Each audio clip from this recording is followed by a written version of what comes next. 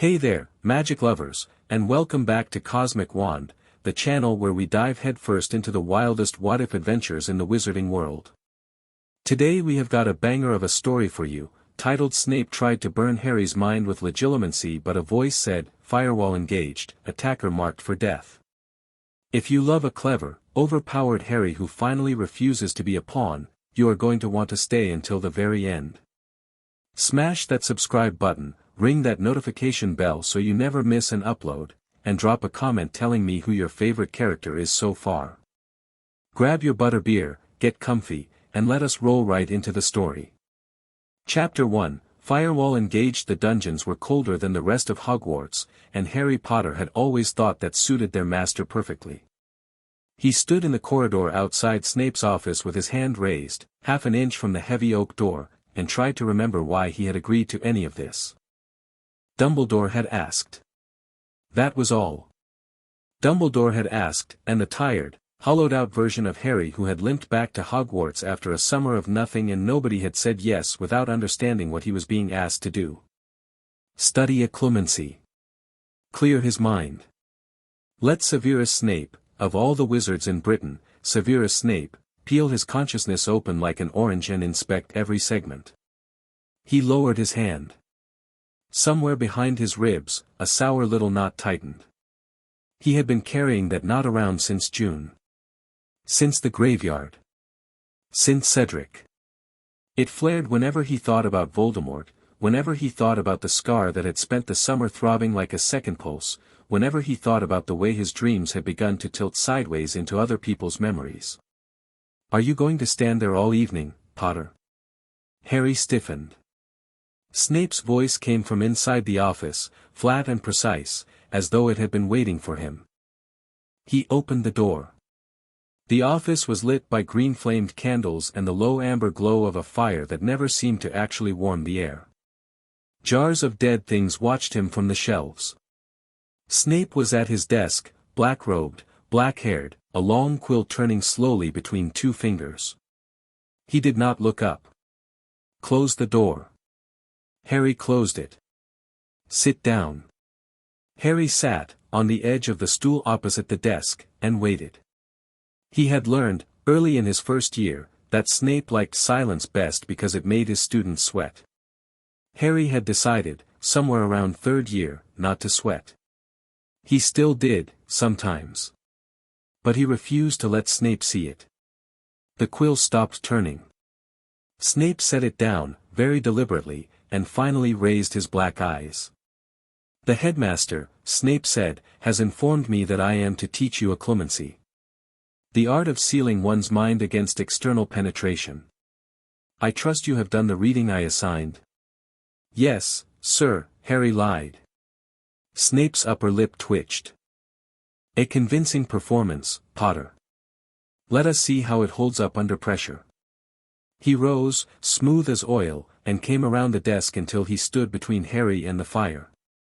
You will empty your mind. No thought. No feeling. No desire. Do you understand? I understand the words. Understanding the words is the least of your worries. Snape drew his wand. He held it loosely, as if he had forgotten he was holding it. The green candlelight picked out the hollow of his cheek, the tight line of his mouth. On the count of 3, Snape said. 1. Harry took a breath and tried to empty himself out. He pictured a dark, still lake. He had been practicing this in his dormitory for days, and had got, at best, as far as a mildly murky puddle. 2. The knot under his ribs sharpened. Some small, instinctive part of him was shouting to stand up, draw his wand, refuse. He told that part of him to shut up. Dumbledore had asked. 3. Legilimens. Harry's world split open.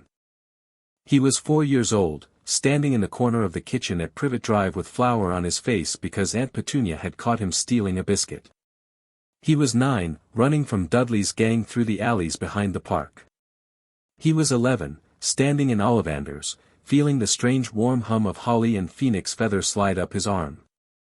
He tried to push back. He saw Snape at the edge of his own mind like a tall, thin shadow, reaching. He saw himself, his own fear, rising like smoke. The memories cascaded faster: Quirrell in the mirrored chamber, the basilisk, the Dementors at the lake, Cedric falling in a green flash. "Push back," some older, rougher voice in him said. "Push." He pushed. It was clumsy, unschooled, more stubbornness than art, but for a moment, the shadow of Snape flinched. Just a flinch. Harry almost laughed. The shadow narrowed. It stopped reaching and began to burn. It was hot. That was the first thing Harry noticed, even before the pain. It was hot inside his head, as if a line of heated iron had been laid across the thin membrane of whatever made Harry Harry. The next thing was that Snape was not merely looking now. Snape was cauterizing. The careful, surgical touch of his earlier intrusion had gone. In its place, something wet and furious and vindictive was pressing down on Harry's mind like a brand. Memories melted. Harry saw Cedric in the graveyard again, and this time, the edges of the memory began to char. He saw Sirius at the Order meeting in the summer, and the image flickered, wavered, started to dissolve into black. Harry felt, with a horrible clarity, what Snape was doing. He was not reading. He was destroying. He was scorching the inside of Harry's head like a gardener torching weeds, because Harry had dared to push back. Somewhere very far away, Harry heard a sound he could not immediately place. It was thin, high, and it was his own voice, screaming. Something snapped. It did not feel like magic. Magic, Harry had come to understand over the last 4 years, felt warm and slightly ticklish and vaguely like the moment before a sneeze. This was different. This was sharp and clean and final, the way a door is final when it closes. It was not something Harry did. It was something that was done, in him, on his behalf, by something that had been waiting. The green-flamed candles guttered. The heat inside Harry's head stopped. A blue line of light, or not light, he would never be able to say exactly, flickered across his vision, not in the office, but in the inside of his own head, where his eyes could not go. It resolved itself into words. Block letters. Calm. Crisp. As if carved out of the air. Firewall engaged. Hostile intrusion detected. Attacker marked for death. Harry opened his eyes. He had not been aware of closing them. He had not been aware of sliding off the stool. He was on the stone floor of Snape's office, on his hands and knees, and the green candles had gone out. The only light left was the fire, and the fire was wrong. It was burning the wrong color, not amber, but a steady, quiet blue. Severus Snape had staggered back 3 full paces and was clutching his left wrist, the wand held loose in his right hand like something he had forgotten how to use. Snape's face was the color of parchment. A thin trickle of blood was climbing out of his left nostril. He was staring at Harry as though Harry had sprouted a second head. "What," Snape said, very carefully, "did you just do?" Harry opened his mouth. Nothing came out.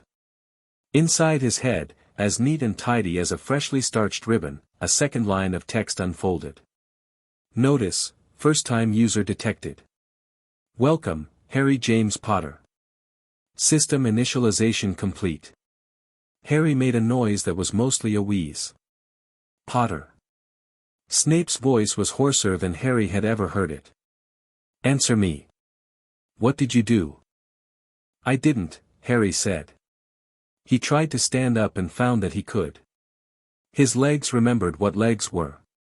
The knot under his ribs was gone. In its place was a strange, low hum, as if somewhere in his body a machine had turned itself on and was idling. I didn't do anything. Liar, Snape whispered. Harry looked at him. Really looked. And for the first time in 4.5 years at Hogwarts, he saw Severus Snape not as a monster or a hero, not as a hated teacher or a suspect murderer, but as a man, a thin, tired, furious man in his mid-30s who was scared in a way Harry had never seen him scared before. And Harry felt, for the first time that evening, a very small, quiet spark of anger. "You tried to burn it out," he said. The office went very still. Snape's mouth worked. "I beg your pardon." Inside my head. Harry tapped his forehead once, very gently. "You weren't trying to teach me. You were trying to burn it out. Whatever I was defending, you wanted it gone." "Don't be absurd, Potter," I felt it. Harry's own voice sounded strange to him, calmer than it had any right to be. Behind his eyes, another faint block of letters pulsed at the edge of his vision. Corroboration logged. Intent, mnemonic cauterization, malicious. Target record updated, Severus T. Snape. Harry was distantly aware that he should be terrified. He was not terrified. "Get up, Potter." Snape's voice had found an edge again, he was visibly trying to drag his authority back around himself like a tattered cloak. "And get out of my sight. We are finished for the evening." "We're finished for good," Harry said. Snape snarled. He flung his right hand up, and for a flashing half-second Harry thought Snape was going to fire a curse at him, and the little blue line at the corner of Harry's vision flashed brighter, and a new set of words came up so fast they almost burned. Interdiction, armed aggression. Response options: 1. Passive deflection. 2. Active rejection. 3. Lethal counterstrike. Default: 1. Harry did not answer. Snape did not finish the motion. He lowered his hand, slowly, a tremor going all the way up to his elbow, and the wand rattled against the edge of his desk when he laid it down. "Out," Snape said. Harry walked out. He did not remember climbing up from the dungeons. He did not remember the corridors, the staircases, the portraits calling after him. He remembered, much later, an armor on the 4th floor reaching out a metal hand and saying, "Easy, lad, easy," and he remembered being surprised that a suit of armor could be kind. When he came back to himself, he was standing in the Gryffindor common room. The fire was low. Hermione and Ron were on the hearth rug. Hermione had a heavy book in her lap and a quill in her hand, and she was the first to look up. "Harry? Harry, what happened? You look, mate, you're white as a ghost," Ron said. "Sit down. What did the greasy git do?" Harry looked at them. His two best friends in the world. A bright-eyed girl who had argued him into half his good decisions for 4 years. A freckled, loyal boy who had stood by him when the whole of Hogwarts thought he was the heir of Slytherin. Something small and faithful in Harry's chest tried to open the way it always did when he saw them there, waiting for him. Something else, this time, did not. The block letters hovered at the edge of his vision, thin as breath. User query available. Execute scan. He did not know, yet, what scan meant. He did not, yet, consent. He pushed the letters aside with a flick of thought and let them fade. "I'm all right," Harry said, and sat down in the armchair nearest the fire. I'm tired. The lesson was rough." "Did he legilimens you?" Hermione asked, eyes narrowing. "Yes." "Was it awful?" Harry smiled, very slightly. "It was educational." Ron looked between the two of them. "That's not an answer, mate." "No," Harry agreed. "It isn't." He leaned back in the armchair and closed his eyes. In the dark behind his eyelids, the blue line of letters was still there, patient, waiting. He drew a very slow breath. "All right," he whispered, to no one his friends could see. "You and me. Later. In private." "Acknowledged," the voice said. Harry smiled, and for the first time since the graveyard, there was a little, terrible edge in it. He waited until Ron had snored twice in a row, just to be sure. Then he drew the heavy red curtains of his four-poster, muttered the muffliato charm he had picked up from an interesting old book, and sat cross-legged in the middle of his bed like a boy preparing to interrogate a ghost. "Right," he said quietly. "You, whatever you are. Talk to me." The air above his knees shimmered. A translucent panel slid itself into place, glowing faintly blue, hanging in the empty space between the bedposts. Lines of text filled it as neatly as type on a schoolmaster's scroll. User, Harry James Potter. Status, stable. Core reinforced. System, Peveril Sovereign Archive, local instance. Operator mode, interactive. Would you like a tutorial? Y/N, Harry stared. Peveril, he said. As in, the three brothers? That Peveril? Yes. The ones from the story. The story is incomplete. The archive is not. Harry let that settle. He had been, briefly, a boy who did not know magic was real. 4.5 years in, he was comfortable with a certain amount of absurdity. He chose a different question. Why now? Parameters: the archive activates under two conditions. First, when the bloodline heir attains a minimum threshold of core maturity. Second, when the heir's mind is placed under hostile assault by a skilled attacker. Both conditions were satisfied at 1942 this evening. Snape, Harry said flatly. Correct. So he triggered you. He did not trigger me. He qualified you. Harry made a sound that was almost a laugh. He rubbed his face with both hands. All right, he said. All right. Tutorial. Yes. The panel flickered and reshaped. Core profile magical core, Peveril class. Status, sealed from infancy. Seal degraded by 17% following contact event, October 31, 1981. Current output, 42% of unsealed potential. Harry stopped breathing. 42. Correct. Core is presently operating at slightly less than half of its native capacity. Restoration is possible via guided cleansing protocol. Sealed by who? Unknown signature. Analysis in progress. Best guess match, Albus Percival Wulfric Brian Dumbledore, plus or minus 0.9 certainty. The inside of Harry's chest went quiet and cold. Right, he said, through his teeth. Continue. Status affects soul fragment, foreign, anchored, parietal lobe. Age, approximately 15 years. Signature, T. M. Riddle. Compulsions, behavioral, minor, external. Source, unknown. Tracking enchantments, 3 active. All residential. Binding, magical education, active. Suppresses intuitive casting. Stop, Harry said. He held up a hand, the way he would have held a hand up to someone talking too fast. Stop.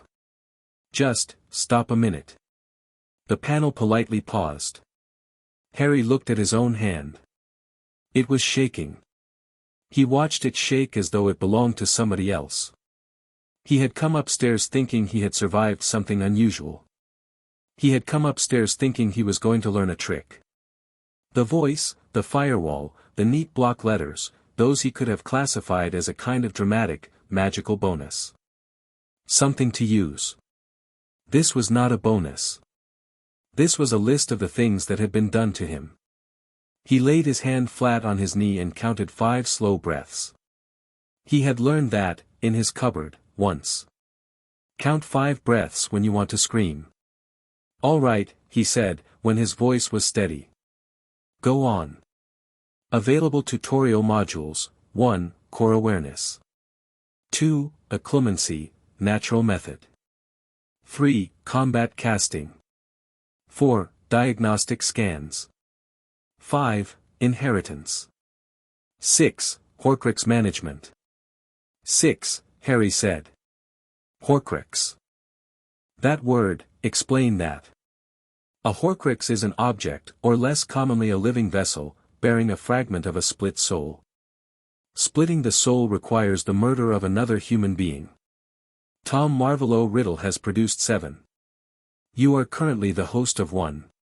Harry sat very still. The scar, he said. Correct. Can you remove it? Yes. Safely. Yes.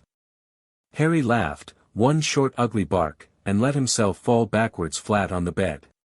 He stared up at the red canopy and laughed again, quieter, because if he did not laugh he was going to cry, and Ron would wake up and the muffliato only covered sound in one direction when he cast it sloppily. Right, he said, when he had breath. Voice. Present. I'm going to ask you some very stupid questions, and you're going to answer them like I'm 5. Acknowledged. Question 1. Are you on my side? I am you. I am a component of your inheritance. I cannot act against my holder. Further, I have been observing Mr. Potter for some years, and I have developed what might be called, with certain caveats, a preference for his continued well-being. Harry grinned at the canopy. Good enough. Question 2. Snape. You said he was marked for death. What does that mean, exactly? Are you about to jump out of my head and murder him? Negative. The marking is a cognitive and magical flag visible only to the system and its holder. Severus Snape is recorded as a hostile actor who attempted to cauterize his holder's mind. He will be considered armed in future encounters. He will not be killed by the system directly. Who will he be killed by? Statistically. His own choices. Harry snorted. He pinched the bridge of his nose. All right. Question 3. Am I insane? No. Am I dreaming? No. Am I the only person in the world who has this thing in their head? At present, yes. 3 previous holders exist in memory. All deceased. Peverils, Harry murmured. Correct. Which is why you're called, yes. Harry rolled over on his side and propped his chin on his fist. The panel hung there in the little blue light and waited. It was strange, he thought, that it was waiting. He had spent his whole life waiting, for Hagrid, for Dumbledore, for Sirius, for somebody to come and tell him what the plan was. Something, for once, was prepared to wait for him. Last question tonight, he said. Go ahead. If I ask you, right now, to take the soul fragment out of my head. Cleanly. Tonight. What happens? The panel shimmered. A new block came up. Procedure available, soul fragment excision, parietal, minor. Estimated duration, 3 hours, 14 minutes. Pain, significant. Recovery, 12 to 36 hours. Sleep recommended. Secondary effect, partial restoration of suppressed magical core, estimated plus 18%. Risk of holder death, 0.3%. Risk of detection by exterior observers, low, local wardline only. Proceed. Harry considered it. He considered Voldemort, asleep or awake somewhere, half alive, tethered to him by a thread of soul that had been lodged in his head since he was 1 year old. He considered Cedric, face down in the grass. He considered Snape's careful, deliberate attempt to burn something he had not known was there, out of Harry's mind. Not tonight, he said. I want to understand all of this first. I want to know who I'm talking to, who did what to me, and who I can trust. Then we'll clean house. Prudent, the voice said. Harry smiled faintly. Glad you approve. I am delighted to approve. It's a novel experience. He barked a laugh. The panel faded, politely, to a small blue dot in the corner of his vision, waiting. He rolled over, found his glasses on the nightstand, and folded them away. The dormitory was warm. Ron was snoring on his side, hair stuck up in a red flare against the pillow. Somewhere, a portrait on the stairs was muttering an old drinking song to itself. Harry lay on his back with his eyes open and thought, for the first time in a long while, about what he wanted. He wanted to know who had sealed his magic when he was a baby. He wanted to know why Ron's mother had a little envelope of gold pieces that arrived from Gringotts every month with a seal on it he did not recognize. He wanted to know why Hermione had been so frantic, last week, when he had caught her watching him over the top of her book and she had slammed her book shut. He wanted to know which members of the Order were actually on his side, and which were merely on Dumbledore's. He wanted to know what Severus Snape had tried to burn out of him, because whatever it was not gone, it was stronger. And he wanted, rather badly, to see Snape again. He closed his eyes. Voice, he whispered. One more thing. Yes. Whatever you just did tonight, the Firewall thing. Can you do it again, only worse, next time? Yes, the voice said. Considerably worse. Harry fell asleep smiling. Morning came to the castle grey and wet, as mornings in February like to do. Harry woke before the dormitory stirred, lay in the half-dark, and watched the blue dot at the edge of his vision pulse gently in time with his breath. He had expected to feel different. He was not sure, though, if he had expected to feel better. He felt better. The knot was gone. The constant low frown that had lived behind his forehead since the summer, the tight band across his ribs that had tightened whenever his scar prickled, gone. In its place there was a clean, quiet quality, as though somebody had taken a damp cloth through a cluttered room. And the scar, which had not stopped aching for a full 24 hours at any point in the last 6 months, was asleep. He could still feel the soul fragment there, he knew, now, what to feel for, and it felt like a small, malignant splinter, but the skin around it had stopped trying to react to the thing lodged in it. The voice had done something in the small hours while he slept. He could guess what. I reinforced the boundary, the voice said politely. So you could rest. Cheers, Harry said. He sat up. Ron, across the dormitory, mumbled something disconsolate and turned over. Seamus let out a fluted snore. Neville slept, as he always did, with one arm hanging off the bed and a thick book tented over his chest. Harry looked at them with a small, fierce tenderness that caught him by surprise. Whatever else happened in the next few months, he was going to keep these boys alive. That felt, he tested the thought, like a decision, not a hope. He dressed quickly. He did not wake them. He went down to the common room and stood for a moment in front of the dying fire. The panel fluttered back up obediently at a thought. Show me, he said, the layout of the headmaster's office. And show me his schedule for this morning. And show me which members of staff are currently in the castle. Warning, the voice said. This query requires privileged access. Give me privileged access. Acknowledged. Welcome to administrator mode. The panel unfolded. A ghostly map of the headmaster's tower drew itself in pale blue over the hearthstones, spiraling staircase, circular office, sleeping portraits, a fat red phoenix dozing on its perch. A little column of text beside it said, Dumbledore, A, Headmaster's office, awake, reading, 1 cup of tea consumed. Snape, S.T., hospital wing, unconscious, stable. Attended by Pomfrey, P. Harry raised an eyebrow. Unconscious. He presented to the hospital wing at 2:14 complaining of mental disorientation and localized cranial pain. Madame Pomfrey administered a calming draught and a dreamless sleep. He has not woken. Harry laughed, quiet and a little feral. Show me the headmaster, he said. I'm going up. He put on his outdoor robes. He tied his scarf.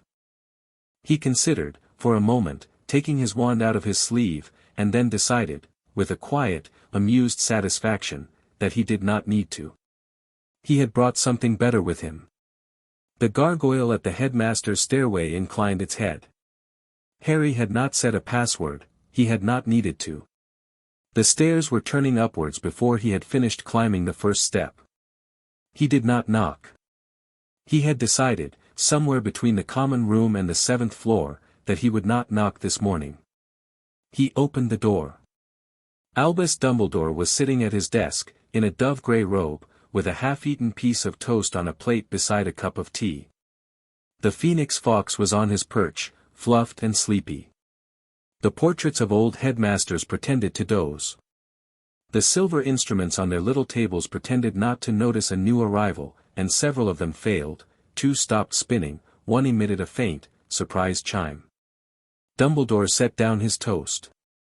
"Good morning, Harry," he said. "Good morning, Headmaster."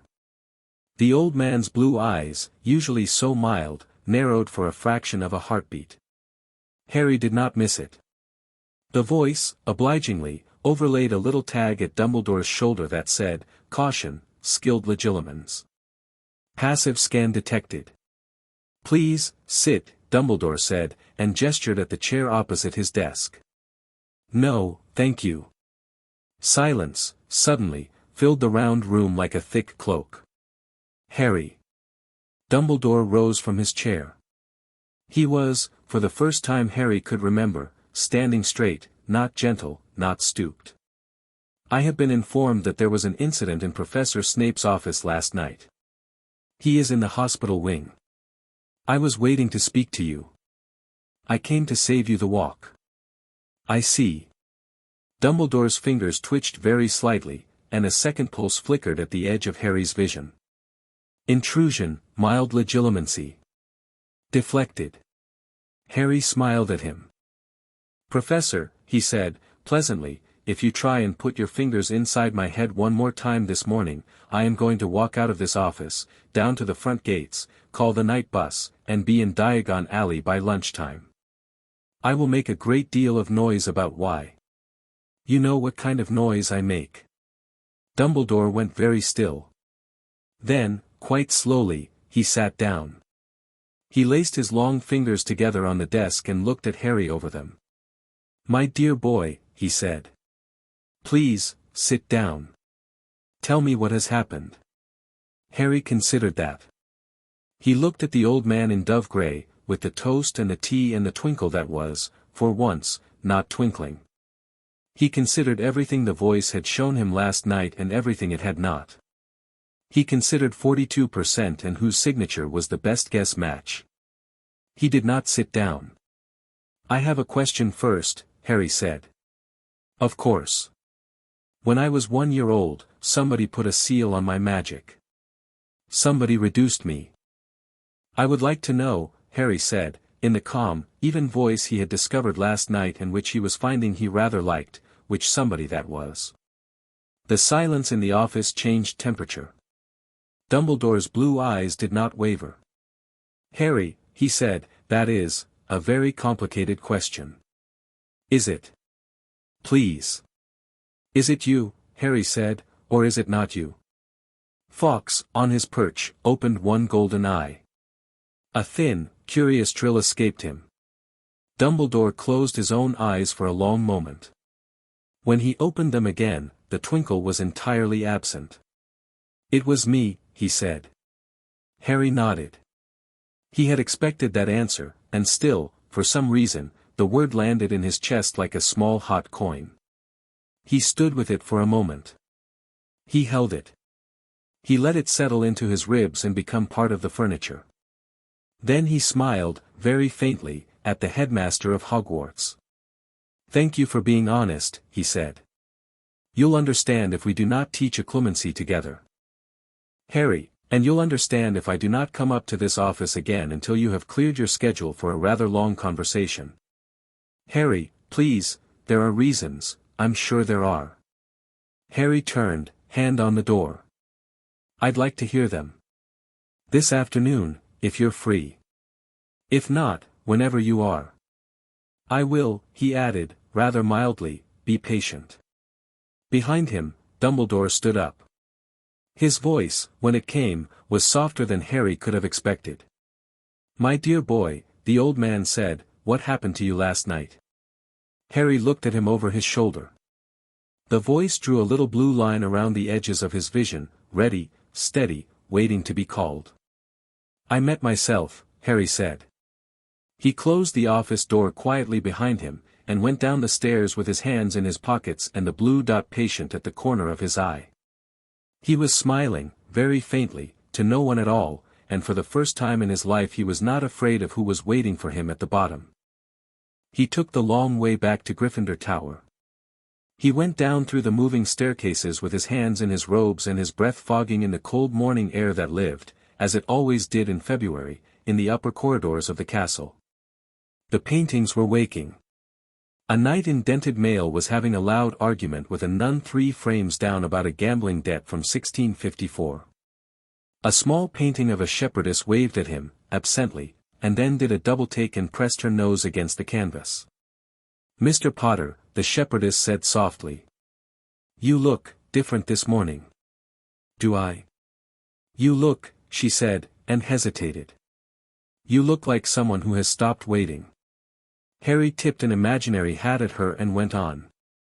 On the 5th floor, he passed the suit of armor that had spoken to him the night before. It raised a single gauntlet hand in what he was almost sure was a salute. He did not stop.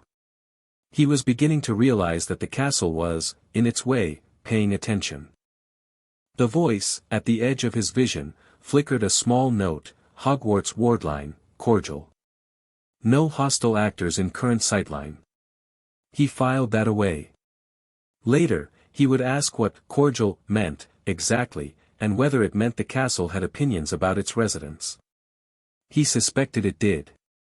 By the time he reached the fat lady, the morning had tipped over into an ordinary, noisy day. She gave him a long, shrewd look, all her paint seemed to draw tighter, for a second, and then swung open without demanding the password. He stepped through, and the warm wall of Gryffindor common room smells hit him at once: porridge, wet wool, old parchment, burning logs. Hermione spotted him first.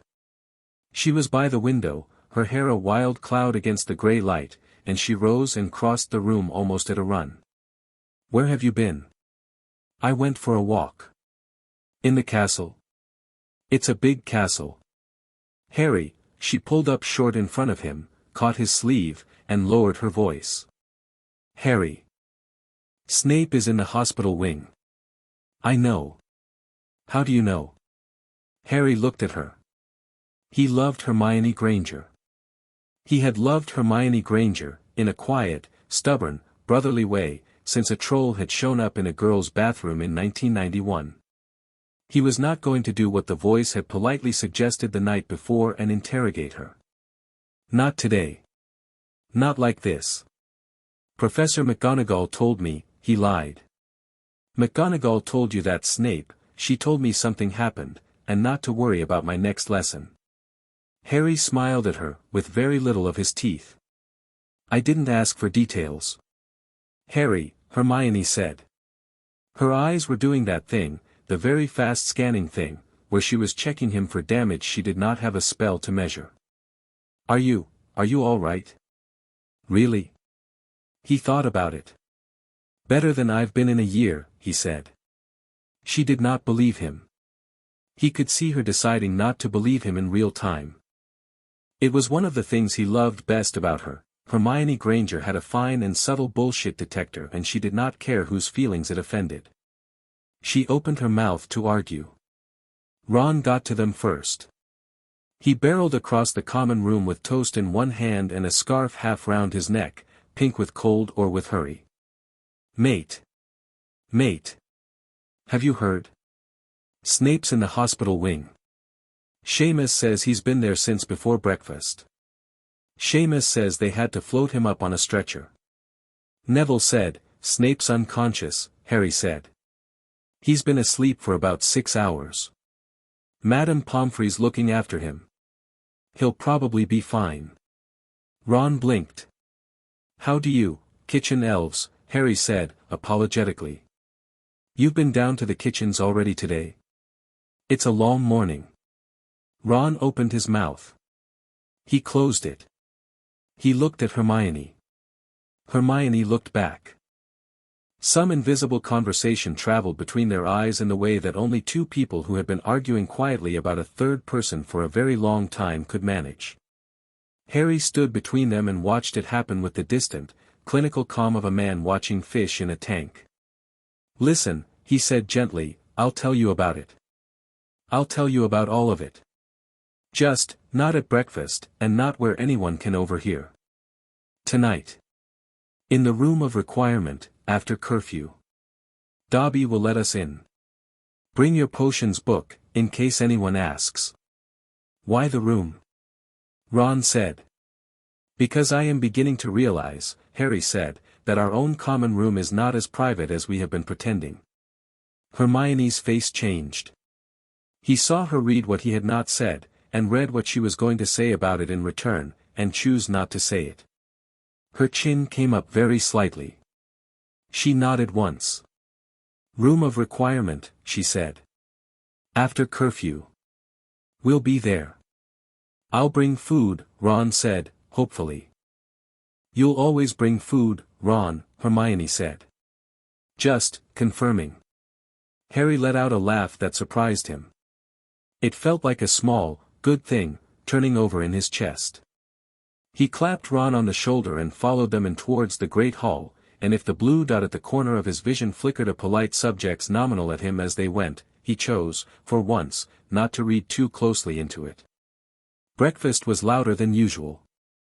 The rumor of Snape's collapse had reached the house tables by the time the porridge pots came out, and every Gryffindor third year and below was gossiping at top volume about which student had managed it. Harry ate toast and listened to the theories floating around him. Neville, ruddy-cheeked with embarrassment, thought it was probably one of the 7th years. A second-year girl was certain it had been a poltergeist. Fred and George, leaning on the table opposite him with the air of men conducting a market survey, listed the odds. Peeves. Long shot. A badly brewed cauldron cake. Stranger things have happened. You, Potter. Harry paused in the act of buttering a crust. Fred had said it lightly, the way Fred said everything. But his eyes, on Harry's face, were not light at all. What, me? Harry said, mildly. I was asleep. Sure you were, George said. They exchanged one of their silent twin looks, in which Harry was sure whole ministry-level conversations occurred, and then Fred clapped the table and moved on. Well, he said, for the benefit of the girls opposite. Whoever it was, they deserve a commemorative plaque. Possibly a minor order of merit. Across the hall, at the staff table, 2 chairs sat conspicuously empty. Dumbledore was in one of them, the other end from Snape's usual seat, arranging his napkin with unusual care. He caught Harry's eye once, across the length of the hall. Harry inclined his head very slightly, as one might to an opponent who has just given up a piece, and went back to his toast. He did not quite notice, over at the Slytherin table, that 2 people were watching him. Daphne Greengrass was one of them. She was sitting straight-backed over a cup of black tea, a small slice of dry toast untouched at her elbow, and she was regarding Harry Potter with the cool, measuring attention of a chess player assessing a piece that had unexpectedly moved. The other was a tall, fair-haired girl further down the table, Pansy Parkinson, of course, never one to miss the presence or absence of drama, who was whispering with Draco Malfoy in a way that suggested they were trying to invent a story about the morning and failing to land on a good one. Malfoy's normally sharp features were pinched. Harry, glancing that way, saw the worry under the sneer for the first time in 4 years. His godfather is in the hospital wing, Harry thought, almost gently, and he doesn't know why. The voice, very quietly, the way a friend leans over and murmurs in your ear during a boring lecture, said, subjects, Daphne Greengrass. Draco Malfoy. Pansy Parkinson. Flagged for observation only. Harry did not answer. But he marked Daphne, in his own head, the way one marks a door one will come back to later. He finished his toast and pushed away from the table. He had, in the back of his robes, an idea he had not told his friends about. He went up to Gryffindor Tower, fetched a small, careworn square of parchment from the bottom of his trunk, the Marauder's map, carefully folded, warm in his hand, and tucked it against his ribs. He went back down. He did not go to class. He had lessons cancelled, one benefit, he had to admit, of a morning in which a professor had been stretchered to the hospital wing and the headmaster had looked, for the first time in Harry's memory, like a man whose chessboard had turned over on its side. He went out of the castle. He crossed the frozen lawns. He crossed the small stone bridge over the creek where the second years sometimes skated. He went down through the wet winter grass and stood at the edge of the black lake, and watched the long black water ripple against the ice at its edges, and he breathed. "Voice," he said. "Present. I need to build a list." "A list? Of things I need to do." Harry breathed in, out. The cold was clean and good. "I've been reacting for 5 years. I don't want to react anymore." Acknowledged. Specify categories. Harry thought. 1, he said. People I trust. 2. People I used to trust, and who I need to look at very carefully. 3. People who've been stealing from me. 4. People who are in danger because they're standing close to me. 5. Things inside my own head that need to come out. 6. Things I want to learn that nobody at Hogwarts can teach me. He paused. 7, he said, more quietly. Things I want to have, at the end of all this, when it's done. The panel unfurled in front of him, wider than it had been at any point the night before, wide enough to take in all of his vision, like a ledger held open in both hands. Understood. Beginning scaffold. Harry stood on the edge of the black lake for a long time. The wind cut in off the water. A giant squid, somewhere out in the middle, raised a lazy tentacle and let it flop back down, and the ripples went all the way out to his boots.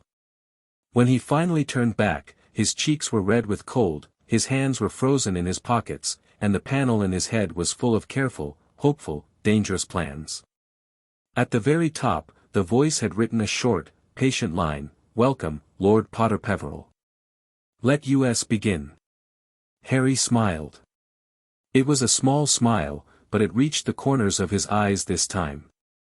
He walked back up the slope toward the castle with his hands out of his pockets now, and the cold in his face, and the knot in his chest, the terrible, familiar knot he had carried since Cedric's face had hit the grass in Little Hangleton, gone. Not forgotten. Not healed. But moved, at last, from behind his ribs, into the list. In the hospital wing, Severus Snape dreamed. He did not know it was a dream. He knew only that he was in a high, dark place, and that the wind was full of voices, and that something blue and steady and vast was watching him from above like an enormous eye made of grid paper. Severus Tobias Snape, the voice of the eye said, in a tone that was neither angry nor kind. You have been marked. By whom? He rasped. By an authority you do not yet understand. You will have the opportunity, between now and the end of your life, to prove that the marking was undeserved. I do not advise you to waste it. What is the date of my death? Snape asked, almost curiously. Not yet fixed. It is, in the exact language of the archive, an open question. I recommend you take some time to consider the shape of your answer. In his bed on the far side of the curtain, Madame Pomfrey bent over him with a cool hand and, finding his brow slick with sweat, tutted and wiped his face. He did not wake. He floated under the eye. Am I going to be punished? Snape whispered in his sleep, in Latin, which even in his dreams he used when he was frightened, for what I did. Yes, the voice of the eye said, not without a certain dry courtesy. You already are. Severus Snape dreamed, under the cool cloth, of standing at the edge of a lake and watching a boy he hated grow up without him, and for the first time in 17 years he did not know, when he woke, whether he would reach for his wand or his head. Far above, in the open white sky over the castle, a thin blue line flickered between cloud, and was gone. Chapter 1 End. Chapter 2, Audit Log. The room of requirement wore tonight the shape of a small, warm library. Harry had walked 3 times along the 7th-floor corridor, thinking somewhere we can talk without being heard, without being watched, without being followed, and the castle had offered him a low room with 2 deep armchairs, a round table, a brass kettle on a small hob, and a neat fire that did not crackle loud enough to drown out a whisper. There were no windows. There was no clock. The walls were lined with what looked, on second glance, like deliberately blank books. Ron arrived first, 10 minutes after curfew, his bag bulging with something that smelled of cheese. Hermione was 3 paces behind him, hair neatly combed for once, looking taut in the shoulders the way she did before an exam. "What is this place?" Ron said, dropping the bag on the table with a rustle. "Why's it got room of requirement?" Hermione said, with the fast, clean tone she used when the answer was obvious and she was trying not to let any irritation show. "It configures itself to the need of whoever opens it. It's bigger than my dad's study. Smaller than the Great Hall." Right, Ron said. He looked about. "Cheese." "Ron." "Cheese later," Harry said. He was standing by the fire, turning a heavy silver cup in his fingers. The room had provided one, although Harry had not specifically asked for it, and he was beginning to suspect it knew what he intended to drink before he did. "Sit. Both of you. This is going to take a while." They sat. Harry looked at them. 2 years ago, he would have started by apologizing. He noticed the absence of the reflex with a kind of curiosity.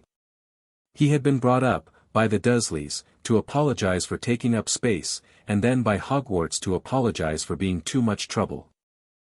The voice had, very politely, flagged the pattern this morning in its list of things inside my own head that need to come out. He did not have to apologize tonight for what he was about to say. "Before I start," he said, "I want to promise you something. I'm not going to lie to you. Either of you. I have been lying by omission for, probably, all of last summer, and some of this autumn. I'm done. Whatever I tell you tonight, I'm telling you because you're the 2 people in this castle I trust most.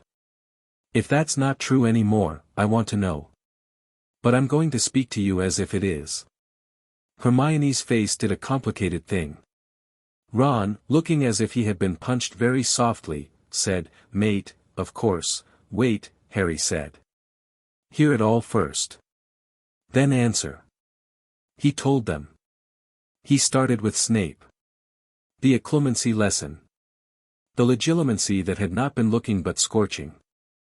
He did not dramatize, he simply laid the thing down between them as best he could, plain, exact, the way you'd lay down a knife you had just carried out of a room. Hermione was very still. Ron's freckles stood out. He told them about the voice. He expected, at that point, skepticism. It was a reasonable place for skepticism to arrive. Hermione's brows did draw together. But she did not interrupt. She leaned forward, instead, as if listening for something exact in the timbre of his voice. He told them about the list. He did not, yet, tell them about the results of the list. He did not tell them about the monthly envelope of gold. He did not tell them about the tracking charms in his shoes and the compulsion on his morning cup of tea. He did not tell them about Ron's mother's handwriting on an old, receipted ledger in Gringotts. He did not tell them about Hermione's name, circled twice in red on an index his own godfather had been asked to keep and refused to. That was not the conversation he was starting. That was a conversation he was not sure he was ready to have even with himself. He told them, instead, that he could feel, in some quiet, new way, that he had been managed. And that he was done being managed. And that he wanted to go forward, from tonight, as 3 people who knew what they were doing, and why. When he finished, there was a long, humming silence. The fire moved its hips a little.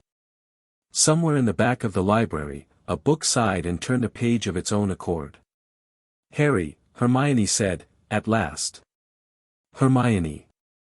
I need you to understand," she said, carefully, "that what you have described is either the most extraordinary magical inheritance in any recorded family, in which case we should all be sitting down and breathing, or I've lost my mind," Harry said.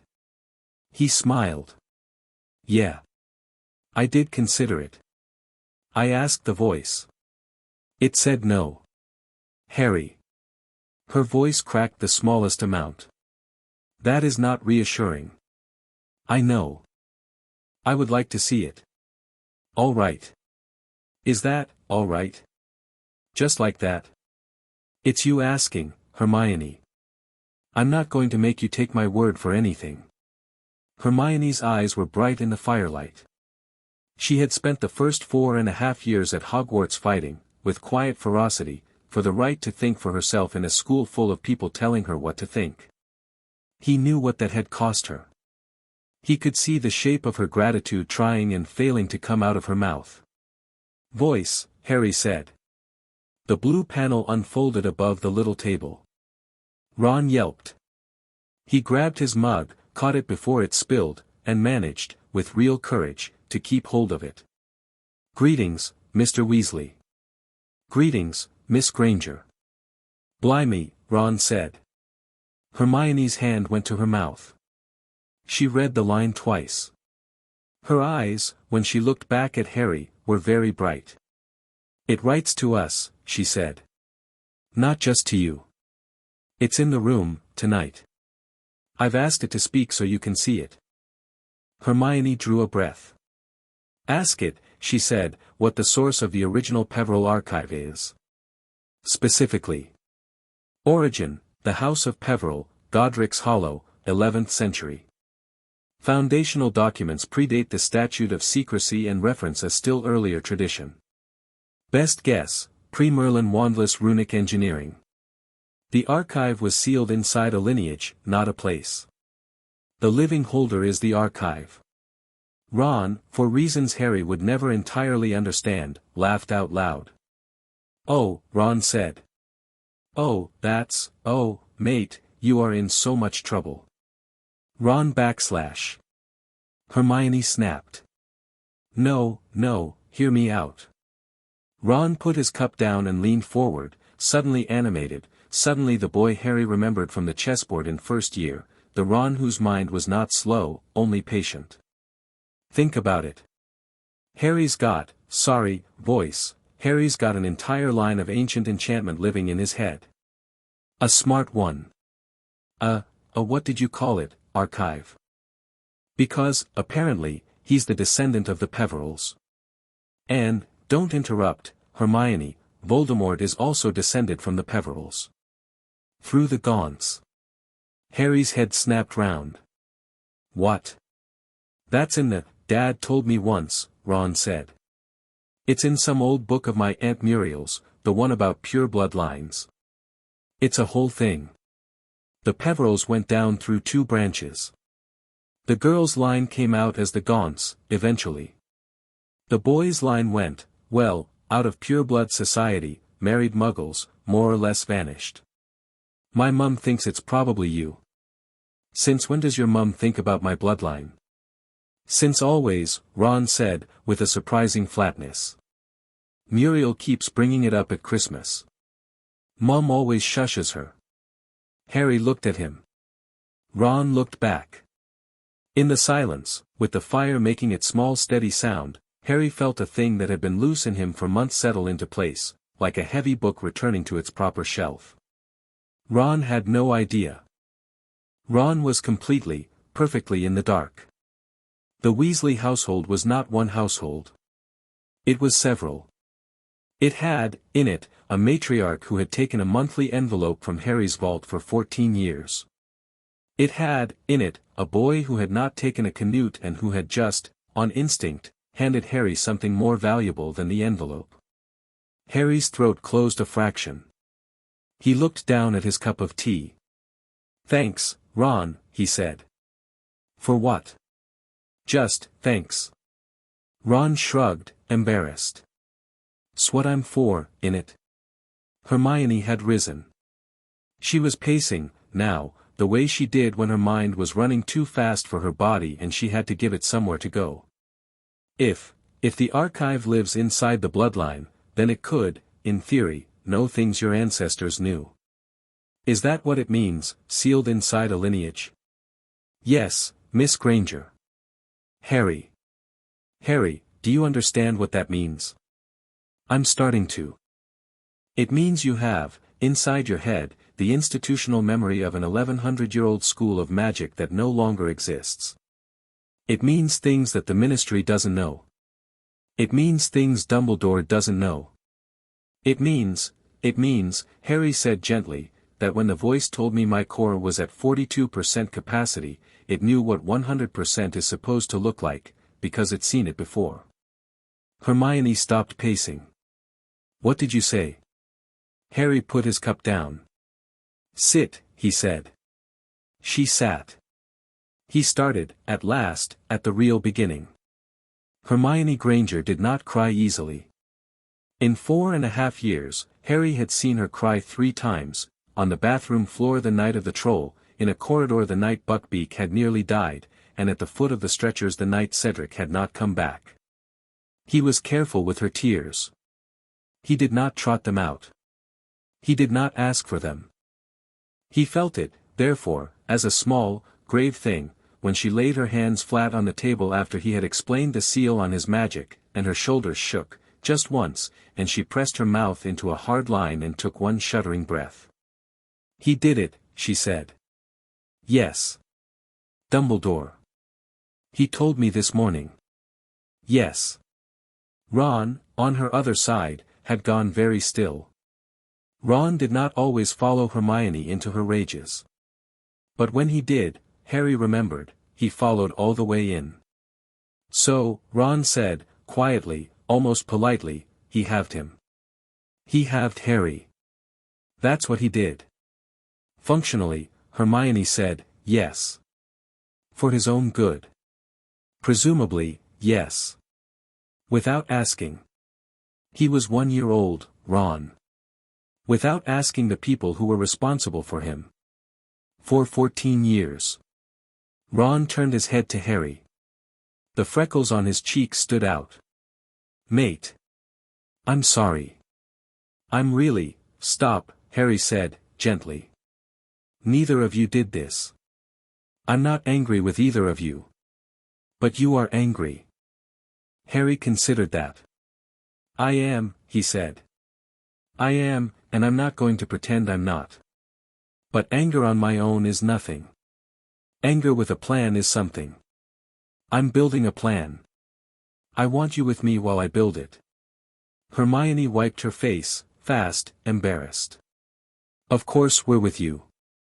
Of course we are, Ron said. Right. Good. Then, Harry drew a slow breath. Then I need a favor from each of you. Name it, said Ron. Go on, said Hermione. He looked at them steadily. Hermione, I need you to find me every book in this library on wizarding inheritance law, magical cores and core sealing, a clemency of the, call it, structural variety, and any reference you can find to House Peveril, House Gaunt, or House Black that isn't by Bathilda Bagshot. I know it's, he half smiled, I know it's a lot. You'll enjoy it. Hermione's smile came back, startled and genuine. I will. Consider it done. Ron. I need you to go to your mother and ask her, very casually, whether there has been any Potter family trust business coming to the Burrow. Any old contract. Any monthly arrangement. I don't need you to accuse her of anything. I don't think it's her. I think she's been told something and she's been, trusting it. I want to know what she was told. And by whom? Ron's ears turned red. Harry, it's all right, Harry said. I've thought about this. I trust your mother. I think somebody took advantage of her, somebody she thinks of as family. I want to know who before I pull on any threads. I need you to do this for me because I can't. Ron nodded, very slowly. He was not looking at Harry anymore. He was looking at the floor in front of his boots. I'll do it, he said. Thanks, Ron. It's, you know what, I actually want to. I know. Hermione put her hand over Ron's, on the table, for a second. Ron did not notice. Harry noticed. He filed it away, with a small, fond amusement, in a place he would not torment either of them about for at least another year. Then Hermione said, with careful gentleness, Harry. What do you want to do first? First, Harry said, I want to meet Sirius. In London? In my head, Harry said. The fire in the room of requirement had burned down to a steady orange when Harry closed his eyes and followed the voice down into his own mind. He had expected, vaguely, something medieval, a long stone corridor, a chamber with pillars, maybe even a throne. What he found instead was a small, plain hall with skylight windows and wooden floors, and a single low table at its center, with a chair on the far side. Morning light came through the windows, although in the outside world it was the dead of night. A kettle sat on a brazier. On the table was a map of Britain, with tiny candle flames hovering over certain points of it, and 3 slim ledgers, and a fountain pen. Is this mine? Harry asked, aloud. It is. Did you imagine it to be larger? I imagined it to be stone. It can be stone if you prefer. Most holders prefer to come here to think. I suggest a room that does not want to dominate you. This is fine, Harry said. And, sitting at the table, how do I talk to Sirius from here? You do not. I do. I can open a private channel from your mind to his, through a shared bloodline resonance, for short periods of time. He will hear you. He will be able to answer. He will know that you are speaking to him through a means he has not encountered before. I can present to him, with permission, a simplified version of myself. Do it. The voice did something Harry could not follow, and the third chair at the table, the one he had not noticed before, was suddenly occupied. Sirius Black looked, in Harry's interior hall, exactly as he did outside of it, a tall, thin man with a crooked, handsome face, long black hair not quite clean, and eyes the color of the sea after a storm. He was dressed in a dressing gown over a shirt, and he was holding a cup of what smelled, even in Harry's head, of fire whiskey. He looked at Harry. He looked at the room. He looked back at Harry. Am I drunk? Sirius asked. You might be, Harry admitted. But not because of this. Sirius threw his head back and laughed, the bright, surprising laugh Harry had only heard 2 or 3 times, which Azkaban and the war and 14 years had buried under everything else. He set his cup down. All right, pup, he said. You have my attention. Where are we? In my head. Oh. All right. He looked round the room. Nice place. You should put a window on the south side. Catch the afternoon. I'll consider it. So. Sirius leaned forward. His eyes, Harry saw, had gone alert, the laugh had not gone out of them, but had sharpened. Unusual way to get hold of me, Harry. Walk me through it. Harry walked him through it.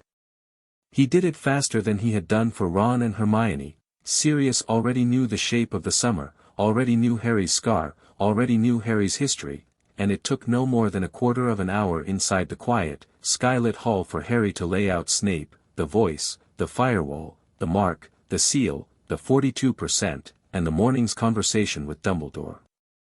Sirius did not interrupt. Sirius listened with his chin on his fist and his eyes fixed, unmoving, on Harry's face. At the end of it, Sirius let out a long, slow breath. James, he said, quietly, to the empty air, you raised the right one, mate. Harry swallowed. Sirius, he said, I need advice. And I need it from someone who isn't going to tell me to wait. Then you've come to the right bloody dog. Sirius straightened up. Right. First question. Have you told anyone else? Ron and Hermione. Tonight. Not Dumbledore. He's already guessed. How much? Enough to know there's something new about me. Not, Harry said, thoughtfully, enough to know what. He tried to Legilimency me this morning. The voice pushed him off. He backed down. He knows something. He doesn't know the scale. And you've given him homework. I've told him to come to me when he's ready to have a long conversation. Sirius actually grinned at that. Good boy. Second question. Harry leaned forward. The envelope. From my vault. Sirius's face clouded. That, he said, slowly, is something I have been trying to get at for 2 years. Harry stared. You knew. I suspected. I wasn't allowed near the Potter accounts. The Order has its reasons, apparently, about keeping me away from Gringotts, since the Ministry would love to arrest me the moment I walked in. But, yes. Yes, Harry, there's been outflow. I can tell, in the old way, because the Black family wards and the Potter family wards, our houses intermarried enough that there are alarms. There's been outflow. Sirius hesitated. To the burrow, Harry said. Sirius watched him. Yes. To Molly. Yes. And not, I think, with ill intent on her side. She's too open, that woman. She'd crack wide open the first time somebody asked her an awkward question. I think, Sirius said, Dumbledore told her it was for you. For your future. Living expenses, perhaps. Schooling. A gift from the Potter estate to the family that was, he'd have said, looking after you. It's what he'd say. He'd believe it, too. How much? Over the years, hundreds of galleons. And she didn't know to ask. Molly Weasley, Sirius said, gently, has 6 mouths to feed and a husband who is underpaid by the Ministry on purpose. She was not going to ask. Harry sat with that. He turned it over. He tried, honestly, to find anger in himself, and found instead something flatter and sadder.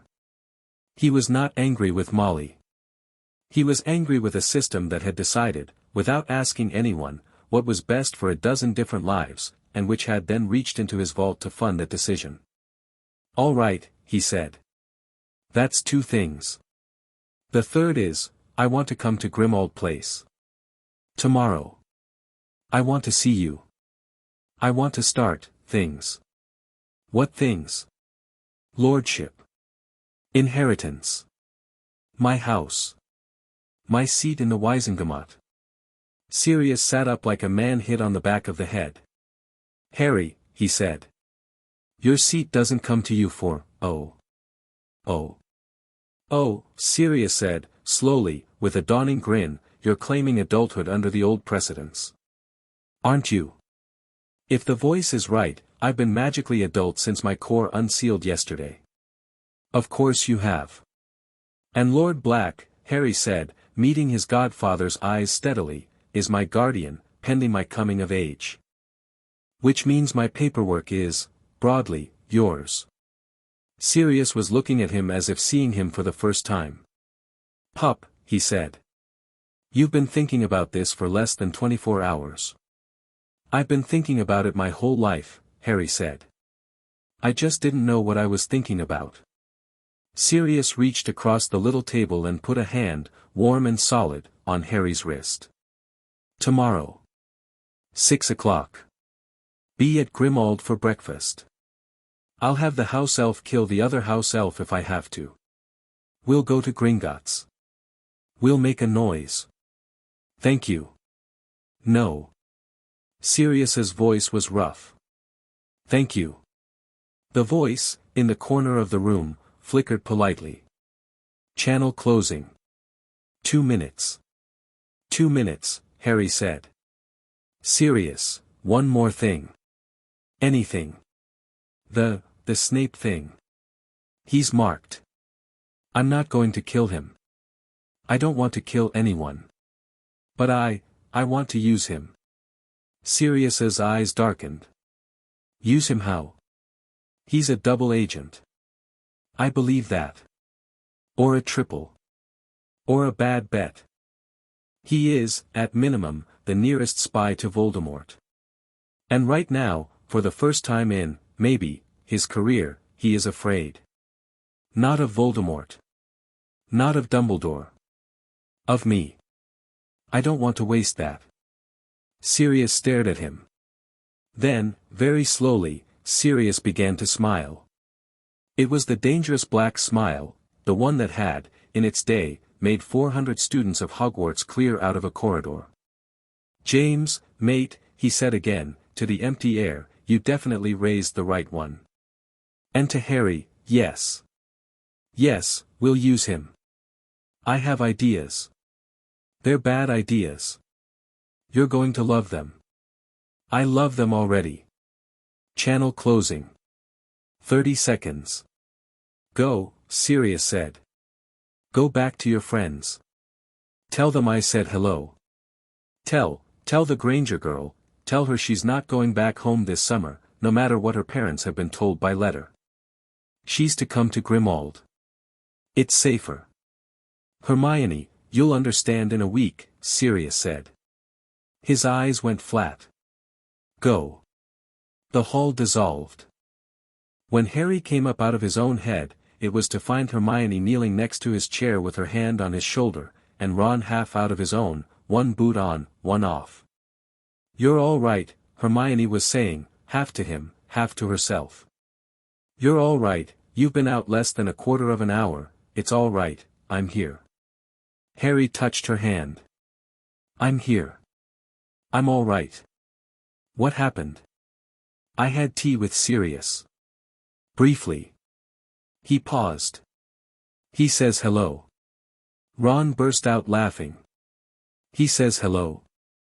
That's what you led with. Hermione, tomorrow I need you to come to Grimmauld for the day. Sirius says you're to stay there this summer. Hermione's eyes narrowed. He said, about my parents? He said I'd understand in a week. She sat back on her heels.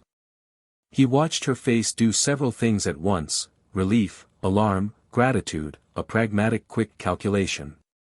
Then she nodded. I'll write to them, she said, quietly. Tomorrow. I'll find a way to explain. Good. Ron slapped his knee. So what, we're all skiving lessons tomorrow. You have a prefect meeting, Hermione said, at once. I don't backslash. You do. I just scheduled it. In an ominously vague venue. I'll handle it. Harry grinned. Ron, you're needed here. Somebody has to make sure Lavender Brown doesn't tell Parvati Patil that Snape's in hospital because a Gryffindor punched him in a duel. Keep the rumors small. Keep the boys laughing. Eat the cheese. I was going to eat the cheese anyway. I know. I'm making it a mission. Ron inclined his head, pleased. I accept the mission. Harry looked between the two of them, his best friends in the world, his whole history, the boy who had just been told his family had been taking money and the girl who had just been told, in a slightly indirect way, that the world was not safe at the door of her own home, and realized, with a strange and intimate surprise, that he had become, in the course of one night, the person at the head of a small war council. He did not know how he felt about that. He was going to find out. They left the room of requirement at midnight. In the corridor outside, the stone walls had settled into that deep, sleepy hum they wore in the small hours of the morning, and the flagstones were cool under the soles of Harry's shoes. He walked them back to the tower. Hermione peeled off at the landing of the 5th floor, I need to check a book, nobody bothered to argue, and Ron, his arm heavy across Harry's shoulders, murmured, on the way up the last staircase, mate.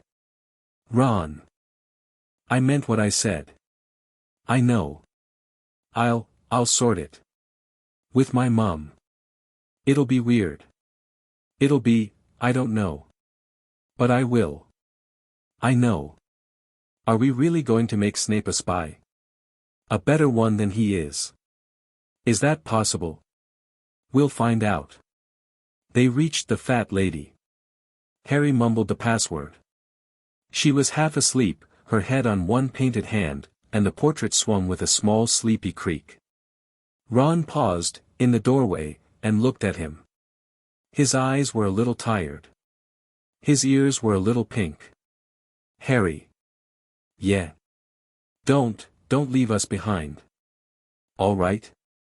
Harry smiled at him. It was a smaller, slower, older smile than the one he had worn at breakfast. He reached out, impulsively, and bumped his shoulder against Ron's. "Never," Harry said.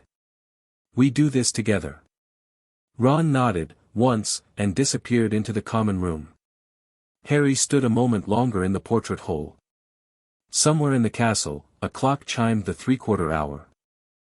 Somewhere in the castle, a hospital wing held a black-robed man with a wet cloth over his forehead who was having the worst dreams of his life. Somewhere beyond the castle, a dark-haired godfather in a dressing gown was pouring himself a fresh drink and writing a list of his own. And, in a wood-paneled drawing room in a manor house that Harry had never been to, a tall pale man with no eyelashes was sitting with his fingers steepled, staring into a fire. "Bella," he said. She came to him at once, as she always did, out of the shadows at the side of the room, her dark hair wild, her eyes fever-bright, her mad loving smile already beginning to stretch across her face. "My lord. Something," Voldemort said, "is different." "Different, my lord?" He held out one long white hand, as if testing the air for a draught, or for moisture, or for the pressure of a storm. "Something happened last night. In the north. At Hogwarts. I have been trying, all day, to put my finger upon it." Bellatrix Lestrange tilted her head the way a very dangerous bird does before it strikes. "The Potter boy? Perhaps. I can go and take him, my lord." "No," Voldemort said, and the word was almost gentle. "No. Not yet. Something has shifted. I felt my link to him wake this morning, and then," he paused. "It did not wake again. Perhaps the boy has learned to close his mind. It is possible. The potion's master failed." "The potion's master," Voldemort said, mildly, "is in the hospital wing. I have not had a report from him in 24 hours. This is also a first." He did not sound angry. He sounded, to Bellatrix's infinite and worshipping attention, curious in the particular way that only 3 or 4 events in the last 15 years had produced. She knelt at once by his chair.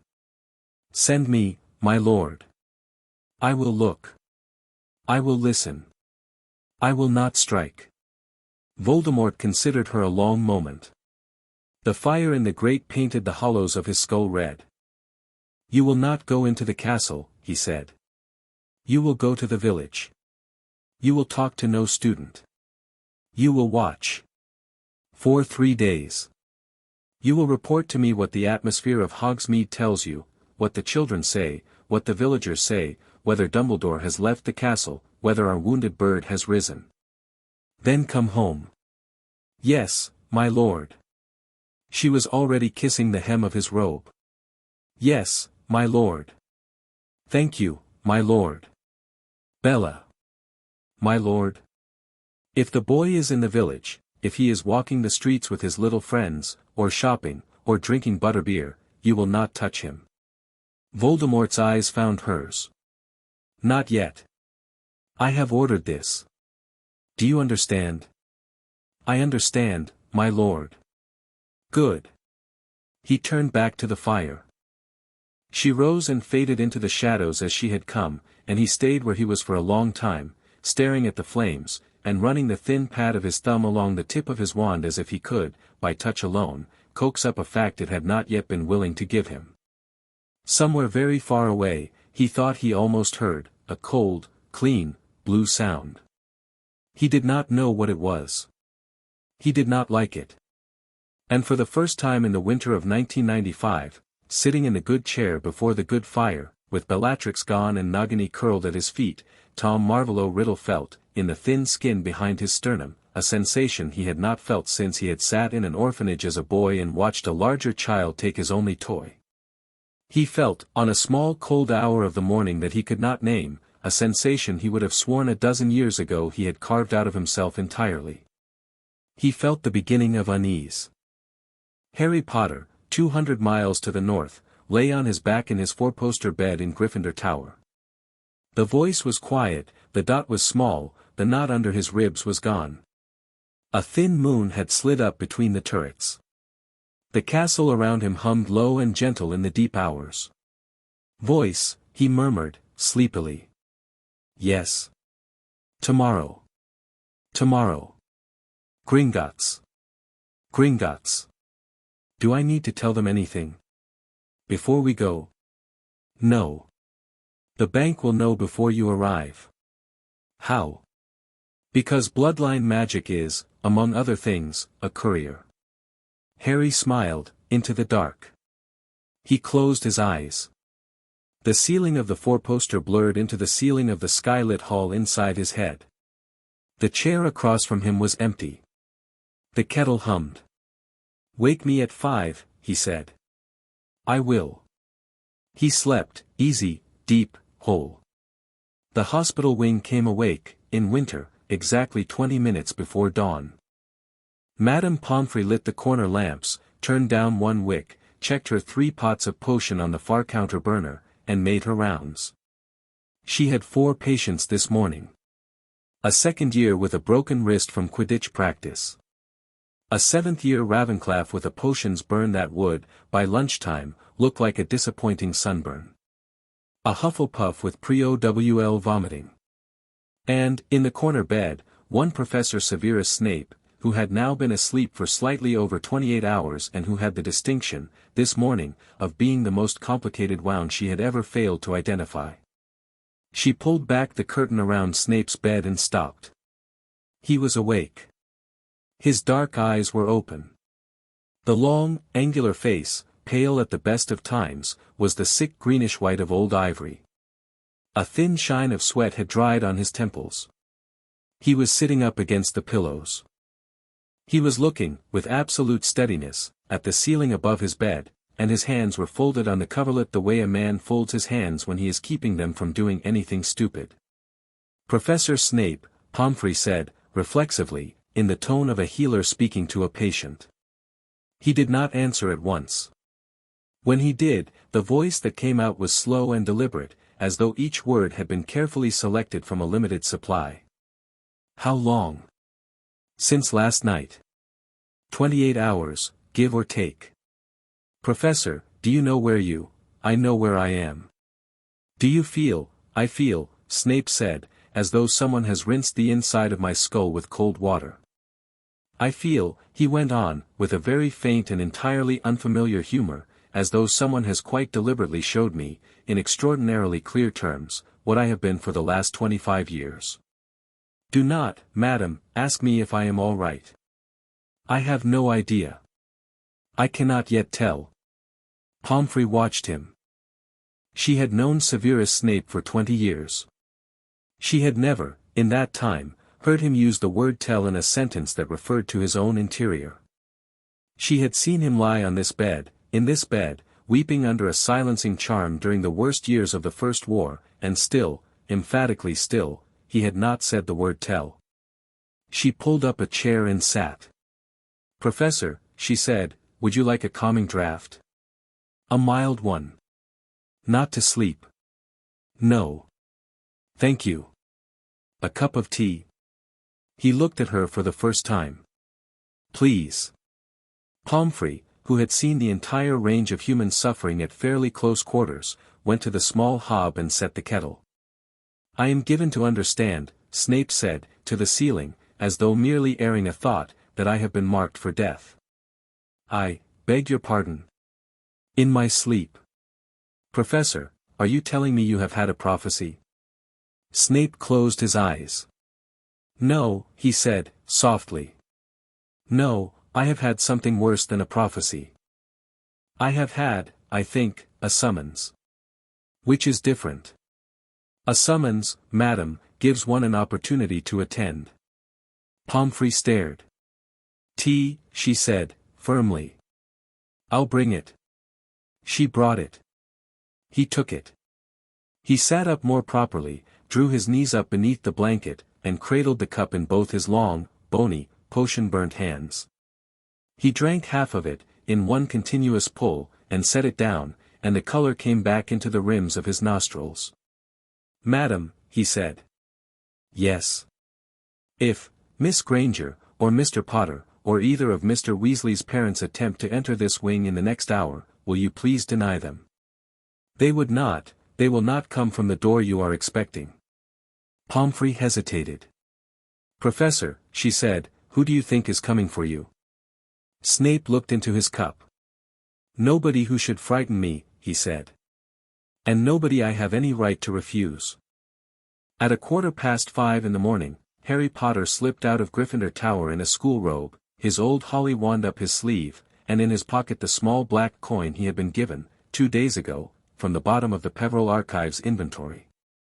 The coin was warm in his fingers. The voice had explained, patiently, that it was an emergency port coin, bloodline keyed, untraceable by ministry instruments, single use. It would take its holder to precisely one place. That place was the main public floor of Gringotts Bank. The castle was asleep. Even the ghosts had gone to ground, they did not like the hour before dawn. In the great hall, the long tables were empty and the enchanted ceiling above was a clean black full of small cold stars. Harry stood in the middle of the flagstones and held out his hand with the coin in it. Voice. Yes. Before we go. Is there a chance today, any chance at all, that Dumbledore can stop me? If he gets wind and intercepts us? No. Not, politely. Gringotts is not a polite institution, Mr. Potter. Within its walls, no human authority applies. The goblins answer to treaty, not to the ministry. Not to the chief warlock. Not to the headmaster. They will recognize you by blood, and they will hear you out because you are what you are. What am I? Today. The voice paused. You are the first living head of House Peveril in 900 years. Harry breathed out slowly. Right. Mr. Potter. Yes. If I may. Go on. It is likely that, in the course of this morning, you will be offered more than you are prepared, at 15 years old, to understand. I will be with you. I am required, by your family's own law, not to do the understanding for you. But I will not let you sign anything that you should not sign. I will not let you answer a question you should not answer. I will act, today, as the archive is required to act, as your conscience, in the form of a second self. Will you accept this? Harry's throat, unexpectedly, went tight. Yes, he said. I accept. Then we go. He closed his hand on the coin. The world blurred, a dry, neat sideways pull, nothing like the ripping nausea of a port key, and Hogwarts dropped out of around him. He opened his eyes on the marble floor of the entrance hall of Gringotts. It was empty. It was not yet 6. The great chandeliers of the bank glowed low, their candles burned down to stumps, their wax long hardened. The massive silver doors behind him were still closed. The long marble counter, stretching off into the distance under the vaulted ceiling, was dark. One pool of light moved. A goblin was walking toward him. A tall goblin, tall for a goblin, as tall as Harry, with a long careful nose and clothes cut plainer than the day clerk's. He was carrying a small brass lamp in one hand and a small iron key in the other. He came to a stop at arm's length from Harry, and he bowed. Harry, because Sirius had warned him, last night, that here was not a place to bow first, here was a place to accept a bow without embarrassment, inclined his head in return. Lord Peveril Potter, the goblin said, in gobbledygook. And then, seeing Harry pause, I am Ragnar Ironhook, guardian of the dormant estates. I felt your coin. Welcome home. Thank you, Harry said, because it seemed the thing. Your godfather, Ragnar said, is 30 seconds behind you. Shall we wait? Please.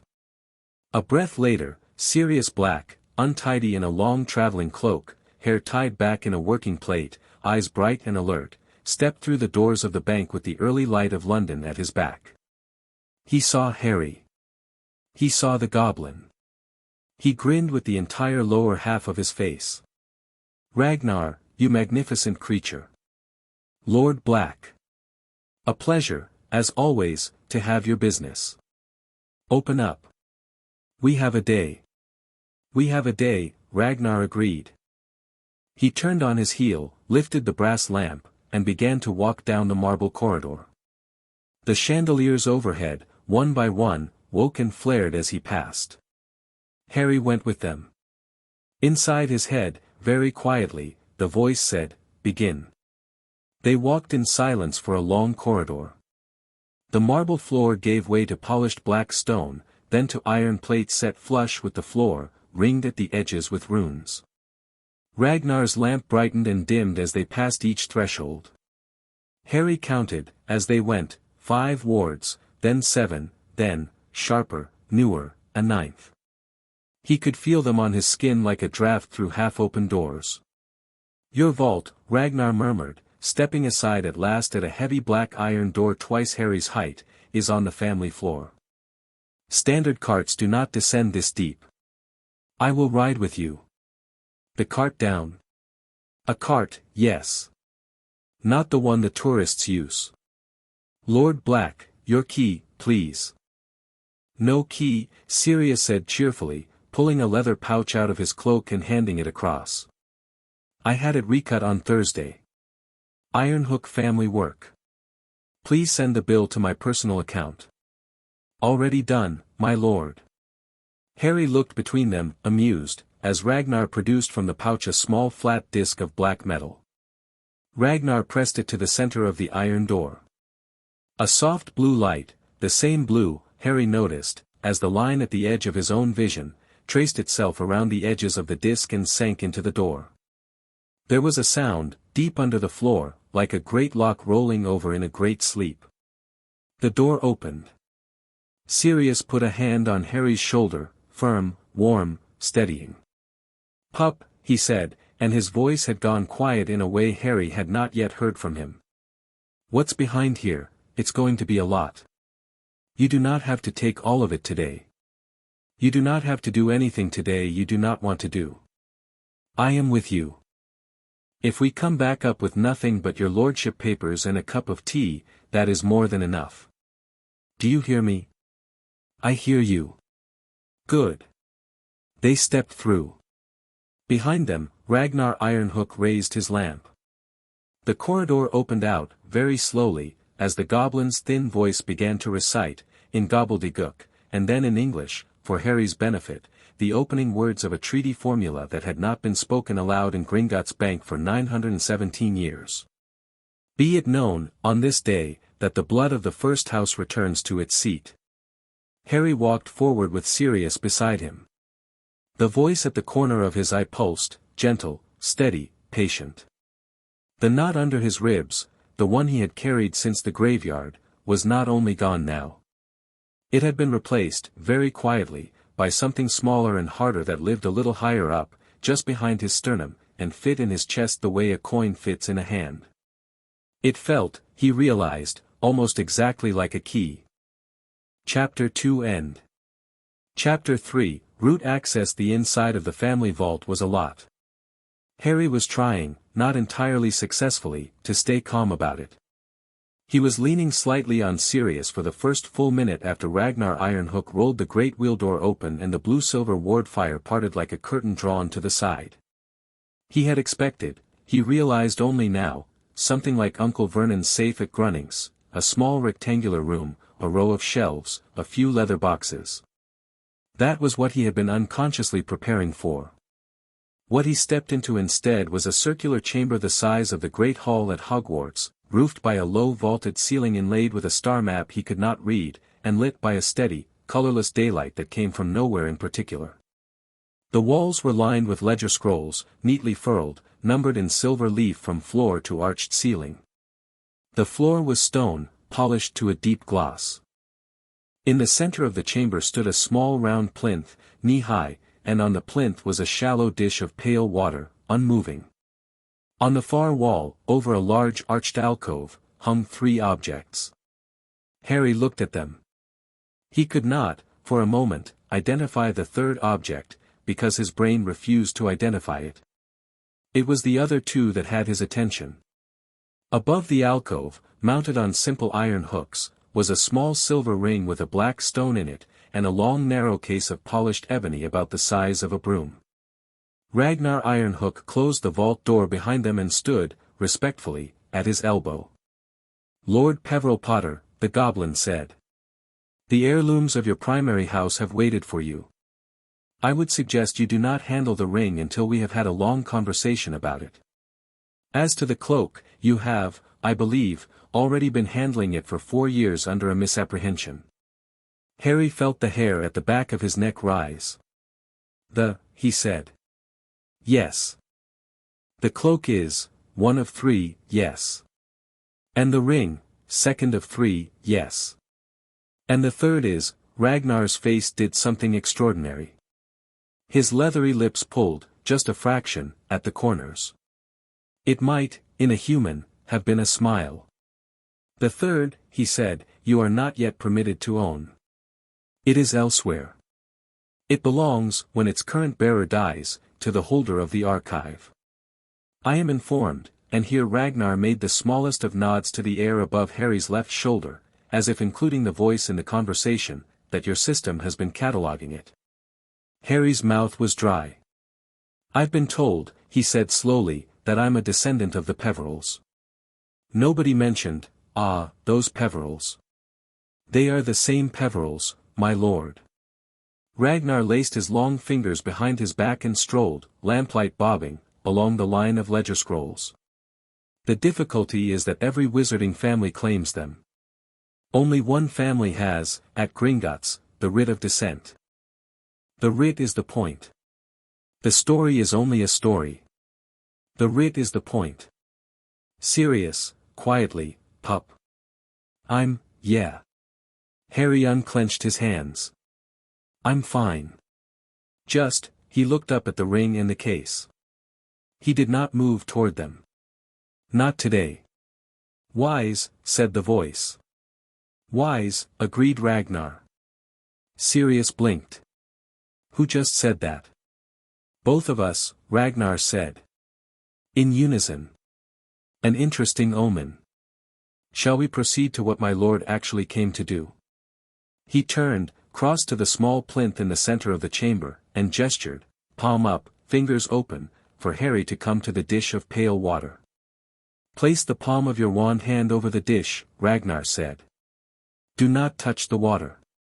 Say aloud, I am the heir who remembers. The dish will take a drop of your blood. It will not harm you. It will ratify what the archive already knows. Harry stepped up to the plinth. He held out his hand. The voice, at the very edge of his vision, quietly, witness to your own claim, Harry. This is a moment. Breathe. I am the heir, Harry said, who remembers. A single bead of bright red rose out of the inside of his palm, no cut, the blood simply came when asked, and fell into the dish. The water took it without a ripple. A second later, the dish filled with a small, delicate, inward light, the color of a good sunrise. 3 lines of silver writing unrolled themselves in the air over the dish. Potter, House, sole surviving issue. Peveril, House, elder line, sole surviving issue. Black, House, recognized heir presumptive, per Lord Sirius Orion Black. Sirius, at Harry's shoulder, made a soft sound in his throat. Sirius, Harry said, without turning. Did you know about the third one? I'd intended to tell you at breakfast. Because you've made me your heir. Because you've been my heir in my head since I got out of Azkaban, Sirius said, quietly. I made it official a month ago. The paperwork just arrived before we did. Harry turned then, and looked up at the man. Sirius looked back at him. The bright, dangerous black eyes had gone wet and steady both at once. Harry felt, in a piece of his chest he had not known was waiting for this, something small and rusted come unstuck. He did not say anything. He leaned his forehead very briefly against Sirius's shoulder. Thanks, Padfoot, he said. Anytime, pup. Ragnar Ironhook, being a goblin, waited the exactly appropriate length of time and then coughed, politely. My lords, he said. We will now proceed to the papers. And afterwards, with your permission, the leathery smile flickered, just, at the corners of his mouth, we will discuss the ongoing matter of unauthorized disbursements from the Potter estate. Sirius's grin came back, all teeth. Oh yes, he said. Let's discuss those. They came up into the London morning just before 8:30. The air over Diagon Alley had cleared, in the hour they had been below, into that pale thin winter blue that made the shop windows look clean and severe. The alley was just waking. A boy was sweeping the frost off the step of Flourish and Blots. A girl in Madame Malkin's window was tying a green ribbon around the neck of a display dress. The air smelled of coal smoke and warm bread. Harry came out of the silver doors of Gringotts with a small black leather folio tucked under his arm, a heavier cloth-covered bundle under the other, 3 new rings on the fingers of his right hand, and, in his head, a feeling that was complicated to name. It was not power. It was not triumph. It was, more closely, the feeling of a very large, tidy room finally having had its curtains drawn back. Sirius was walking at his elbow, whistling, actually whistling, a rude old marauder's ditty, and producing, at intervals, small bright grins that did not appear to be aimed at anyone in particular. He was in an uncomplicated good mood for the first time since before Azkaban, Harry thought, and the mood kept threatening to burst out of him in the form of a dance. Right, Sirius said. Breakfast. Breakfast. And then, pup, I need you to come with me to a nice quiet private drawing room, somewhere in Mayfair, where I am going to introduce you to 4 gentlemen. Who? 3 of them are lawyers. One of them, Sirius said, is the gentleman to whom I, on your behalf, cast the proxy vote of the House of Black during the sitting of the Wizengamot in November. He was delighted. He has been, however, wondering when the boy whose proxy he holds was going to turn up in person. I am going to tell him that the day has arrived. He will propose a very small piece of legislation this afternoon. What legislation? The very small piece, Sirius said, which repeals the decree on emergency education appointments, Clause 3b, under which a woman called Dolores Jane Umbridge presently enjoys her office. It's been on the stocks for 4 days.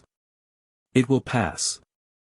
It requires, to pass, 6 votes of our side, which we have, and 0 votes of the government side, which is to say, 0 votes of Fudge's reliable bloc.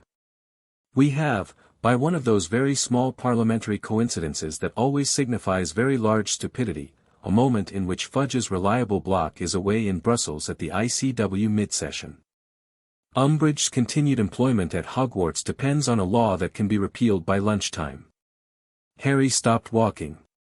Sirius, he said. I know, pup. It's a gift. It has, I admit, been a gift I have been building the whole of the winter. You didn't ask for it.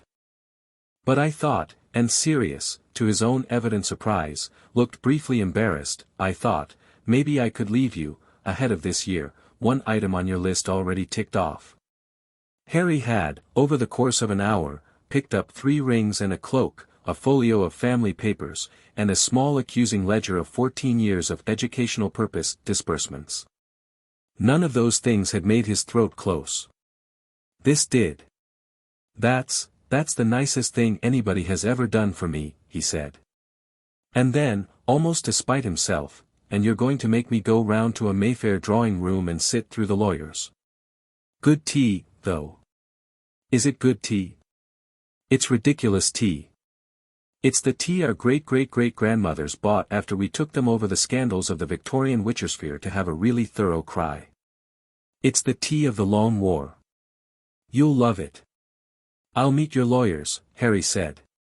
But first I want a bacon sandwich. Name the place. The Leaky. Sirius grinned. 10 galleons says Tom has started making them with mustard since the last time I was there. 15 galleons says I win. You can't win a bet against your guardian, pup, it's bad form. I can win a bet against my godfather. It's a different office. Sirius laughed, loud and free, in the middle of Diagon Alley, and 2 passing elderly witches turned, pleasantly, to look at him. He paid them no mind.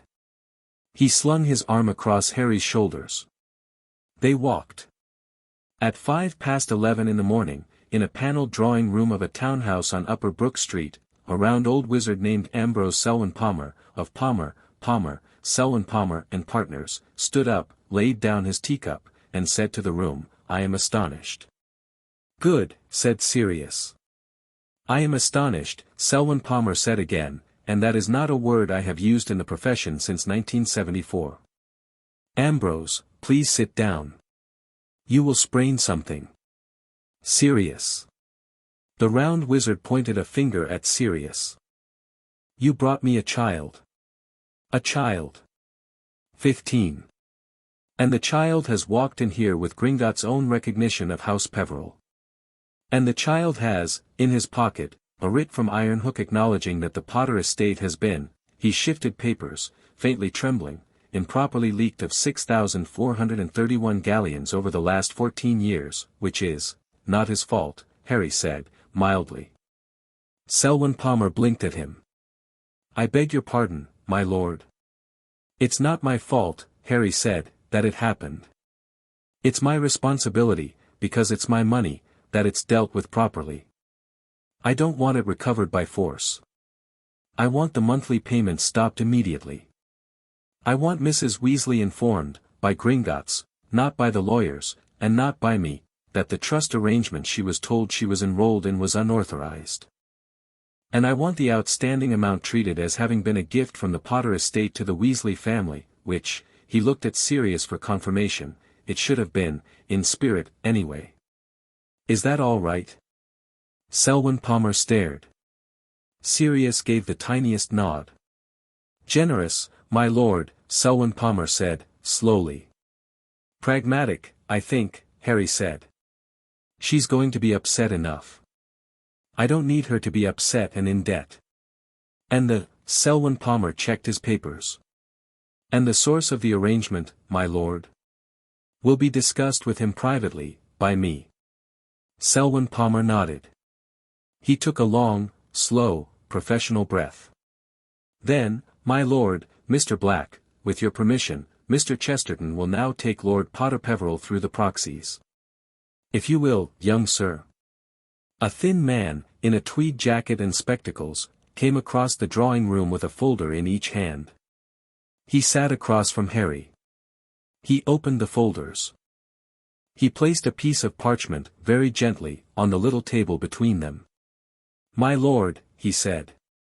"At 12:30 today, the Wizengamot will enter a short, procedural session. 7 bills, Lord Potter. 5 routine. 1. Small amendment to Educational Emergency Powers, Clause 3b. 1. A renewal of standing orders with the Goblin Man Vault Security. The first 6 take no interesting action. The 7th is the one I have been preparing, with Lord Black's proxy, for the last 4 days. Clause 3b. Yes, my lord. What exactly does it do?" "When I brought it," Mr. Chesterton said, "I thought I was going to repeal the statute under which Dolores Umbridge was empowered, by the minister's personal authority, to take up an office at Hogwarts without the headmaster's consent. Thought. As of this morning, I believe I can amend it to do rather more." Harry looked at him. Chesterton's eyes, Harry noticed, for the first time, were a very pale grey behind the spectacles, and very sharp. "My lord," Chesterton said, softly, "I was informed late last night by Lord Black that House Peveril is, apparently, reactivating. I have had 6 hours to think about that. If it is true, and I am to represent a living Lord Peveril in the house today, you are. Then the house's first statute, cast with Merlin himself as a co-signatory in 1204, the right of the first sovereign houses to, in emergency, lift any decree of the ministry by a single vote of their own, provided the emergency is witnessed by an officer of Gringotts, is still, technically, the law." He laid the parchment flat. "It has not been invoked in 600 years. The Daily Prophet will not, this afternoon, have any idea what they are looking at." Harry felt Sirius, behind him, let out a small breath like a whistle. "Are you telling me," Harry said, very carefully, that I could, this afternoon, walk into the Wizengamot and with a single vote lift any ministry decree? Any one, my lord. Witness required. Ironhook would witness, Sirius said, quietly. He would be delighted, Chesterton said, with a ghost of a smile. There are files. What would happen, Harry said, if I invoked it, say, against the educational decrees? All of them, Chesterton said, would become unlawful at once. Dolores Umbridge would cease to be a High Inquisitor. The decrees posted on your school's walls, I am given to understand, would be, from that moment, illegal posters. Her attempts to discipline students would be, in law, assaults. Harry laid both his hands flat on the little table, on either side of the parchment. He took a breath. Right, he said. I want to do it. My lord, I want to do it, Harry said, and I want it done in such a way that Madame Umbridge cannot conveniently appeal it on the grounds that Fudge was in Brussels. I want it done in such a way that the minister is obliged to take credit for it or be seen to have been blindsided, and either way he loses ground. I want it done in a way that benefits every teacher at Hogwarts, every student at Hogwarts, and the headmaster of Hogwarts, who will, I have no doubt, have very mixed feelings about the entire thing. The lawyers looked at each other. Ambrose Selwyn Palmer, who had been pretending not to listen, rose again from his armchair. His cheeks were a delighted pink. My lord, he said, may I say, Ambrose, sit down. I will sit down in a moment, Lord Black. My lord, I have been practicing this particular branch of wizarding law for 52 years. I would like to say to you that this is the correct use of it.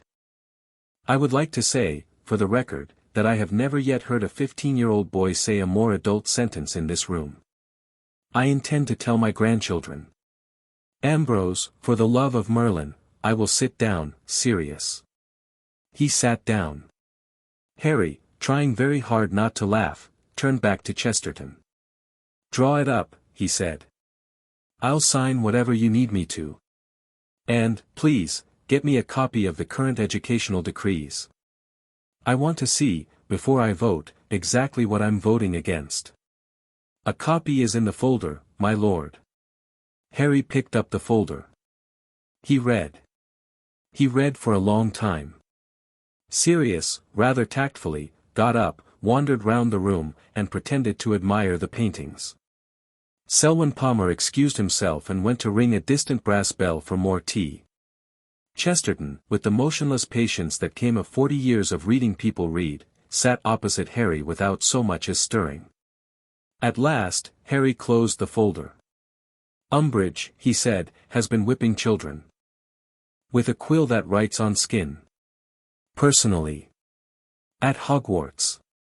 We are aware, my lord. A quill, Harry said, that uses the user's own blood. Yes, my lord. That's a dark artifact. Yes, my lord. It was recently invented. The ministry, having commissioned it, does not, in its current texts, classify it as such. Does anyone know? Madame Bones, Chesterton said carefully, is a quiet woman. She has been building a file. Harry laid the folder down. Right, he said. Ambrose. My lord. Draft me a second paragraph. I want the Umbridge decree not only lifted, I want her immediate transfer, pending criminal investigation, to the custody of Madame Bones's office. Today. This afternoon. Before she has time to put her coat on. Ambrose Selwyn Palmer, with the delighted air of a man who had been waiting 52 years for this exact moment, said, My lord, with the greatest pleasure, yes. Harry let himself smile, once, small. Then he picked up the quill and signed. The session of the Wizengamot at 12:30, that February afternoon of 1996, was not scheduled to be a session of note. Cornelius Fudge was away. Amelia Bones was presiding in his absence. The press gallery was empty. The government benches were thinly attended. On the opposition benches sat, among others, Augusta Longbottom in a vulture-hatted mood, the Earl of Ogden, by courtesy, with his copy of the Evening Prophet, 2 abbot aunts who had come, specifically, to heckle. At 12:28, a thin man in a tweed jacket named Chesterton entered, bowed to Madame Bones, took his seat on the back bench, and laid out his papers. At 12:29, a door at the back of the chamber opened, and Sirius Orion Black, in full black mourning, clean-shaven, every inch the lord of his house, walked in and, to the utter astonishment of the chamber, took up the House of Black's own chair. He had not been seen in the Wizengamot since 1979. A small, collective intake of breath ran the length of the benches. At 12:30, precisely, a 15-year-old boy in a plain, well-tailored black robe walked through the door after him, and took, without hesitation, the seat beside him, the chair, unsat in since 1097, belonging to the House of Peveril. The minute-taker, an elderly witch in a lace cap, dropped her quill. A small, throat-clearing cough went round the chamber. Someone, unclear who, began to applaud. Someone else, Augusta Longbottom, almost certainly, said, "Well, well, well. The day has come at last." Madame Bones raised her gavel. She laid it down without striking. "My lords, my ladies," she said, in the clear, iron voice she used for moments of historical importance, "I believe we may be about to have an interesting afternoon. Chair recognizes the House of Peveril." Harry stood up. He did not have a speech. He had, unusually for him, not prepared one. But the voice, at the edge of his vision, put a small block of neat clean letters up in front of him: "Begin where you are, speak plainly, stop when you are done," and he nodded to the block once, and he began. "Madam Chair," he said. "My lords, my ladies. I apologize for the short notice. My house has been silent for a long time. I am here today because a piece of legislation has been put in front of me that I would like to vote on in person." "Here, here," murmured the Earl of Ogden. "The bill," Harry said, "is a small amendment to the educational decrees. I will ask my counsel, Mr. Chesterton, to speak to its technical form in a moment. Before that, I would like to put on the record the grounds for my vote." He paused. He looked round the chamber. "I have been at Hogwarts," he said, "for 4.5 years. In that time I have been taught by a good many professors, some of whom have been excellent, some mediocre, one or two disappointing. I have never yet been asked, in my presence or in front of my classmates, to cut words into the skin of my own hand until they stuck. That is what, for the last 5 months, a ministry officer has required children at my school to do in detention. The writing is done with a quill. The quill cuts and uses the student's own blood. The marks, in many cases, are permanent. This is not what I call education." The silence in the chamber was very large. "Mr. Chesterton has drafted, with the assistance of my legal counsel, a bill that lifts all of the educational decrees presently in force at Hogwarts and, by invocation of a founding privilege of my house, for which Gringotts is present as witness, remands the officer in question into the custody of Madame Bones's department, pending investigation for assault on minors under the statute of 1878. Augusta Longbottom stood, slowly. "Chair," she said, "I second the motion." Harry smiled at her. It was a very small, very warm smile. "I ask the House," he said, "to vote." The House voted. The vote was 32 to 4. 4 brave or stupid souls abstained. Cornelius Fudge's 2 reliable law enforcement men present, not briefed, voted enthusiastically in favor, having heard only the word quill, the word children, and the word blood. By the time they were able to consult their instructions, the motion had passed. Madame Bones struck her gavel. "Motion carries," she said, in a voice that was almost serene. "The educational decrees are lifted, effective immediately. A writ will be delivered this afternoon, under my seal, for the transfer of Madame Dolores Umbridge to the custody of the Department of Magical Law Enforcement. The chair calls the next business." The next business, which was an amendment to a standing order regarding vault security, passed without debate. The minute-taker, still without her quill, was openly weeping. The Hogwarts news, that afternoon, traveled faster than most Hogwarts news. It was well known, by about 3 o'clock, that something had happened. By 3:30, the educational decrees on the walls were observed to be, not exactly unglued, but leaning off the stones slightly, as though their own adhesive had lost confidence. By 4, one of them, on the 7th floor, had blown off in a light interior draft. By 4:15, the students had begun to notice that no adult was any longer requiring them not to notice. By 4:30, 4 Aurors, polite, uniformed, clean-cut, were standing in the entrance hall of Hogwarts, asking, with the enormous, strained politeness of people who knew exactly what they had been sent to do, to speak with the High Inquisitor. Madame Dolores Umbridge, in her cherry-pink cardigan, came out of her office and went down the spiral to meet them. She was smiling the small, closed-mouth, kittenish smile she used when she was about to be rude. "Good afternoon," she said. "I'm afraid the High Inquisitor is a very busy wizard. Perhaps if you would care to leave a note, madam," the senior Auror said. "I'm sorry. It's you." Her smile faltered. "I beg your pardon. Madam, we've been sent from Madame Bones's office to escort you, please, to the ministry. For questioning. With respect to the use of a blood quill in detentions." "Who," Umbridge said, very softly, "authorized this?" "Ma'am," the Auror said, and his voice, for the first time, acquired a very small edge, "the Wizengamot of Great Britain authorized this, ma'am. About 3 hours ago. You want to come peacefully now, please." Through the doors of the Great Hall, unnoticed by almost anyone, a thin slice of blue light, the kind of blue Harry Potter had been seeing, on and off, for the past 48 hours, brightened in the air over the center aisle for precisely 1 moment, and then went politely out. Miss Daphne Greengrass, who had been sitting quietly at the Slytherin table reading a book, closed her book, put a neat leather bookmark in it, and tipped her head to one side. A very small, very pleased smile drew the corner of her mouth. "Interesting," she said, to no one. Dolores Umbridge left the castle between 2 Aurors without a suitcase. She had, on her person, 1 cherry-pink cardigan, 1 small locked box of cat plates, 1 wand, and, in her handbag, 1 quill with a darkly stained nib. At the castle gates, she tried to invoke her office.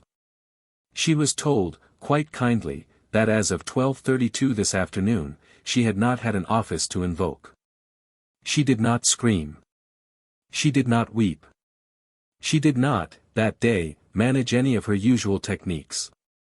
She simply folded, quite smoothly, at the hips, the way a pond folds when a heavy stone goes in. The Aurors steadied her. They walked her out. The portraits in the entrance hall, those who had come down from their high frames to watch, broke into, of all things, a small and dignified round of applause. Up in his office, Albus Dumbledore stood by the high window with his hands laced behind his back and watched the little procession go. He had stood there, he realized, since a little after 12:35, watching through the glass as if he could, by sheer will, undo the news that had come to him by owl from his solicitor in London. He did not know, yet, whether to be appalled. He knew only, with a small complicated pang he was not prepared for, that he was, for the first time in 20 years, not the most interesting player in this game. "Fawkes," he said, to the phoenix on his perch. Fawkes, with an unreadable golden eye, trilled a short, wry note. "Yes," Dumbledore said. "I know." He let his hands fall to his sides. "I am," he said softly, to the window, "an old fool. I suppose it was going to come out eventually." He turned away from the window. He sat at his desk. He drew, from the top drawer, a small sheet of headed paper. He took up a quill. "My dear boy," he wrote. He paused.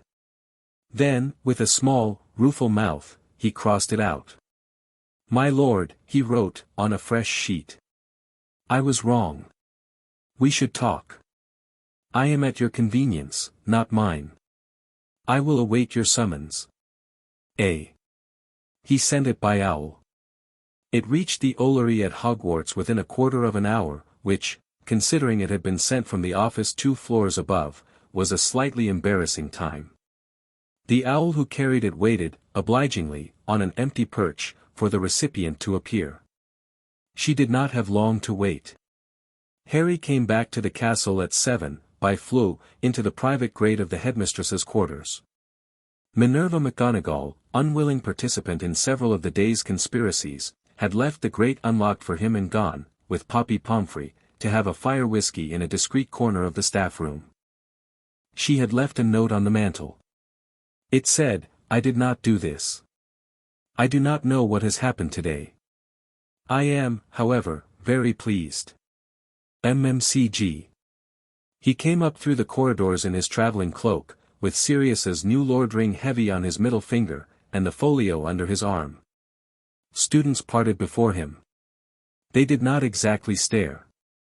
But they looked, as he passed, with the unfocused, faintly startled expression of people who were not sure whether they were looking at the boy who had been with them at breakfast or at someone else entirely. At the entrance to the Ollery, he found Hermione and Ron, waiting, both of them, arms crossed, looking simultaneously exasperated and admiring. "You," Hermione said, "are insufferable." "Yes," Harry agreed. "You were at Gringotts. You were at the Wizengamot. You voted." "I voted." "You passed a bill." "I voted on a bill." "Mr. Chesterton passed it." "Harry." "I am," Harry said, leaning, "a very tired Lord Peveril Potterblack, and I would very much like a bacon sandwich." "There are no bacon sandwiches at 7 at night. There are in the room of requirement." Ron slung his arm round Harry's shoulders. "Mate," Ron said. "I love you, and I am never going to get over the fact that you spent today sacking a teacher by post from London, but for your personal self-dignity, you do need to eat a real dinner. I had a pie at the Leaky. Doesn't count. I had sausage and mash at the Selwyn Palmer dining room. Nobody eats at the Selwyn Palmer dining room. That's a decorative joke. Come on, mate. Great Hall." Harry let himself be steered. In the Great Hall, the staff table was full, and there was an empty chair where Dolores Umbridge had been sitting at breakfast, and Minerva McGonagall, who was, by some coincidence, back from her corner of the staff room and had brushed her hair, was managing, with truly heroic self-control, to eat a meat pasty as though the world had not changed that day.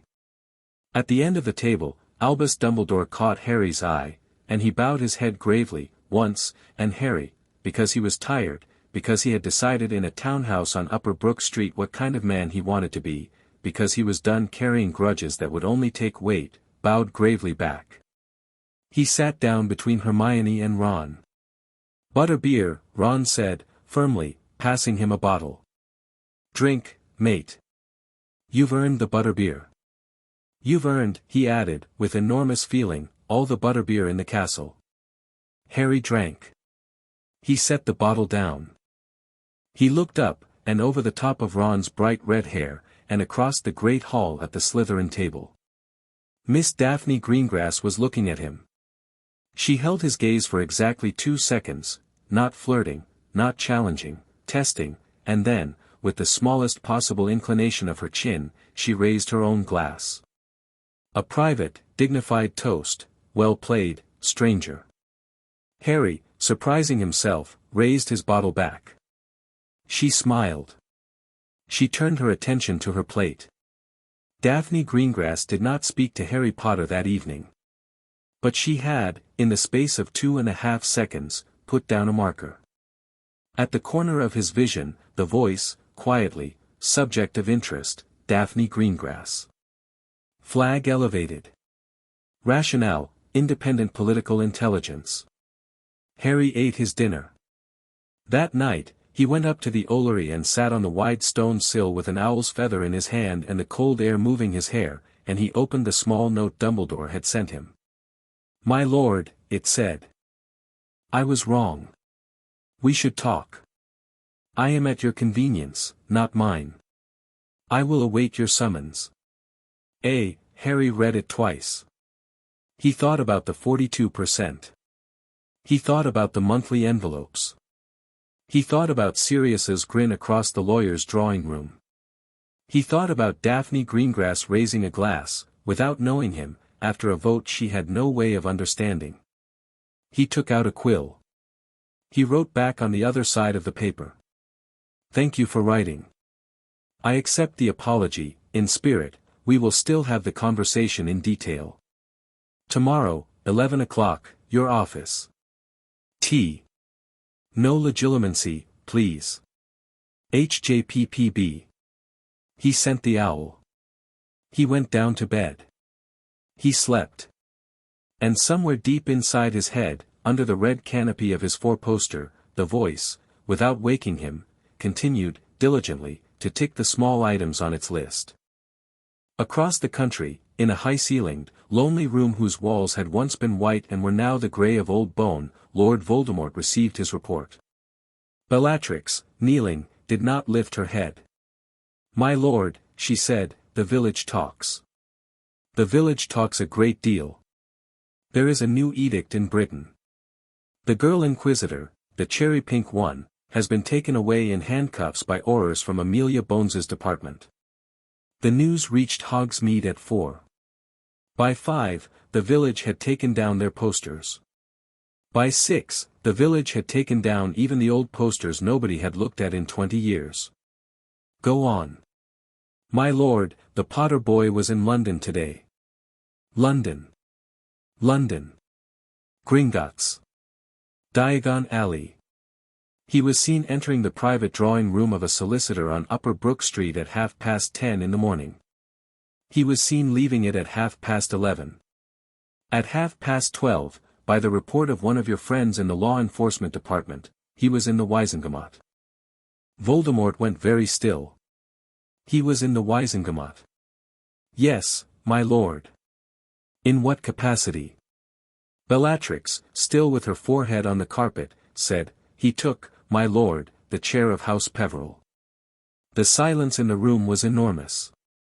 Tell me, Voldemort said, that I have misheard you. My lord, I repeat. He took the chair of House Peverell. Voldemort's thin white hands, on the arms of his chair, tightened. That chair, he said, slowly, as though explaining something to a child, has not been sat in for 900 years.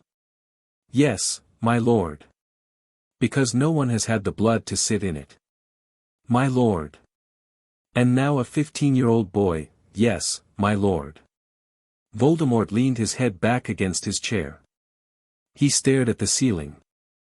He was thinking, with the enormous cold clarity that had, once, as a schoolboy, allowed him to open a chamber no other wizard had been able to open for 1,000 years, about the probability, the impossibility, and the implications of what Bellatrix had just told him. He was thinking about the gaunt line. He was thinking about the small, flat stone, set in a gold ring, that was buried behind a rotten floor in a house in the village of Little Hangleton. He was thinking about a cloak. He was thinking, against his will, about a story. Bella, he said. My lord. I need you to go, tonight, to a place I have not asked you to go before. I need you to go to a cottage, in the middle of a particular wood, in the hills above a village in the north. I will give you the coordinates. You will find there a small object. A stone. In a ring. You will bring it to me. You will not put the ring on. My lord. If you put the ring on, Bella, I will be extremely displeased with you. I would never, I know. His voice softened, a fraction, into what was almost tenderness. I know. But I am saying it for the record, because I wish to say it. Go tonight. The cloak is not my concern. The wand is, elsewhere. The stone is the piece I need. Yes, my lord. Bella. My lord. I am afraid, said Voldemort, softly, to the ceiling, to nobody in particular, that we may have a situation. Back at Hogwarts, Harry Potter slept the thick, full, heavy sleep of the first honest day of his life. He did not dream. In the morning, when he woke, his scar was quiet. The castle was quiet. The voice was quiet. The folio of papers from Gringotts sat, undisturbed, at the foot of his bed. On his pillow, a small sprig of lavender had appeared that nobody in the dormitory had put there. He picked up the lavender. He turned it between his fingers. He smiled. "Castle," he said softly, "thank you." Somewhere, very deep under the stones, where the foundations of Hogwarts lay, something very old and very warm, which he had never noticed before in his life, seemed to turn over, and to answer. At 11 o'clock sharp, Harry walked up the spiral staircase of the headmaster's tower with the sprig of lavender tucked into the buttonhole of his robe. Fawkes greeted him at the door with a single low, bright note. Harry, reaching up on impulse, stroked the feathers at the phoenix's throat. Fawkes closed his golden eyes and leaned into the touch. "Traitor," Dumbledore said mildly, from his desk. "Headmaster. Tea." "Yes, please." Dumbledore poured. It was, Harry noted, jasmine, not the Earl Grey he had been expecting, not the lapsang the old man was known for. A small signal, delicately offered, "I have read you once this morning, I am calibrating." Harry accepted the cup and did not smile. "I do not," Dumbledore said, "know where to begin." "Begin with the seal." "The seal. The one you put on my core. The one the voice says is down to 42%. I'd like to understand why." Dumbledore set his own cup down untouched. He laced his fingers, the way he had yesterday. He looked at them for a long moment. "I was frightened," he said, at last. "Of what you would become, too early, without guidance. Of what you would be, given the passenger, in your scar, and the magic that had answered, in your mother's love, when Voldemort struck. Of what it would be to grow up under the sort of attention a bright, powerful, untrained child would draw. I convinced myself, on a night of very little sleep, that it was a kindness. And in the grey light of morning I already knew it was not. I did it anyway, because I was tired, and because I did not wish to fail James and Lily twice in one night. I have been wrong, Harry. I have been consistently, self-servingly, stubbornly wrong. I would like, with your permission, to undo it." Harry considered him. "The voice will undo it," he said, quietly. "Cleanly. In its own time. I don't need you to lift it. I do need you to tell me, truthfully, what other arrangements of mine you made before I was old enough to speak for myself." Dumbledore breathed out. "There were 3, he said. The seal. The Dursleys, whose fitness as guardians I misjudged. And an arrangement with Molly Weasley for a monthly stipend from your vault, for your living expenses, which I have rescinded this morning. As a gift. Yes. Ambrose Selwyn Palmer wrote to me over breakfast. He was pleased. Appallingly. Headmaster, Harry said, I want you to answer one question. Ask it. If Voldemort comes for me this year, and I think he will, can I trust you to fight at my shoulder? Or are you going to manage me? Dumbledore's blue eyes lifted. Your shoulder, he said, softly. I have, my dear boy, just been demoted. Rather thoroughly. I would be an ungracious old fool indeed if I were to do anything now except serve where asked. Harry nodded. Then I am asking, he said. He finished his tea. He stood. I will see you, headmaster, at breakfast. I'd rather not come up here again for a while. If you do not mind. I do not mind. Thank you. Harry paused in the doorway. Dumbledore was, quite suddenly, smiling. The smile was small and wry and not quite sad. It was, Harry thought, the first honest smile he had seen on Dumbledore's face in years. Thank you, the headmaster said. For coming. For being, if you will forgive the observation, a better man at 15 than I have managed at 115. Harry inclined his head, gravely, and went down the stairs. Outside the tower, in the corridor, he stopped. He breathed. He let the small heat behind his eyes subside. The voice, at the edge of his vision, flickered, politely, a small quiet word, "Well done." "Thanks," Harry said. "The seal is already easing. I will finish the work tonight, while you sleep. You will feel, tomorrow, a little more like yourself." "I feel like myself now." "That," said the voice, "is the point." Harry walked back down to breakfast. The lavender in his buttonhole had not wilted. The castle hummed, somewhere very deep below his feet, a warm and patient song. It was, he thought, with a small, tired, wholly unfamiliar satisfaction, not at all a bad morning. Chapter 3 End.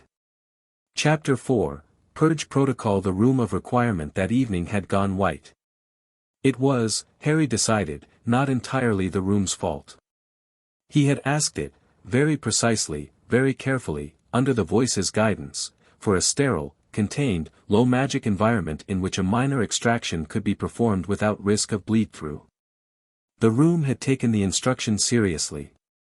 The walls, the floor, the ceiling were a soft, featureless ivory.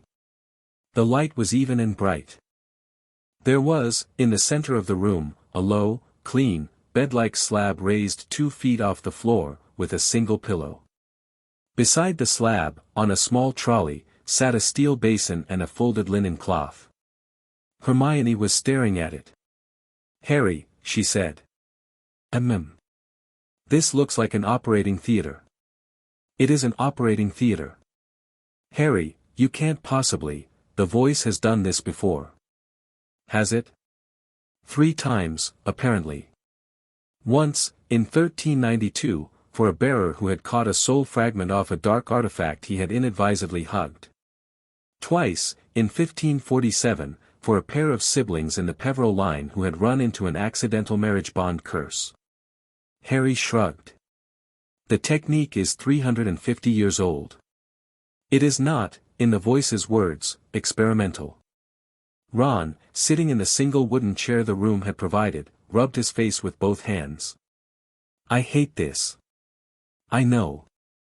I really hate this. I know, Ron. I want you to know how much I hate this." "I know," Harry said, as gently as he could manage, "that you hate this. And I love you for it. And I am going to do it anyway. It has to come out." Sirius, standing in the corner with his arms folded, did not say anything. He had said, earlier in the day, the only thing he was going to let himself say, "Pup, if the voice is sure, I am sure. If it goes wrong, I will, on my honor, kill anything that needs killing, and carry you out of here to the best healers in Europe before sundown." That was, for Sirius, an unusual length of speech. It had been, to Harry, the most comforting kind. Harry took off his robe. He laid it, folded, across the wooden chair Ron was sitting in. He climbed up onto the slab. He lay back against the pillow and closed his eyes. The voice, in the corner of his vision, drew a clean blue rectangle, a small, steady procedural window. Patient, Harry James Potter. Procedure, parietal fragment excision, minor, supervised. Attending, archive, operator. Lord Sirius Black, medical witness. Miss Hermione Granger, assistant. Mr. Ronald Weasley, assistant. Beginning. Ron, whispering, "What do we do, if, nothing, Mr. Weasley? Stand where you are. Do not cast. You will see Mr. Potter occasionally flinch. He may cry out. That is normal. I require approximately 3 hours, 8 minutes. If I tell you to leave the room at once. Otherwise, breathe." "You breathe," Ron said. "I do not breathe," said the voice, politely. "It would waste resources." Hermione made a small, choked noise that might almost have been a laugh. Harry closed his eyes. It was not, as it turned out, a particularly dignified procedure. It was not bloody. No one cut him. There was no mess. There was, however, an ugly, internal, pulling sensation, as though someone had fastened a long thread very neatly into the root of his scar and was drawing it, hand over hand, out through the top of his head. There was the particular cold, slow agony that comes from having a piece of your own brain rearranged around something that has been lodged in it since you were a baby. Harry, on the slab, kept his eyes closed. The voice had told him to imagine, throughout, that he was running very slowly along a long beach. He did that. He tried. He mostly failed. He mostly imagined, instead, his mother's face, a thing he had seen only in photographs, and kept imagining it, stubborn, mulish, until the pulling thing in his skull had nothing else to pull on but the memory of his mother and was obliged, accordingly, to let it go. He heard, far off, Hermione say, "Oh. Oh, Harry," he heard Sirius say, very low, "Easy, pup." He heard Ron not saying anything, in a way that was almost as loud as speaking. And then, and this was the thing he would remember, later, for as long as he lived, he heard, inside his own head, a high, thin, furious voice. "You, what, you cannot," the voice was not his. The voice was the voice of a petulant, reedy, enraged man he had heard once in a graveyard. "This is mine, this is my place, I claimed, 15 years, denied," the voice said, mildly, around the voice. "I claim," ejected. There was, at the base of Harry's skull, a sensation as of a small, hot, hairy thing peeling off the inside of his scalp like a barnacle being cracked free of a hull. The sensation traveled down his spine, down his left arm, out through the palm of his hand. For one long moment the air over the slab was black. Then the air was clean. Hermione let out a long, ragged breath. Sirius said, very softly, in the way he only said things when he was surprised into praying, "Bless you, Lily." And Harry opened his eyes. "Done," he said. "Done." "How did, cleanly. Your core is now at 61%, and rising. You have lost, conservatively, 7,000 kilograms of metaphysical baggage. Your scar will fade, over the next 3 days, into a thin silver line. You will never have a Parseltongue dream again." "Oh," Harry said, faintly. Ron's face, over his, was very pale. "Mate," Ron said. "Mate. Mate. Mate." "I am here, Ron," Harry said. "I am here, and I am, a lot lighter than I was an hour ago. Could I have a biscuit?" A plate of biscuits, which he had not asked for, appeared on the trolley beside him. He sat up. He took one. He ate it. "Good biscuit," he said, thoughtfully. Then, because he was 15, and exhausted, and the weight of 11 years had just come off the back of his skull, he started to cry, quietly, with his hands on his knees, and his head bowed, and his friends around him, and nobody said anything. Sirius, at the end, sat down on the slab beside him, and pulled him over against his shoulder, and let him cry until he was done. In Little Hangleton, Bellatrix Lestrange crouched at the edge of a rotting floor and slipped a long, pale hand into the cavity beneath a loose board. The cottage around her was, even by her standards, disgusting. Rat droppings. Spiderwebs as thick as curtains. A stove that had not been lit in 50 years. The roof over the kitchen had fallen in at some point in the last decade, and moss had grown on the inside. She did not mind any of it. She was home. She was useful. She was doing her Lord's work. Her fingers closed on a small metal thing. She lifted it. It was, as her Lord had said, a ring, heavy gold, set with a flat, ugly black stone. She did not put it on. She laid it in the silk square she had brought for the purpose. She wrapped it carefully. She tied the 4 corners together with a little knot of her own hair. She placed it in the pouch at her belt. She rose. She turned. She was not alone in the cottage. There were, in the doorway, 3 people she had not heard arrive. One of them was a lean boy with untidy black hair, a plain black robe, and a polite expression. The second was a tall man with a gaunt, handsome, amused face. The third was a bushy-haired girl in school robes, with her wand in her hand. Bellatrix blinked. "Good evening," said the boy, conversationally. She drew her wand with the speed that had, once, terrified the entire Aura department. Her curse, a clean, unanswerable Avada Kedavra, flew out of her wand faster than she had ever cast it. It did not arrive. It hit, 2 feet from her wand tip, a thin blue line that appeared in the air of the rotting kitchen, and it dispersed. It did not break. It did not reflect. It went, quietly, out of existence, as though the line had eaten it. Active interdiction engaged. Hostile combatant, Bellatrix Druella Lestrange, née Black. Response options: 1. Capture. 2. Disable. 3. Lethal counterstrike. Recommendation: 1. Selection. 1. Harry said, out loud, and his wand came up. What happened next, Bellatrix could not afterwards reconstruct. She was accustomed, in a duel, to being faster than anybody else in the room. She was not faster than the boy. Her second curse, her Crucio, was intercepted in the air 6 inches from her wand tip by something that looked like a thin, pale, blue net, and it dissolved.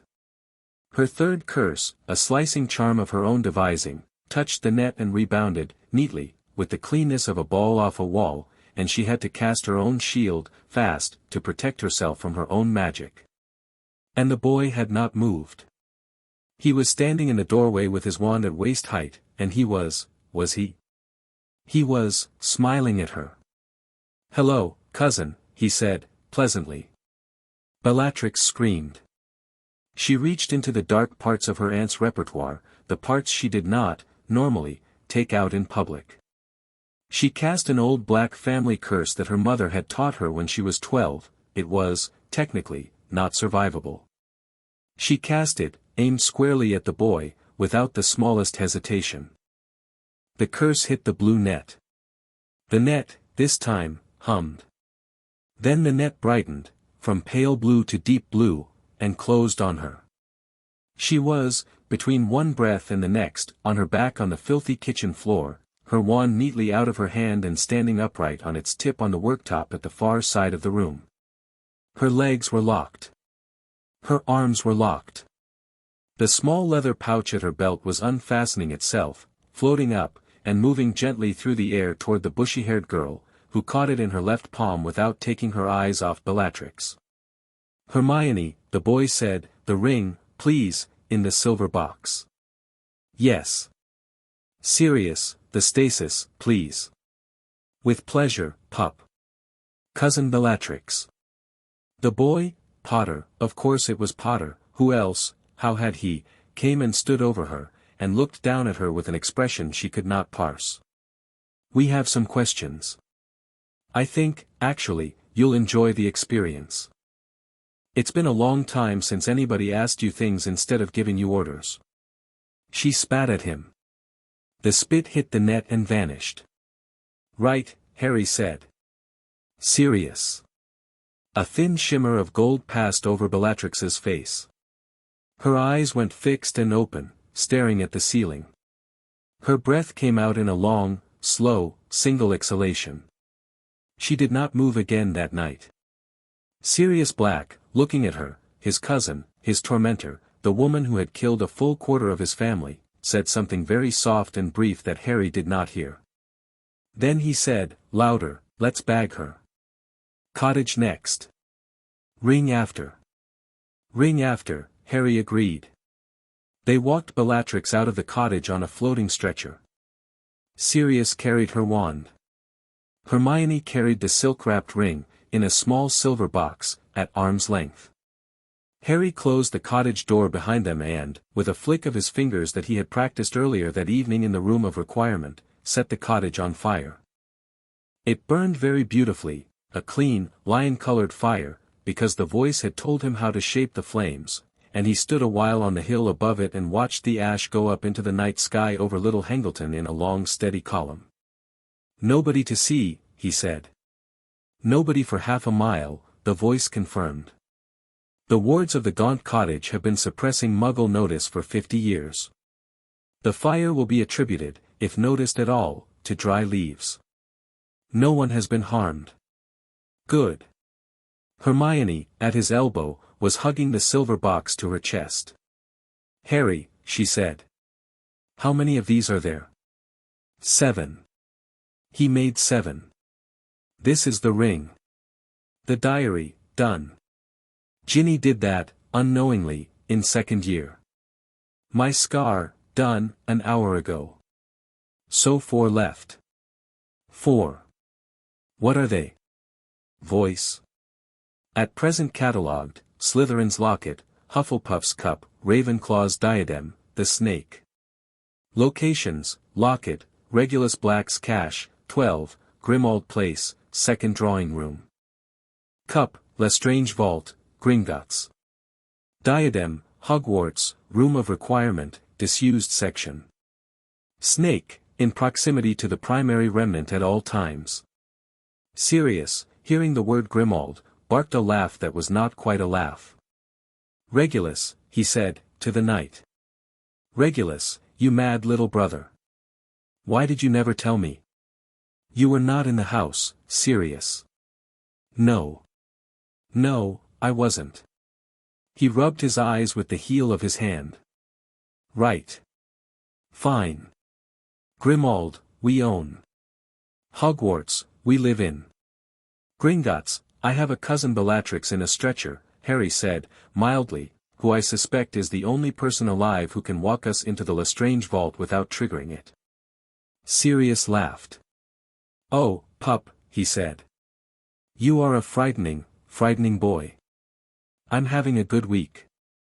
I'll say. They operat, Sirius sighed along, back to Hogsmeade. They walked Bellatrix, invisible under cloak and stretcher, back through the village and up toward the castle. At the gates, the wards acknowledged Harry with a small, amused ripple that the voice chose, privately, to note with a dry little aside. Hogwarts, delighted. Be quiet, castle, Harry muttered, with affection.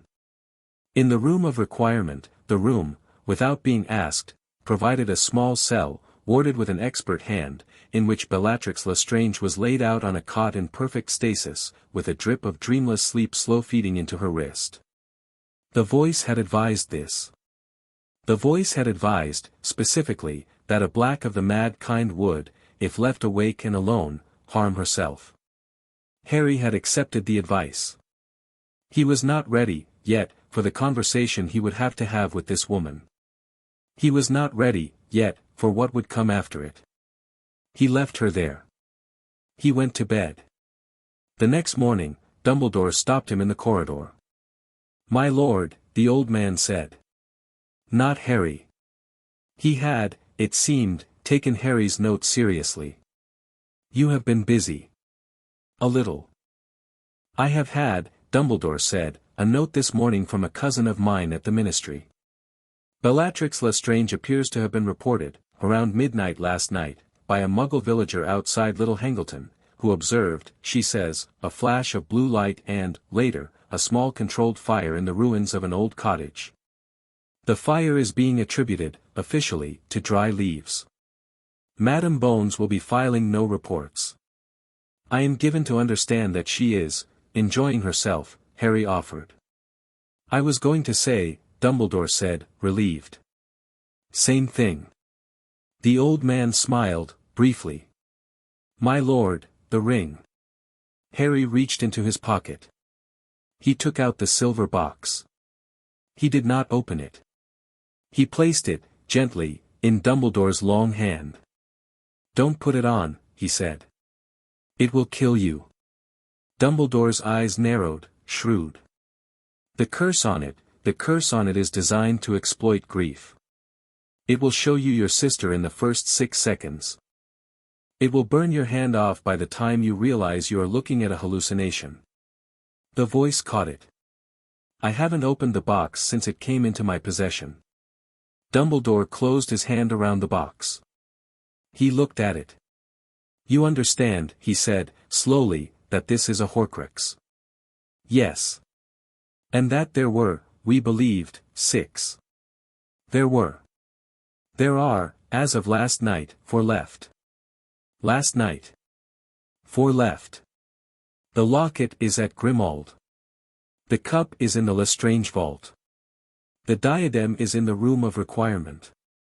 The snake is with him. Dumbledore, very slowly, sat down on a bench that had, conveniently, been set into the wall of the corridor, as if it had been waiting for him. My lord, he said, I must ask. Ask. How did you know what to look for? Harry shrugged. The voice knew. I took its word. And you found them in, one night? I found one in one night. I hope to find the rest inside the week. Dumbledore stared at him. Then, with a small unexpected laugh, my dear boy, you are, remember, my lord, Harry said, softly. Not, my dear boy. My lord, Dumbledore corrected at once, you are alarming, this morning. I'm having a good week, headmaster. So I gather. Daphne Greengrass found him that afternoon. She did not ambush him in a corridor or leave notes in his books. She was not that sort. She walked up, at the end of Defense Against the Dark Arts, which was, this afternoon, being taught, for the first time in 5 months, by a somewhat tentative Professor McGonagall in the absence of a qualified adult, and stopped at the table beside him. Potter, she said. Greengrass. Walk with me. Where? The lake. He looked at her. She was taller than he remembered, slender, composed, with pale gold hair pulled back in a neat blue ribbon and a cool, clean, Slytherin silver pin in the collar of her robe. Her eyes were a very pale, very direct blue. She was looking at him with a politeness that was not deference. Greengrass, he said, forgive me, why? Because, she said, you have done 3 things in the last week that have astonished me. You have done them with, so far as I can see, competence, humor, and a reasonable respect for the life and liberty of the ordinary wizard, which places you, by my estimation, ahead of every other politically active man in this country. I would like to know whether you would be willing to speak to me, once, about what you intend to do next. I am, she added, composedly, not looking for a boyfriend. I am looking, perhaps, for an ally. Harry looked at her. He thought about it. All right, he said. Lake. Bring a scarf. It's cold. She allowed herself the small, private smile of a person whose proposition had been accepted on its own terms. I have a scarf, she said. They walked. He did not tell her anything he had not told Dumbledore. He realized as he was walking, surprisingly practiced at this, at calibrating the exact portion of the truth he was willing to share at any given time. He told her about the Wizengamot. He told her about Umbridge. He told her, in vague and careful terms, that his situation had changed. He did not tell her about the voice. He did not tell her about the ring. He did not tell her about Bellatrix. She listened. When he had finished, she said, Potter, my father will ask, within the fortnight, to meet with you. I would like to advise you to say yes. He is, like most of the political center, looking for a place to stand. You are, as of Tuesday afternoon, a place. I don't want to be a party. You already are. You are simply a party without a platform. She inclined her head. If you would like, I can prepare you a short paper on where the centrist pureblood vote is currently willing to go, and what it would cost you, in real terms, to obtain it. Daphne. He stopped walking. Why are you doing this? She considered him. Because my grandmother, she said, quietly, remembers the last war. Because my younger sister is, this year, a second year. Because I have been looking, for 3 years, for a wizard of my own generation who did not strike me as a complete idiot.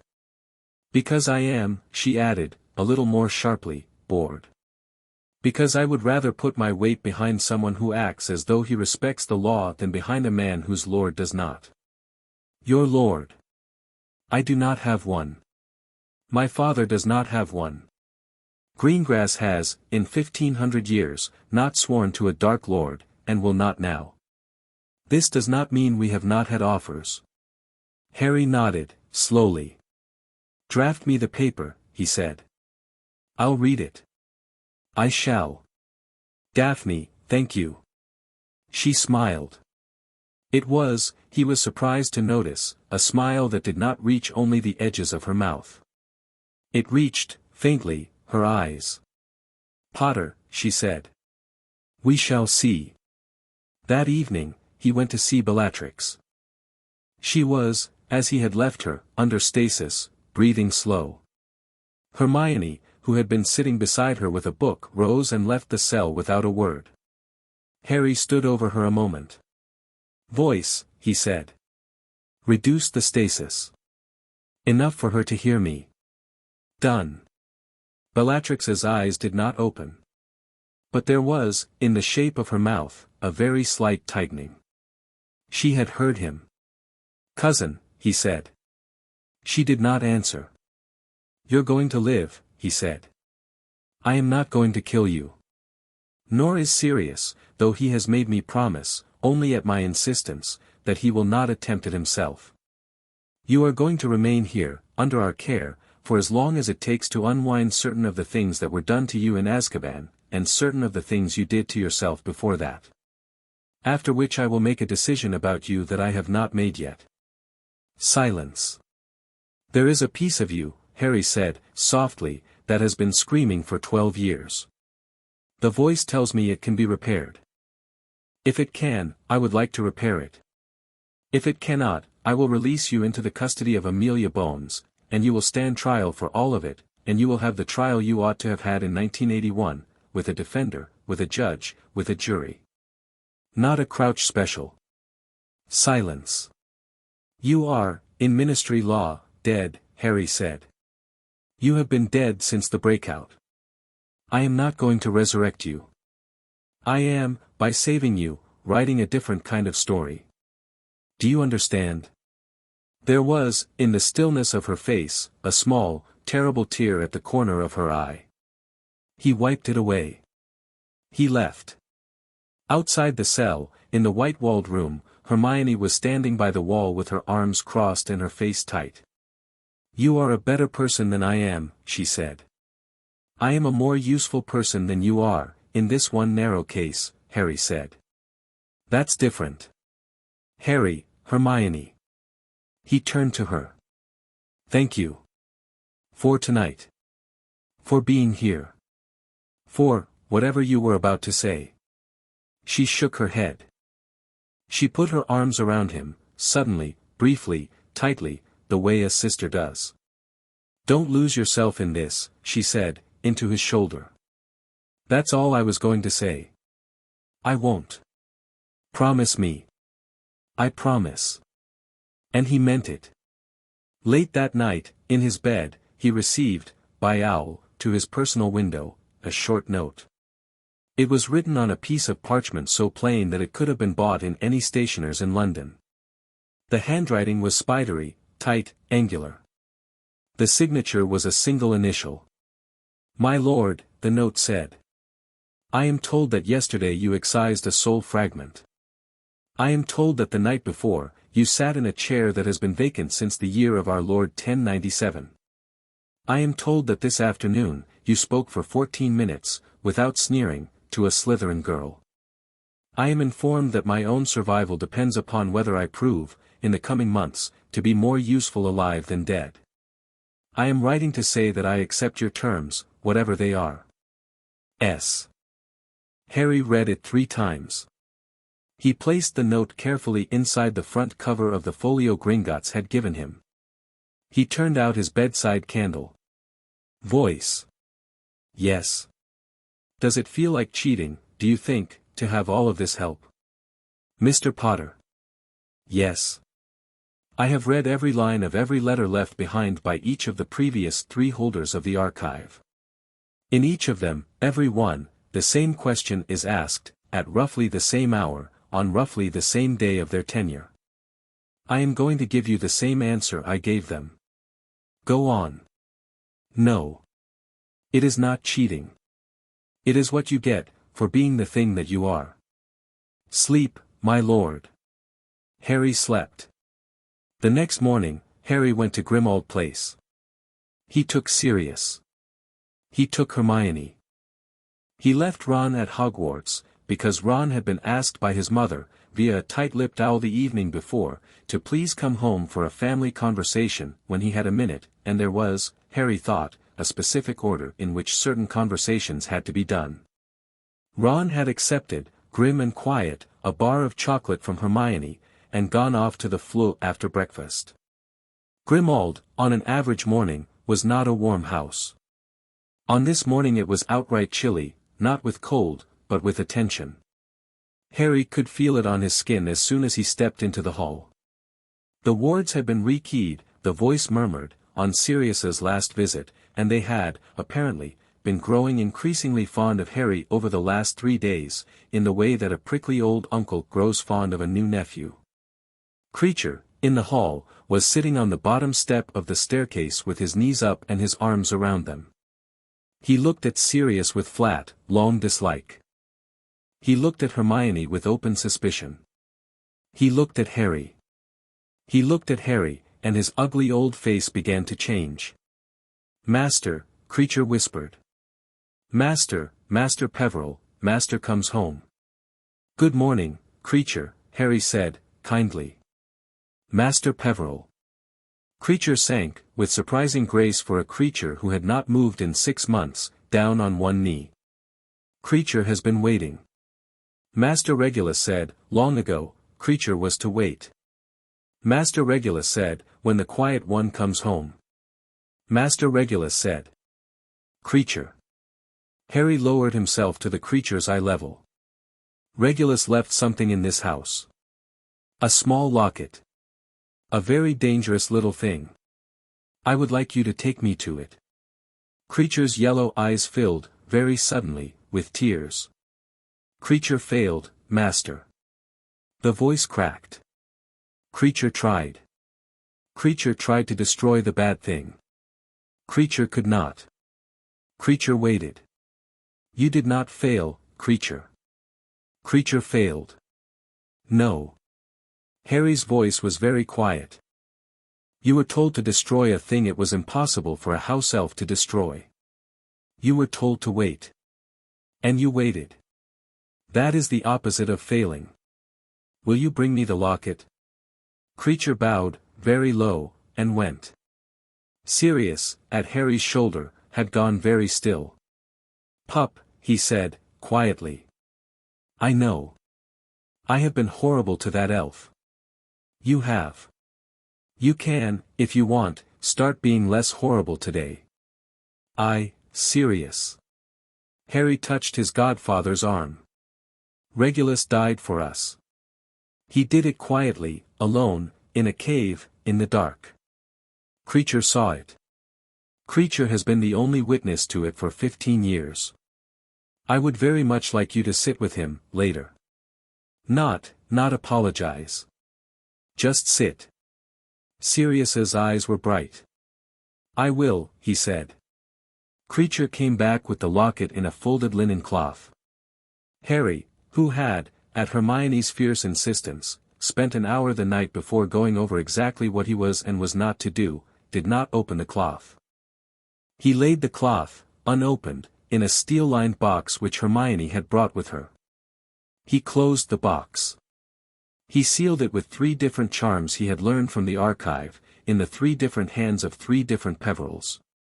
Hermione, watching, said, 3 charms. 3 charms. Is that necessary? Belt, braces, a piece of string, Harry said. My great-great-great-great-grandfather Ignotus Peveril used to say it, apparently. I'm told he was a fussy man. Sirius, blotting his eyes with the heel of his hand, laughed helplessly. Right, Harry said. He pocketed the box. Grimmauld is safe. Gringotts next. Today. Today. While we have the momentum. The Lestrange vault was, as Bellatrix had described it in a thin voice under a very light dose of truth serum at 4 a.m, on the deepest floor of Gringotts, surrounded by 6 different booby-trap enchantments, and keyed to the blood of the Lestrange family. Fortunately, the wife was a black. Harry, Sirius, and Ragnar Ironhook, with a small wax impression of Bellatrix's right palm taken, with her consent, such as it was, at 5:30 a.m, descended in the private cart. Hermione had been asked to stay at Grimmauld with a port key to Hogwarts, a list of spells, and 3 different ways of reaching the Aura department in case the voice sent a distress signal. At the vault door, Ragnar looked sideways at Harry. "My lord," he said, "this is a point beyond which the Goblin law protects you absolutely. If you are asked, in the future, how you came to possess what you are about to take from this vault, you are to say, by treaty. The Goblins will confirm. The Ministry will have no recourse." "Thank you, Ragnar." "A pleasure, my lord. The cup is on the 4th shelf. Do not, under any circumstances, touch the golden cup above it. It is cursed." "Understood. And, my lord, I should warn you that the vault contains 3 Gemino charms. Everything you touch will duplicate. Do not, under any circumstances, touch anything more than you must." "Understood." He went in. He came out, 40 seconds later, with a small silver cup in a second steel-lined box, and with not a single scratch on him, because the voice had, in a quiet, pleased tone, identified the exact geometry of the Gemino array and guided Harry's hand through it like a patient piano teacher. 3 down, the voice said, cheerfully. 4, counting the one in my scar, Harry said. 4. 4 Horcruxes destroyed. 2 Horcruxes to obtain. 1 remnant to remove. Diadem, Snake, Voldemort. Yes. Sirius, at his shoulder, was staring at him. "Pup," Sirius said. "That was, what, 2 minutes?" "Well, 40 seconds. 40, the voice is a good teacher." "I can see that." Ragnar Ironhook, entirely unruffled, bowed them back to the cart. On the way up, Harry said, conversationally, "Ragnar. My lord. When all of this is finished, when I am not running an underground Horcrux extraction operation, I would like, if the bank is amenable, to open a discussion about reparations. Historical ones.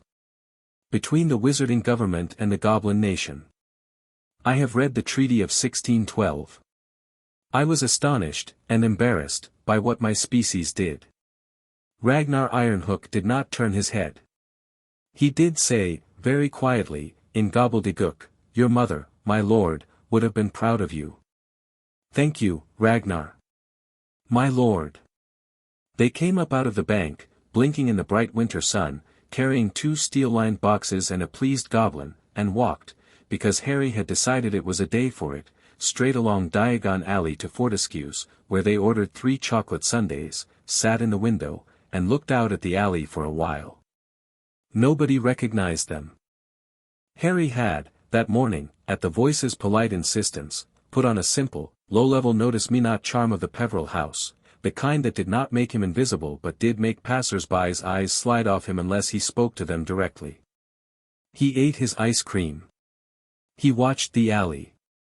He thought about the 4 remaining Horcruxes and about a cousin in a stretcher at Hogwarts, and about a man called Severus Snape who was, as of dawn, walking, very cautiously, between his quarters and the hospital wing, and about a girl called Daphne Greengrass who was, at this moment, putting the final touches on a neat, bound, spell-worded paper titled On the Current Dispositions of the Pureblood Centrist Bloc, 1996.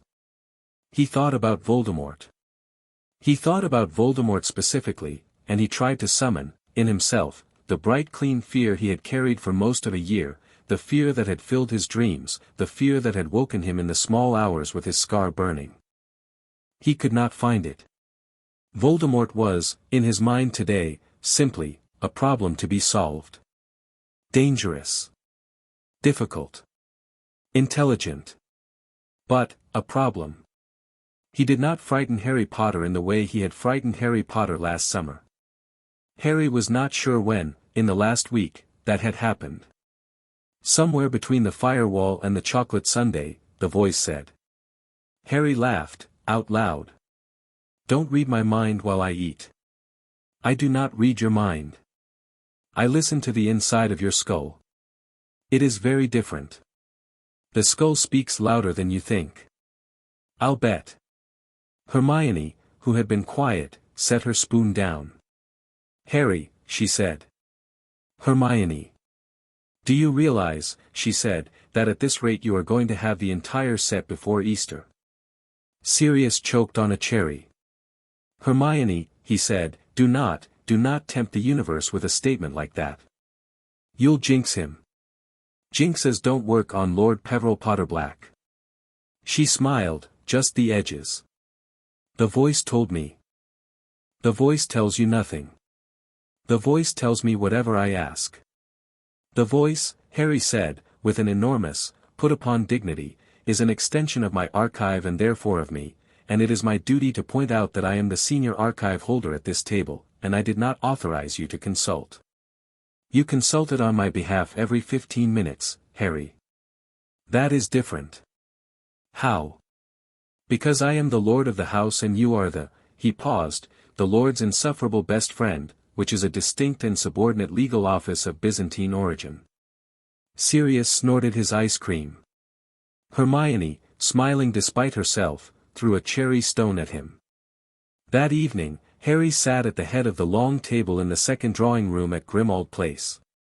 The Order of the Phoenix had been summoned, on short notice, by a single owl signed simply H. 23 of them came.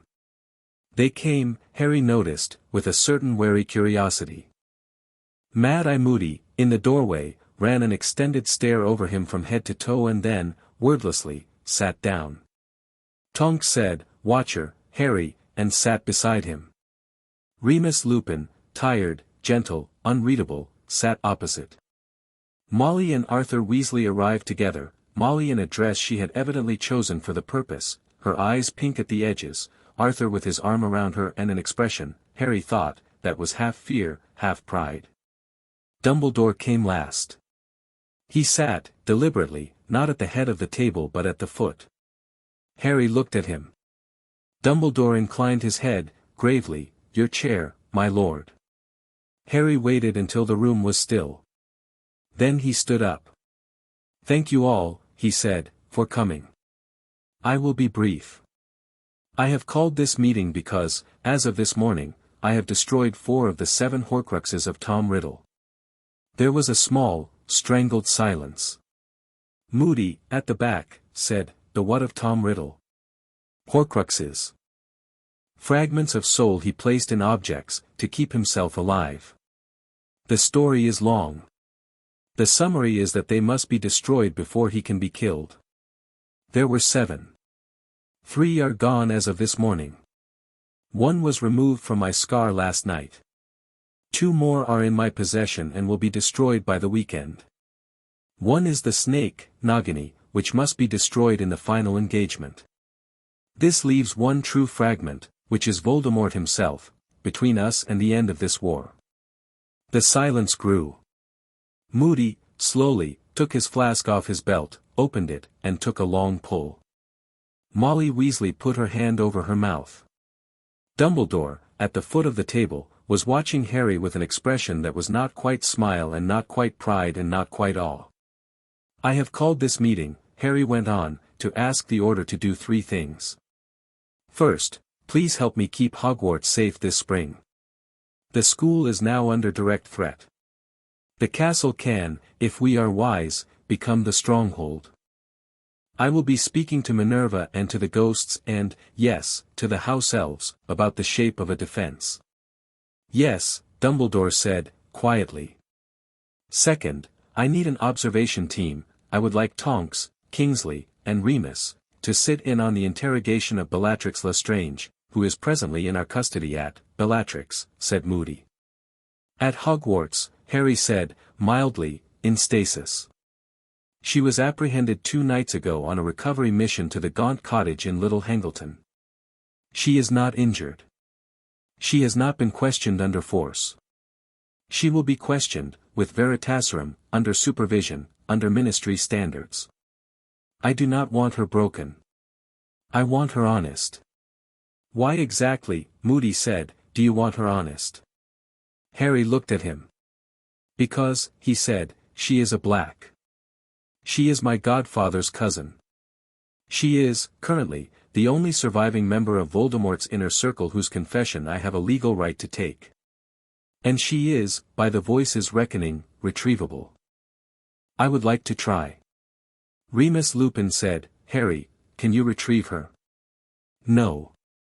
But I think the Voice can. And if not, the Ministry will have her. But I will not see her die in Azkaban without a fair trial. Not this time. Moody, after a long silence, said, right. I'll sit in. Thank you. Third. Harry drew a slow breath. I want to tell the minister about the Horcruxes. Tomorrow. In person. This, at last, disturbed Dumbledore. He leaned forward. My lord, I know. I know what he'll do. He'll panic. He'll leak. He'll try to arrest me. He may, if we are lucky, try to arrest you. That is the point. I want the prophet to carry, by the weekend, the news that Voldemort is less, not more, than the wizarding world has been fearing. That he is unmaking, not ascending. That the government has a plan. I don't care if the plan is my plan. I want the public to have a plan. My dear, my lord, Dumbledore said, this is politically dangerous, yes. It will end Cornelius's career. Yes. It will provoke Voldemort. Yes. It may kill us. I know. Harry looked round the table. His voice, as he turned it round the room, was quiet and clean. I am not 15 any more, in the way I was 15 on Tuesday. I have been 15 very intensely, these last 4 days. I am asking you, all of you, who have fought this war longer than I have been alive, to come with me now. Not because I am your leader. I am not. I am your ally. You have, all of you, a choice about whether you go to the minister with me tomorrow or whether you sit, quietly, and wait for the war to find you. I am going either way. Moody, slowly, grinned. The grin, on Alastor Moody's face, was not a pleasant thing. But it was genuine. James's boy, he said. We're in. Late that night, Harry and Sirius sat up in the kitchen at Grimmauld over the last of the fire whiskey. Hermione had gone up to bed. The fire in the grate had settled down to a low steady red. Pup, Sirius said. I have to tell you something. Go on. I am very glad, Sirius said, quietly, that I lived to see this. Harry looked at his godfather. You are going to live through all of it, he said. That is a requirement. I am bringing, on this subject, a house elf to work full-time on your personal safety. His name is Creature. I have asked him. He has accepted. He will be horrible to you. You will deserve it. He will keep you alive. Sirius, to Harry's enormous satisfaction, laughed. All right, he said. All right. Pup. Yes. Come here. Harry went. Sirius put his arm around him, pulled him in, and held him for a long moment, exactly the way James Potter, in another life, in another kitchen in another house, had once held his son. I love you, Sirius said. I love you too. Go to bed. Yes. And Harry went. Chapter 4 End. Chapter 5, Administrator writes it was the locket, as it happened, that started the fight. The locket was at Grimmauld Place, in Harry's second steel-lined box, in the inner safe of the second drawing room. The safe was keyed to Harry's blood, and therefore to Sirius's blood, and therefore, and here the voice had been unusually cheerful, to Creature's blood, because Creature, on being asked, had turned out to be a blood-sworn servant of the Black family to a degree that had not been the case since, the late 17th century. The inner safe was, further, under continuous observation by a small blue cursor in a corner of Harry's vision. The cursor turned red at 14 minutes past 2 on the Wednesday after the order meeting. Harry was in History of Magic when it happened. He was, as an exercise, taking notes on Professor Binns's monotone, because the voice was interested in whether he could learn to filter Binns for actual content while Binns attempted, in the polite way of an underemployed ghost, to lull him into a stupor. He was, in fact, doing rather well, when the blue cursor blinked red, and the voice said, urgently, alert. Grimmauld Place second drawing room. Wards engaged. Intruders 4. Creature distressed. Harry did not, for once, pause. He pocketed his quill. He stood up in the middle of the lecture. He said, politely, Professor Binns, I apologize. An emergency. Binns, who had not noticed him stand up, said, yes, Goblin, carry on. Harry walked out. In the corridor he broke into a run. He hit the staircase at full speed. He took the stairs 6 at a time. On the second-floor landing he met Hermione, who had, apparently, been summoned by a blue pulse of her own. She had asked, on Monday night, to be allowed to piggyback on certain of Harry's alerts, and Harry had said yes. They did not speak. They ran. They reached the 7th floor. The room of requirement opened for them on the first pass. It had been expecting them, Harry noticed, with the pleased relief of the over-prepared. Inside, on a small polished table, Sirius's two-way mirror sat face down. Harry picked it up, turned it over, and said, urgently, Sirius. The mirror fogged. Cleared. Sirius's face appeared in it, red in one cheek, his hair untied, a thin line of blood at his jaw. Pop. Who? 4 of them. Lucius. Greyback. McNair. A new kid, I don't know him. They're in the drawing room. Creature bought me 30 seconds. I'm in the library. I'm all right. Hold. I'm holding. Voice. I can bring you in, Mr. Potter, through the vault corridor of the bank and out through the Grimmauld safe. 7 seconds. Miss Granger? Yes, Hermione said at once. Take my hand. Metaphorically. I will render a rail. Hermione's hand closed on Harry's wrist. Harry felt, around them, the small soft click of a door opening in his own perception. A blue rail of light appeared, exactly a rail, about waist-high, like the rail of a bridge, running through the room of requirement and off into impossible distance. Sirius. Hold on. 7 seconds. Pop. They've broken through the library door. 6 seconds. Harry stepped onto the rail. Hermione, wide-eyed but not hesitating, stepped with him. The rail took them. It was not motion, not exactly, it was more like reading a sentence, and they were, suddenly, in the second drawing room at Grimmauld Place, behind the inner safe, with the door of the safe open a crack. Through the crack, Harry saw the room. He saw, in the center of it, Lucius Malfoy, impeccable in black velvet, his pale hair unbound, his wand loose in his right hand. He saw, crouched by the hearth, Fenrir Greyback, ugly, huge, filthy, his eyes a cloudy yellow. He saw Walden McNair, rough, red-faced, spinning his executioner's axe like a walking stick. He saw, behind Malfoy, a boy, 18, 19, bone-thin, with eyes that did not, Harry noted, entirely focus. A new recruit, still green. He saw, in the door of the library, Sirius, wandless, bleeding, backed against a bookcase, holding a heavy fire iron in both hands. Harry took one slow breath. Voice, he murmured. Response options. 1. Interdict all 4. 2. Interdict 3, leave Malfoy to capture. 3. Interdict 3, leave the boy, he is a conscript and will break if offered mercy.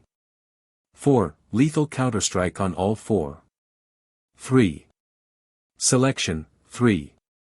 Preparing. Harry pushed the safe door open. He stepped out.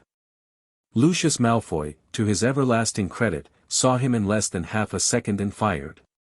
His curse, a heavy, smooth, purple cutting hex, crossed the room in a flicker. It did not arrive. The thin blue line appeared, as it had in Little Hangleton, a foot from Harry's body, and it ate the curse whole. It did not dissipate. It brightened. Potter, Malfoy said, politely. Lucius. You are, quick. The wards on this house, Harry said, quite like me. You, perhaps, less. Malfoy's pale eyes narrowed. Greyback did not bother with politeness. He bunched his shoulders and sprang from the hearth, an obscene, fast, loping leap across the carpet, teeth bared. He hit the blue line at full speed and, with a very small, almost quiet blue chime, ricocheted sideways into the mantelpiece, which he dented. He lay there, wheezing. McNair laughed. He laughed, in fact, almost to the end. His axe came up. He aimed, cheerfully, for Harry's head. Voice. Acknowledged.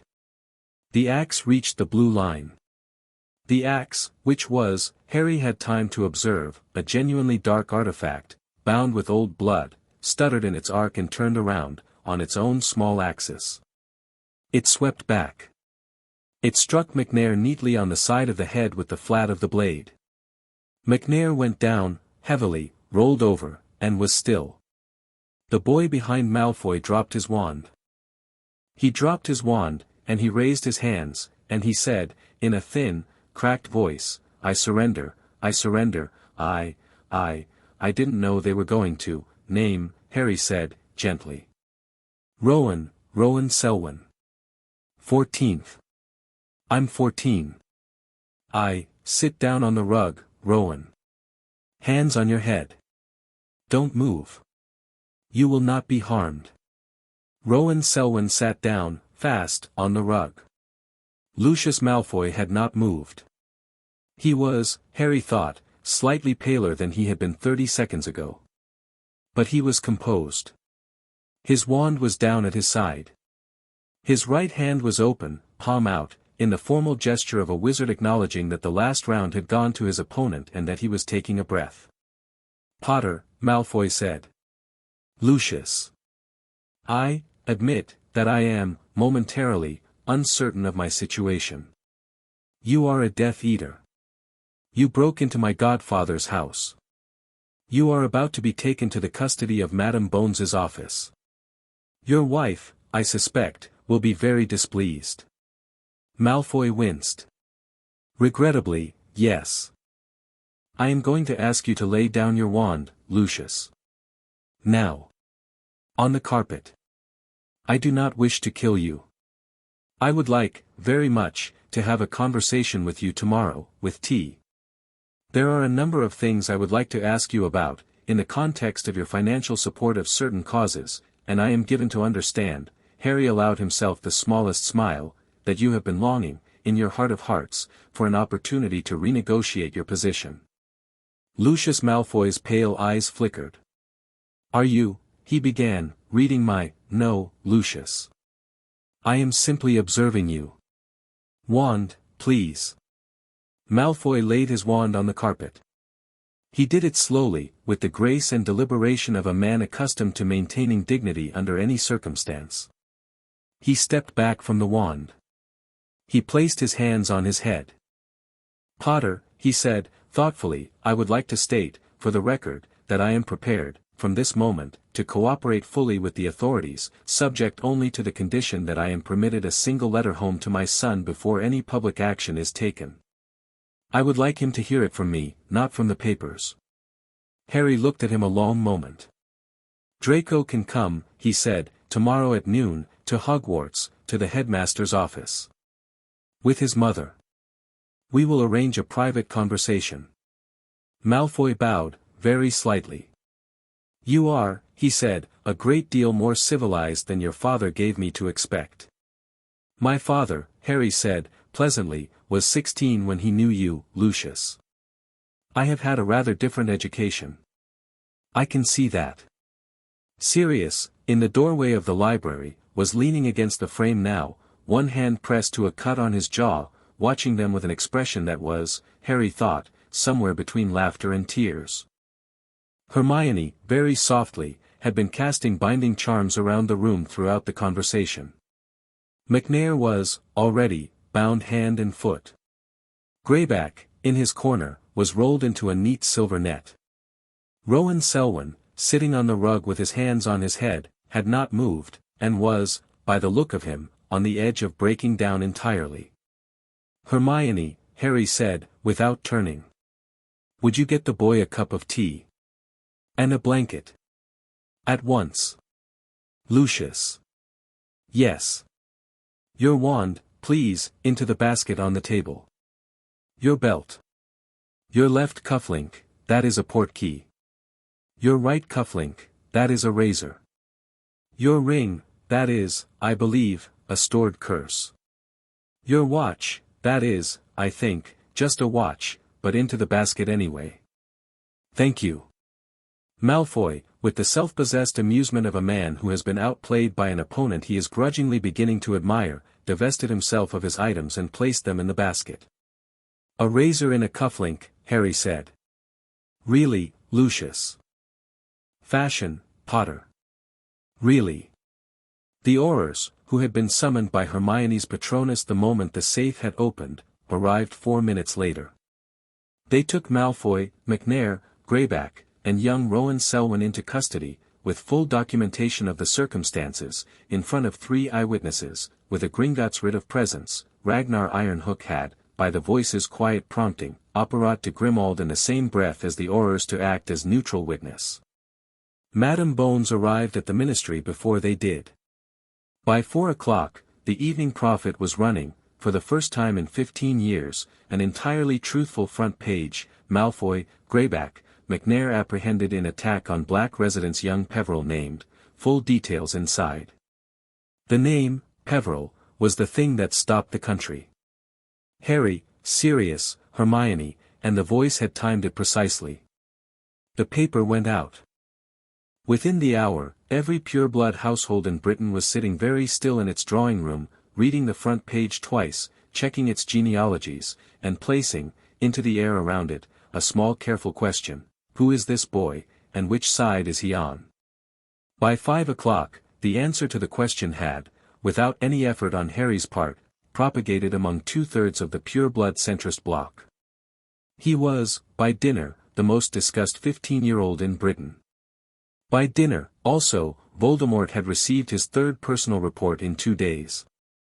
The report had, in the voice of Narcissa Malfoy, who had been, there was no other word, magnificent, striding into a ministry-holding cell and embracing her disgraced husband in tears, before privately arranging, through back channels Harry had not fully expected, a conversation with Sirius Black, explained to the Dark Lord, with great and ceremonial formality, that House Malfoy was withdrawing its active support from his cause, pending a resolution of family difficulties. It was the politest affection in recorded wizarding history. It did not soothe Voldemort. Voldemort struck on the Friday night. Harry had, in fairness, expected him. The voice had been tracking, for 2 days, a slow tightening of activity around the Department of Mysteries at the Ministry of Magic. The attack on Grimmauld, the paper's reaction to the Peveril name, and Lucius Malfoy's smooth, public, entirely choreographed withdrawal, these things had, collectively, pushed Voldemort, on the Thursday evening, past a line. He had not come himself. He had sent, instead, every Inner Circle Death Eater still at his disposal. There were, by Moody's count, 11 of them. The voice, at 4 o'clock on the Friday afternoon, put a single, steady, red line across Harry's vision as he was sitting in the library at Hogwarts with Hermione. Probable ministry action tonight. High confidence. Multiple apparition traces on the west end of Whitehall, consistent with gathering of Dark Lord's force. Tonight, Harry said aloud. Tonight? Hermione said. Voldemort is sending his people to the Ministry. Not him, yet. Them. Why now? He's lost Malfoy. He's lost Bellatrix. He's lost McNair. He's, I think, trying to take the Department of Mysteries. There's something there he can't, now, afford to wait for. The Prophecy Hall, probably. The prophecy about you. The prophecy about both of us. He wants to hear it without the filter of Snape's broken memory. We need to go. We need to go. They went. The atrium of the Ministry of Magic, at 9:20 on a Friday night, was the quiet, echoing, marble kind of quiet that came from a closed building at the end of its working day. The security wizard at the desk was reading the evening paper. The fountain of magical brethren, with its ridiculous sentimental statue of a wizard and a witch beaming over grateful goblins and centaurs, was burbling to itself. Harry walked across the atrium in his school robes, with the hood up. Behind him walked Sirius, in the formal black of the Black family, wand drawn. Behind him walked Dumbledore, the long silver wand of the elder line in his right hand, a second, shorter, wand in the left. Behind him walked Alastor Moody, Kingsley Shacklebolt, Nymphadora Tonks, Remus Lupin, Minerva McGonagall, Filius Flitwick, Pomona Sprout, Neville Longbottom's grandmother Augusta, who had insisted, and the twins Fred and George, who had been, to general surprise and mild alarm, elected into the order 2 nights previously and had spent the intervening time enhancing their joke shop stocks with genuinely dangerous joke shop stocks. Behind them, though not, perhaps, where Voldemort had expected to find them, walked Ron Weasley, Hermione Granger, Neville Longbottom, Luna Lovegood, Ginny Weasley, and Daphne Greengrass, in that order. The students had, at Harry's reluctant but final permission, insisted on coming.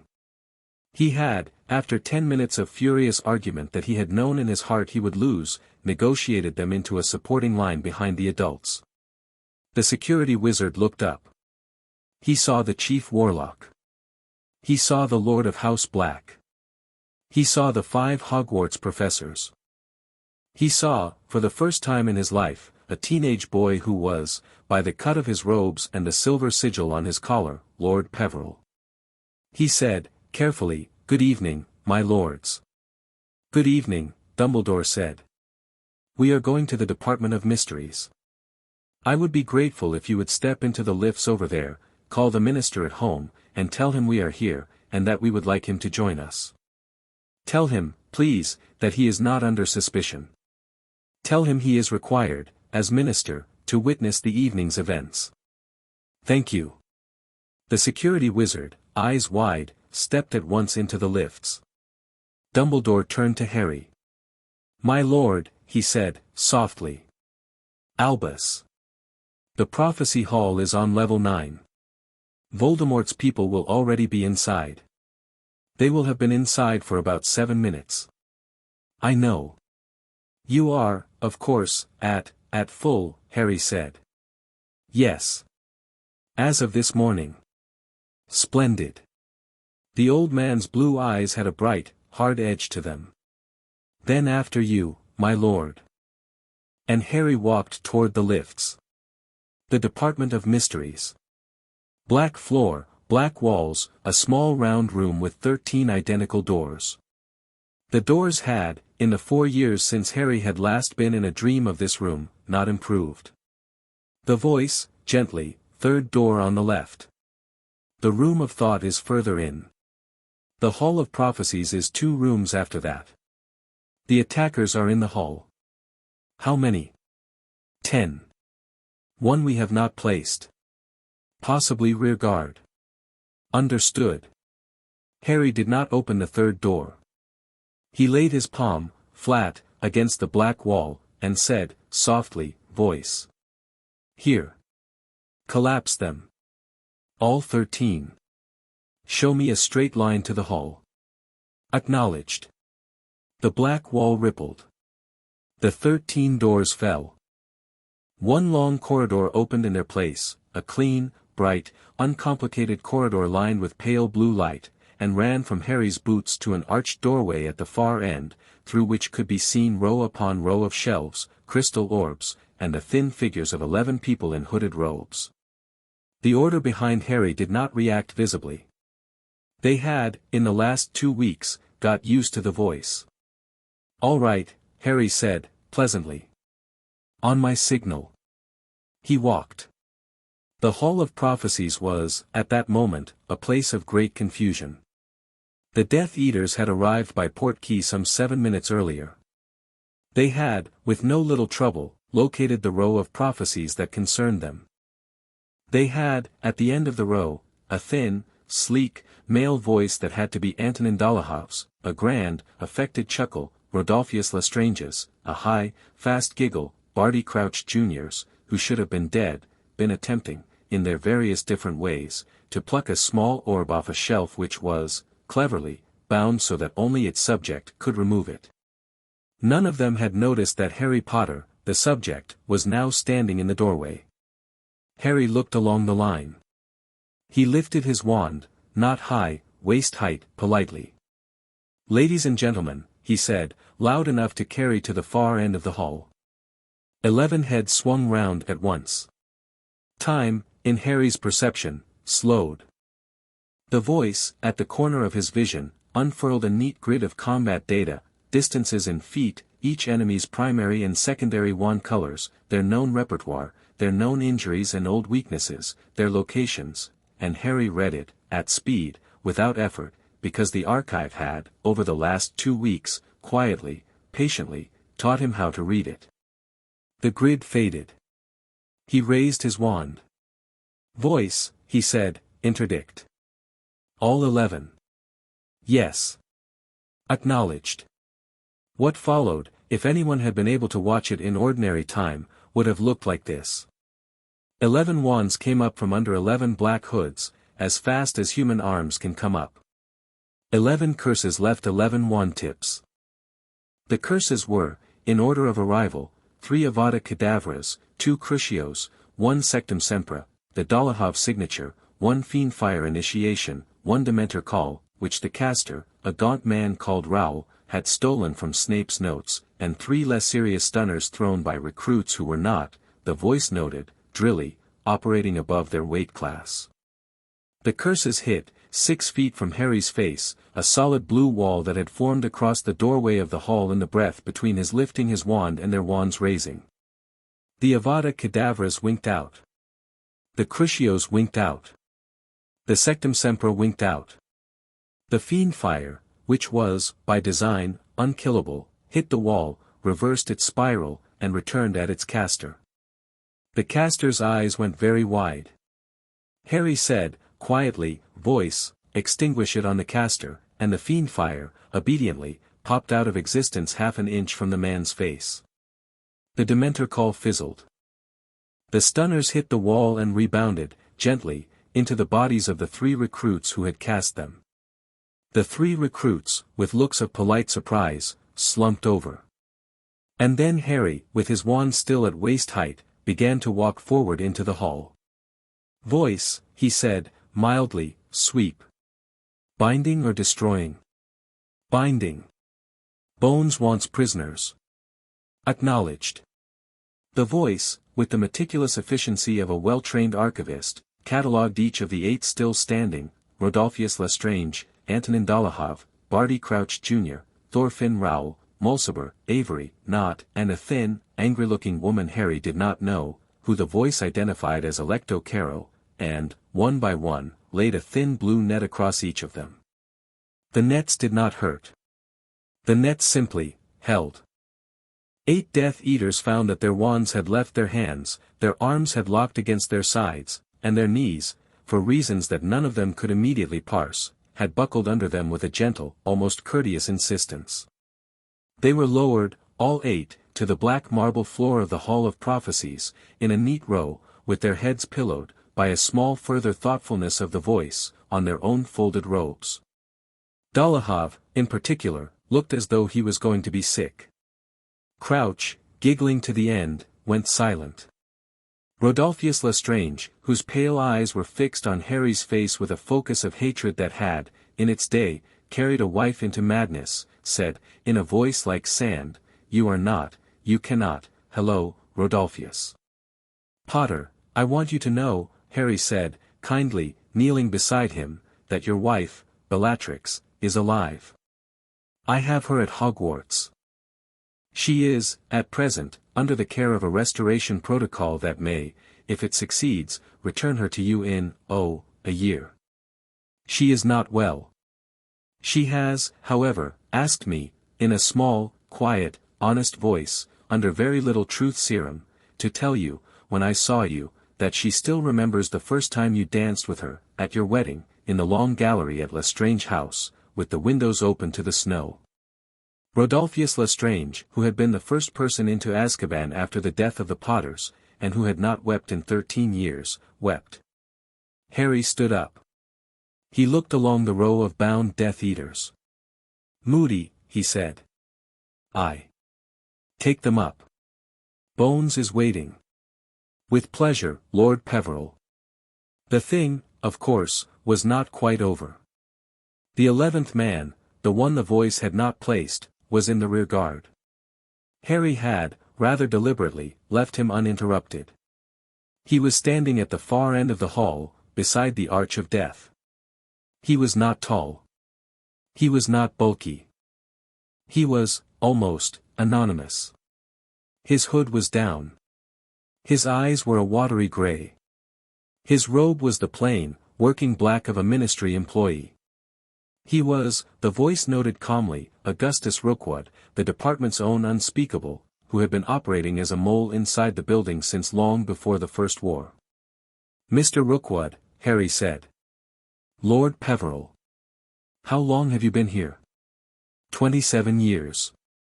Why haven't you left? Rookwood's mouth worked. His eyes, Harry noticed, really noticed, were very, very tired. I did not know how, Rookwood said. Harry walked forward. He did not raise his wand. Behind him, Hermione made a small warning noise, and he held up his hand without turning to say no, it's all right. Mr. Rookwood, he said. If I walk over the arch there, and I put my hand on it, and the voice shows me what the arch is for, will you come back from it with me, in one piece, with your mind intact? Rookwood swallowed. Yes, he said. Will you testify tomorrow, before Madame Bones, at full? Yes. Thank you. Harry walked across the polished black floor of the Hall of Prophecies, past the row of bound Death Eaters, past the long rows of glass orbs, and up onto the dais beneath the arch. He did not look into the arch. He laid his palm, instead, on the cool stone of the arch's outer face. He breathed in. He breathed out. It is a veil, said the voice. A door. To the other side. It opens, in both directions, only for those who have already given something to it. It is not dangerous. It is, simply, inappropriate. Most human beings should not look at it. Mr. Rookwood, because his wife died behind it in 1978, has looked at it every working day of the last 18 years.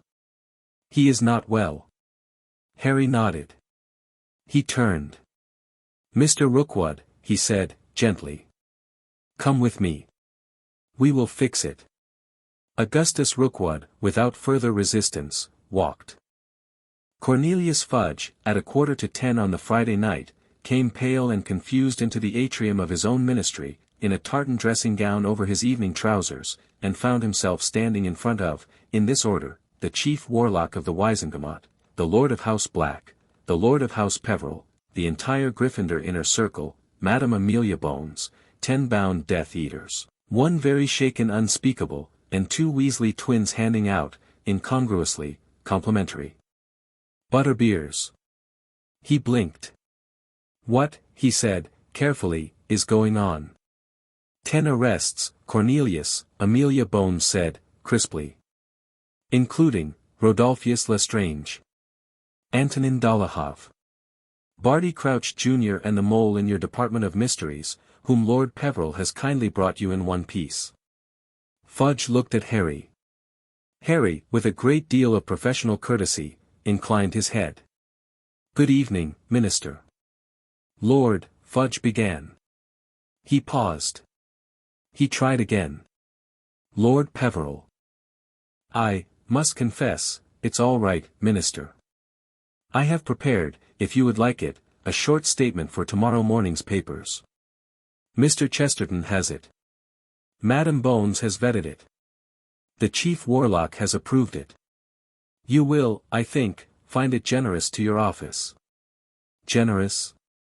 It mentions, favorably, the fine and prompt work of your Aura Department under Madam Bones, and the personal initiative of yourself, Minister, in convening the late-night response.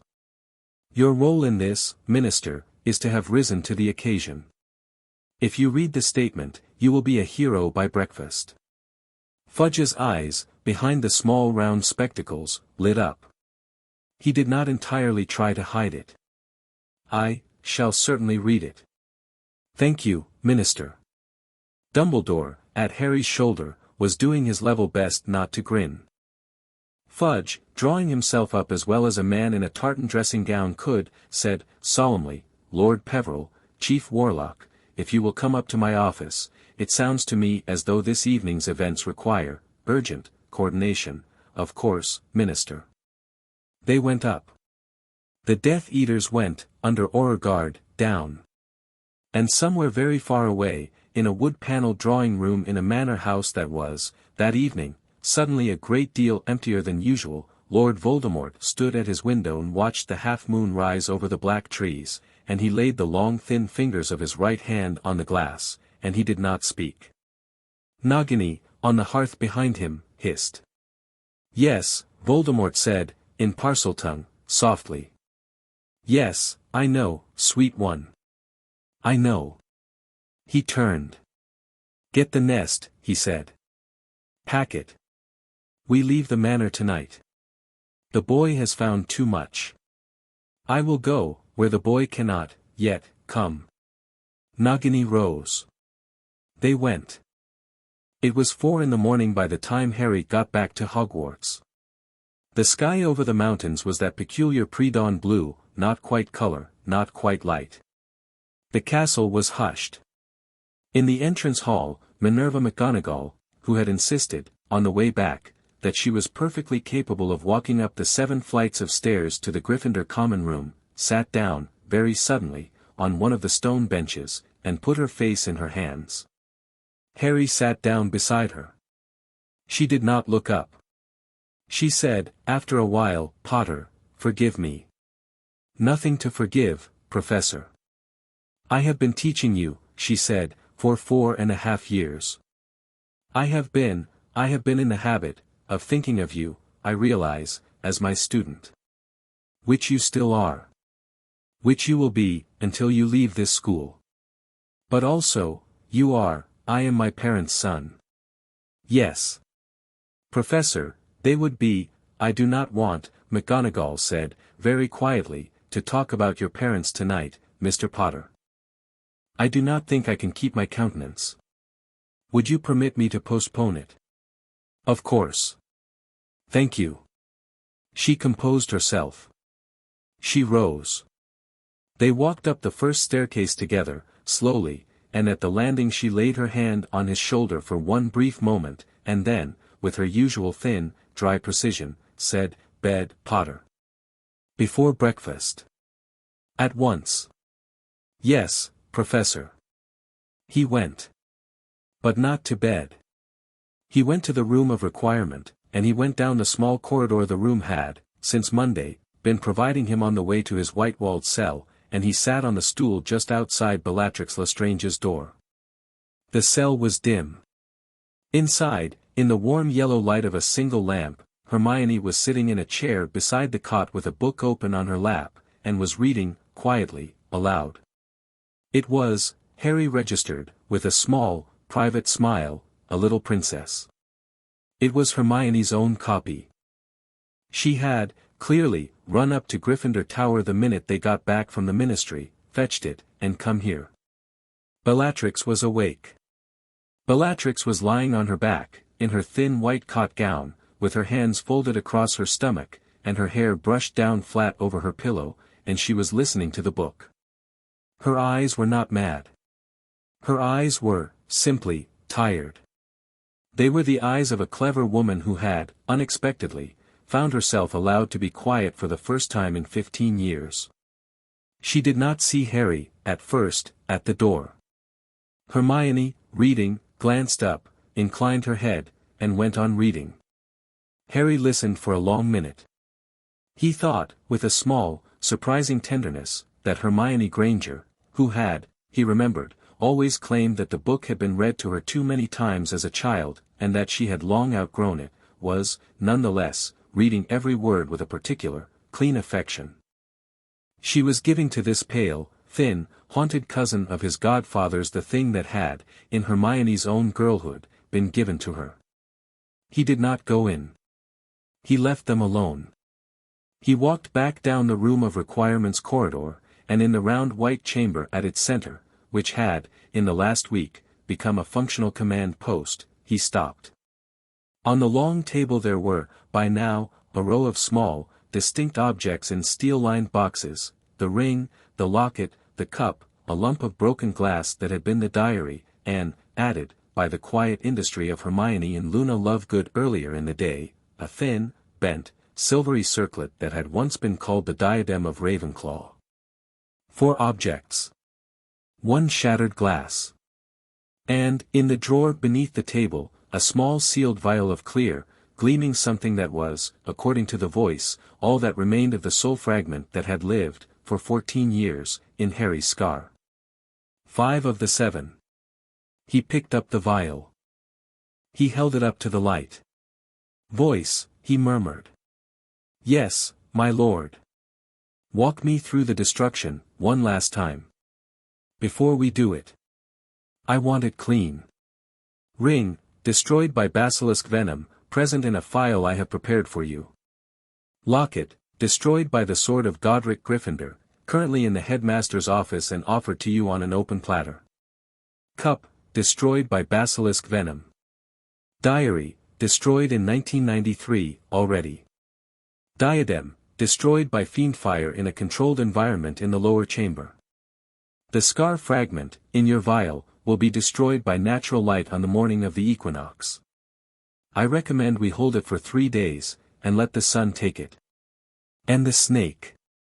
The snake will require direct engagement. Mr. Longbottom has, I am told by the archive's old records, the necessary grip to wield the sword of Gryffindor. We should consider pairing him with the blade when the moment comes. Neville with the sword. A long line of courage, that boy. I know. The Dark Lord himself, of course, must fall in the final action.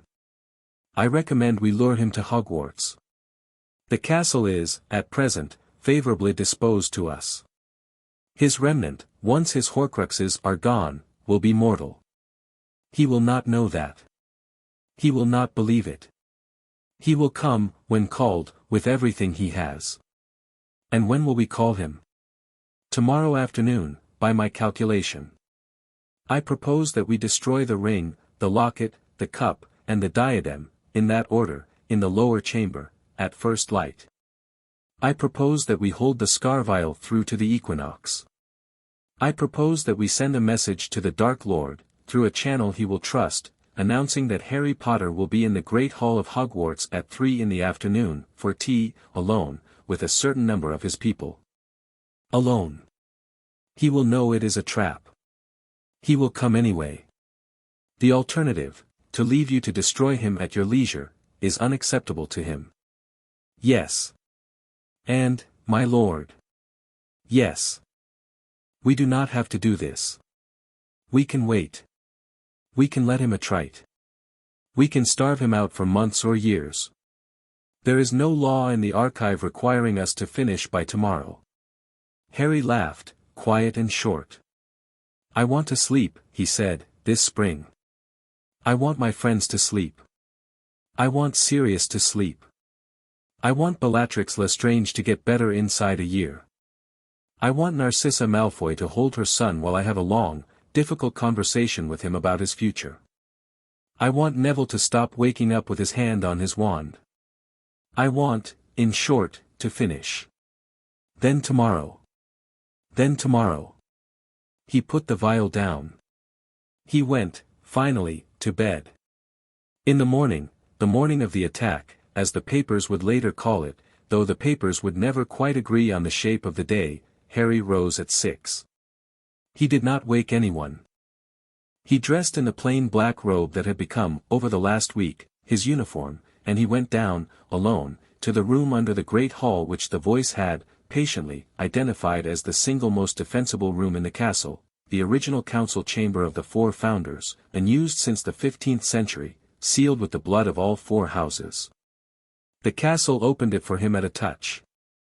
In the chamber, which was large, circular, 4-pillared, and lit, by some old kindness, with a clean, natural grey daylight that came from no window he could see, Harry laid out the 4 Horcrux boxes in a neat line. He looked at them. Voice, he said. Yes. Is there anything in any of these worth keeping? The locket is a family heirloom of the Blacks, with its dark cargo removed. It will revert, when cleaned, to Lord Black, who may, if he wishes, return it to House Slytherin through its legitimate heirs, of whom, now, there are exactly none. The cup is a family heirloom of the Hufflepuffs. It should be returned to Miss Susan Bones's aunt, on her mother's side. The diadem is a family heirloom of the Ravenclaws and should be returned, rinsed, to Luna Lovegood, whose mother was the last recognized heir. The ring is a Peverell ring. The stone in it, once cleansed, is the second hallow. It is yours. Luna is a Ravenclaw heir. Her mother's side. Of course she is. He lifted the sword of Gryffindor, brought down, the night before, by a Dumbledore who had, with strange and gentle formality, presented it to Harry in the headmaster's office at 11:30 at night, and he set to work. The locket screamed. He had expected that. The voice had warned him. He did not listen to the voices in it, which tried, reasonably, to appeal to him in his mother's voice and Sirius's voice and, rather surprisingly, Daphne Greengrass's voice. He set it on the black stone floor, he raised the sword, and he drove the point through the front of the locket, where the small gold S was etched on the shell. There was a scream. A black smoke came out. There was a smell of burnt hair. It was over. The cup resisted. He pricked it with a drop of basilisk venom, and it split, obligingly, down its seam, and the fragment inside boiled away with a small, disappointed hiss. The diadem did not scream. The diadem simply went dull, the fiend fire, drawn up in a small contained channel inside a protective circle the voice had shown him how to draw, rose, consumed it, and went out. The ring was the hardest. The ring, the Peverell ring, was, as it turned out, not only cursed by its long contact with Voldemort but sulking, the way an old family heirloom sulks when it has been passed around too many hands. Harry, in the end, did not drive venom into it. He laid the sword aside, drew the ring out of its box with his own fingers. The curse, on seeing its rightful Peverell blood master, capitulated at once without incident, and removed the stone. He placed the stone on the palm of his hand. It was cool. It was not, in itself, a bad thing. It was, simply, a hallow. You may, if you like, the voice murmured, speak to anyone you have lost. Harry considered it. He thought about his mother. He thought about his father. He thought about Cedric. He thought, for a long moment, about whether he wanted to speak to them. No, he said, at last, softly. Not now. Not yet. I have to finish the living part first. A wise boy. I have a good archivist. Flatterer. He placed the stone, carefully, in a small silver-lined box Hermione had prepared the night before. He destroyed the shell of the ring. He rose. He looked down at the row of small objects on the black floor of the council chamber of the founders. 5 fragments, gone. 2 to go. He climbed, slowly, back up to the great hall. Breakfast was a subdued affair, largely because most of the adults in the castle had been out until 4 in the morning and were not, at 7, at their sharpest. Harry sat at the Gryffindor table between Ron, who was on his third plate of bacon, with the air of a man who had decided, sometime in the last 12 hours, that he was going to do something vast and stupid before lunch, and wanted to be well fed for it, and Hermione, who was, Harry noticed, not eating, and was, in her thin, strained way, reading the morning's paper very carefully. The paper's front page read, in 2-inch letters, 10 Death Eaters captured in Ministry Raid, Rookwood unmasked Minister, Justice done. New era for Wizarding Britain. Underneath, in smaller print, Lord Peveril leads assault, 15-year-old wizard reportedly present.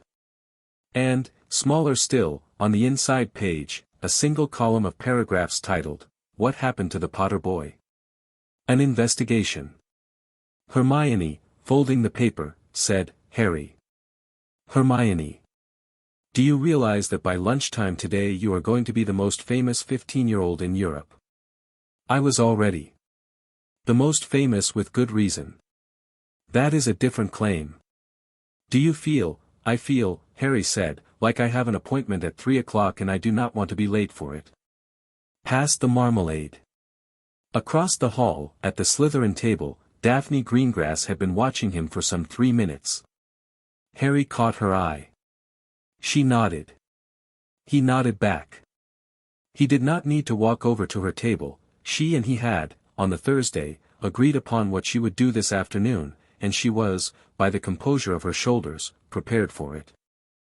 Across the hall, at the staff table, Severus Snape, who had, for the last 5 days, been walking cautiously between his quarters and the hospital wing and his quarters, and had not once attempted legilimency on a colleague or a student, and had, 3 nights previously, written to Dumbledore a short, precise, 12-page letter explaining in Latin the exact state of his own conscience, which letter had caused Dumbledore to cry in his office for half an hour, was sitting in his usual chair at the far end of the table, in his usual black, eating a boiled egg.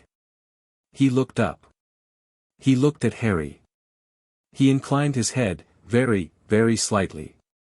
Harry, for the first time in 4.5 years, raised his teacup in return. The man who had tried, 3 weeks ago, to burn his mind out, ate his boiled egg. He did not smile. He did not speak. But his hand, on the cup, did not tremble, and his eyes, for the first time, Harry thought, in years, were entirely his own. Harry, quietly, voice. Yes. Lift his flag. Set it to observed. My lord. Observed, not marked. He is, possible. As my lord wishes. A very small flicker, at the corner of Harry's vision, updated, subject, Severus Tobias Snape. Flag, observed. And, across the hall, Severus Snape, who had no way of knowing what had just happened in Harry Potter's head, drew, for the first time since the night he had been carried, unconscious, out of his own office, a full, deep, uninterrupted breath. Chapter 5 End. Chapter 6, Executable Justice. At 3 minutes to 3 o'clock on the Saturday afternoon, a thin curl of smoke rose from the horizon beyond the Forbidden Forest, and the wards of Hogwarts rang, once, like a silver bell. Harry, in the great hall, was sitting at the Gryffindor table with a small pot of tea and 2 cups. He had set the second cup on the other side of the table from his own, and had filled it, at exactly 5 minutes to 3, because it seemed polite. The hall was, otherwise, empty. Every portrait on every wall had, at the voice's quiet request, been withdrawn to an inner, invisible frame. The house tables had been pushed to the sides. The long flags of the 4 houses, scarlet, green, yellow, blue, hung easily in the air from the rafters, and were, in the afternoon light coming down through the enchanted ceiling, all the more vivid because the skies above were, for the first time in weeks, an uncompromising spring blue. The order was not in the hall. The order was, instead, arrayed through the castle.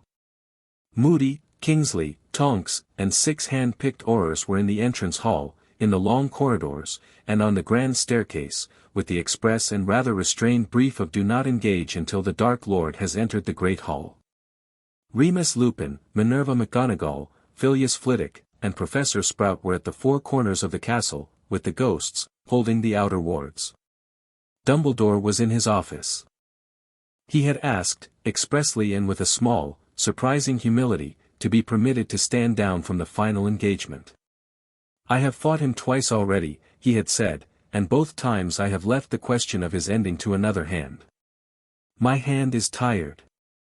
I would like, if you will allow me, my lord, to be the one who holds the wards of the castle today, and not the wand." Harry had, after a beat, accepted. Sirius was in the Great Hall. Sirius was in the form of a very large black dog, curled on the flagstones behind the rearmost pillar, with his ears up. He was not visible from the doors. He was visible, of course, to Harry. Neville Longbottom was in the Great Hall. He was standing at the far end of the high table, very straight, very composed, with the sword of Gryffindor held lightly in both hands. The sword, Harry noticed, seemed to fit his grandson's hand as though it had been, in some quiet way, waiting its whole life for Neville to pick it up. Hermione, Luna, Daphne, Ginny, and Ron were not in the hall. They were in a side chamber, with communicators, and with the explicit instruction you enter only if the wards fall, or if Harry signals. Ron had, in particular, required a great deal of negotiation. Hermione had, in the end, offered him a deal: "If Harry is hurt, you and I go together." Ron had accepted. Snape was not in the castle. Snape had, at Harry's polite request, gone, the night before, to the Malfoy Manor. He had gone as a nominal loyal servant, returning to his master with a small, precious piece of information, which was that the Order's attack on the Ministry had weakened it, that the defenses at Hogwarts were shaky, that the Dark Lord had a window of perhaps one afternoon, on the Saturday, to strike at the Boy Potter before the Boy Potter ascended to his full capabilities. He had delivered this information with every scrap of verisimilitude he possessed, his occlumency now augmented by certain Peverell disciplines the voice had taught him in writing through 3 letters over 3 days. He had survived it. He had come, by the smoke channels Snape preferred to use, away from the manor at 2 in the morning. He was, at this moment, in the hospital wing of Hogwarts, under the care of Madame Pomfrey, with a mild concussion, 2 cracked ribs, and a thin bright smile on his mouth that had not been there at any time in the last 20 years. The voice, at 3 minutes to 3, opened a small additional window in Harry's vision. Subject, T.M. Riddle. Proximity, Hogsmeade boundary. Entering. Companions, 0, Wand, Elder, not authentic, he believes otherwise. Snake, present, at shoulder. Alone. He believed Severus. He is, at this moment, quite angry. He has come, alone but for the snake, because he no longer trusts the few of his people who remain at liberty, and because he has convinced himself that he does not need them. Good. My lord. Voice. Before he arrives. Go on. The Dark Lord has made 7 Horcruxes. 6 are, as of this morning, destroyed. The 7th, the snake, will be destroyed by Mr. Longbottom, using the sword, in the first minute of the engagement. At that point, the Dark Lord will be mortal. He does not know this. He has, in his mind, 2 Horcruxes still active, the cup and the diadem. When he discovers otherwise, he will either retreat to regroup, in which case we lose him, or escalate. He will, I predict, escalate. I recommend we do not permit him to retreat. Understood. I will hold a soft interdiction across the doors of the Great Hall, sealing him in, from the moment the snake falls. Understood. My lord. One more thing. Yes. You will not enjoy this. I do not expect to. Go on. At the moment of his ending, he will, by virtue of the long, unnatural attachment between his soul and yours, attempt one last intrusion into your mind. He will not have the capacity to cause damage. But he will have the capacity to scream. You will hear, for perhaps 4 seconds, his full voice at close range. You will hear everything he has been. I am telling you now, so that you can brace. Thank you. My lord. Yes. I am proud of you. Harry, looking down at his tea, smiled, very faintly. Shut up, he said, softly. Don't make me cry before he arrives. As my lord wishes. The Dark Lord entered the Great Hall at 3:04. He came on foot. He had, it seemed, apparat to the edge of the forbidden forest and walked the rest of the way, across the frozen grass, up the long drive, through the open front doors, down the corridor, and into the Great Hall, alone, with Nagini draped across his shoulders, and a long pale wand in his right hand. He came, Harry noted, in his full form. Not in the chair. Not in the cloak. Standing upright. The bone-white skin. The slit, red-nosed face. The dark eyes. He was, by any reasonable definition of the word, horrifying. Harry, at the Gryffindor table, stood up. Tom, he said, and poured a cup of tea. The Dark Lord stopped in the center of the hall, between the side doors and the high table. He did not, at first, look at Harry. He looked, instead, very slowly, with the curious, deliberate thoroughness of a man inspecting a room he had not been in since he was a child, at the rafters. At the flags. At the enchanted ceiling. At the long stone floor. Hogwarts, he said. Yes. I have not stood in this hall for 53 years. I know. His red eyes came down. Harry Potter. Tom Riddle. You prepared my tea. I did. Milk? Yes. Sugar? 1. You remember. The voice remembers. Voldemort smiled. It was, Harry thought, an almost decent smile. It was the smile of a man who was, at this exact moment, enjoying himself. The voice, he said. Tell me about the voice. I will not, Harry said, in great detail. It is, in essence, the last surviving instance of the Peveril archive. It attached itself to me on the night your servant Severus attempted to cauterize my mind. It has, since then, been, educating me. Ah. Yes. I have often wondered, Voldemort said, thoughtfully, whether such an archive still existed. I had concluded not. The Peverils, I believed, were myth, decoration, a story for children. Clearly, I was incorrect. Clearly. The archive, is it a sentience? It is an extension of me. Of you, specifically. Not of your line. Of whichever Peveril heir is currently living. At the moment, me. And of me, Voldemort said, softly. Since I am also, by your Aunt Muriel's genealogy, a Peveril. Harry, unable to help himself, laughed. Tom, he said. If you were a Peveril, the archive would have attached itself to you years ago. Voldemort's eyes narrowed. You are saying, I am saying, Harry said, that your grandmother was right when she told your grandfather she was not a pure Gaunt. I am saying that your descent from the Peverils runs, like most of these things, through a woman the genealogies preferred not to list. I am saying that the archive did not attach to you when you were a boy because the archive, when it tested you at the age of 1, decided, by some standard of its own, that you were not a candidate. I do not know its standards.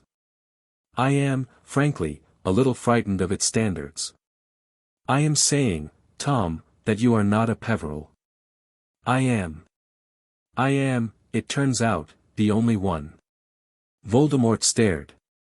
He did not, Harry would be impressed, later, thinking about it, he did not immediately fly into a rage. He stared. He thought. He stood, with a long white hand absent on the neck of Nagini, and he thought. It is, he said, at last, softly, a beautiful trick. It is not a trick. No. No, I suppose not. He considered Harry again. He, very slowly, nodded. I am impressed, Potter. In 35 years, you are the first wizard to come to me in a private room with an advantage I had not counted. Thank you. It is, of course, an advantage I can negate. Can you? I can kill you, Potter. Sit down, Tom. Have the tea. Before you try to kill me, hear what I have to say. Voldemort did not sit down. But he did, and Harry registered the gesture with the professional, detached precision the voice had taught him, did, actually, for a moment, relax his wand hand. It was the moment. Neville, Harry said, quietly. Neville Longbottom, who had been standing behind the fourth pillar from the door on Voldemort's right side, stepped out, and in a single, clean, enormous sweep, brought the sword of Gryffindor down on the neck of Nagini, where she lay, heavy, warm, unsuspecting, across Voldemort's shoulders. Nagini did not have time to hiss. Her head, severed cleanly, fell to the stone floor of the great hall. The snake's body convulsed, once, and slumped. A thin black smoke rose out of the stump of her neck, coiled in the air above the flagstones for a moment, and then, as the voice had predicted, as Hermione had predicted, as Luna Lovegood, of all people, in her slightly dreamy way, had predicted, winked out. Voldemort, Tom Marvolo Riddle, made a sound. It was not a scream. It was not yet. It was a thin, short, strangled sound that came out of him like the sound of a man suddenly aware that a limb has been numbed without his noticing.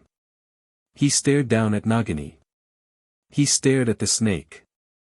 He raised his eyes, very slowly, to Harry. No, he whispered. I am sorry, Tom. No. The cup is in my office. The diadem is in my office. The locket is in my office. The ring is on my finger, except its stone is in a silver box.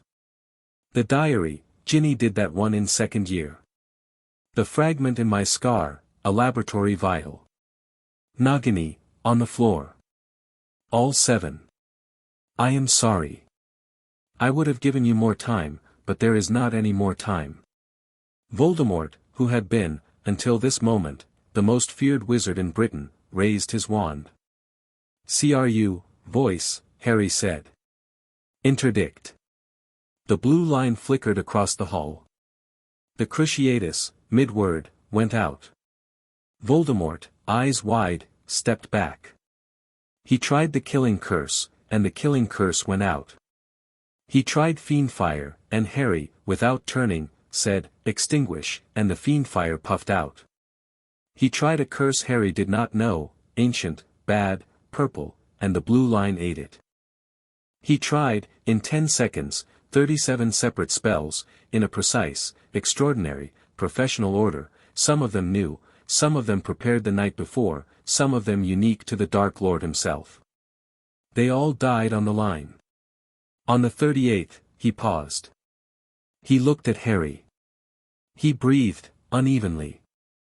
"I would like to know," he said, hoarsely, "how? The archive has a firewall, Tom. You cannot, by any magic you possess, touch me. You are the attacker. It has marked you. You were marked, technically, the moment you stepped into this castle with the intent to harm. I have not, you have intended to harm me for 15 years. Voldemort's mouth thinned. And this was the one thing Harry had not expected, and which he would, much later, relate to Hermione with a certain wondering, private, rueful admiration. He sat down. He sat down on one of the empty benches of the Slytherin table. He laid his wand, very deliberately, across his knees. He folded his long white hands over it. "I yield," he said. Harry stared. "I beg your pardon." "I yield." Voldemort's voice was very soft, very even. "You have outmaneuvered me, Potter. Comprehensively. I have, since Monday night, had time to understand that the game I am playing and the game you are playing are, not the same game. I have, since Friday night, understood that I cannot win. I have come here today, if I am entirely honest, because I wanted to see you once, face to face, with my own eyes, before any irrevocable thing happened. I have now seen you. I yield. Harry looked at him. Voldemort looked back. He was, Harry realized, not lying. The Dark Lord, Tom Marvolo Riddle, had, in the last week, understood, with the cold, precise, terrifying intellect that had made him the most dangerous wizard of the century, that he had lost. He had spent 3 days alone in an emptying manor house, watching his allies fall one by one, and he had done the arithmetic, and he had come to Hogwarts today, not to win, but to end the matter with what dignity he could manage. Harry, who had been holding one particular muscle of his stomach very, very tight for the last 6 hours, loosened it.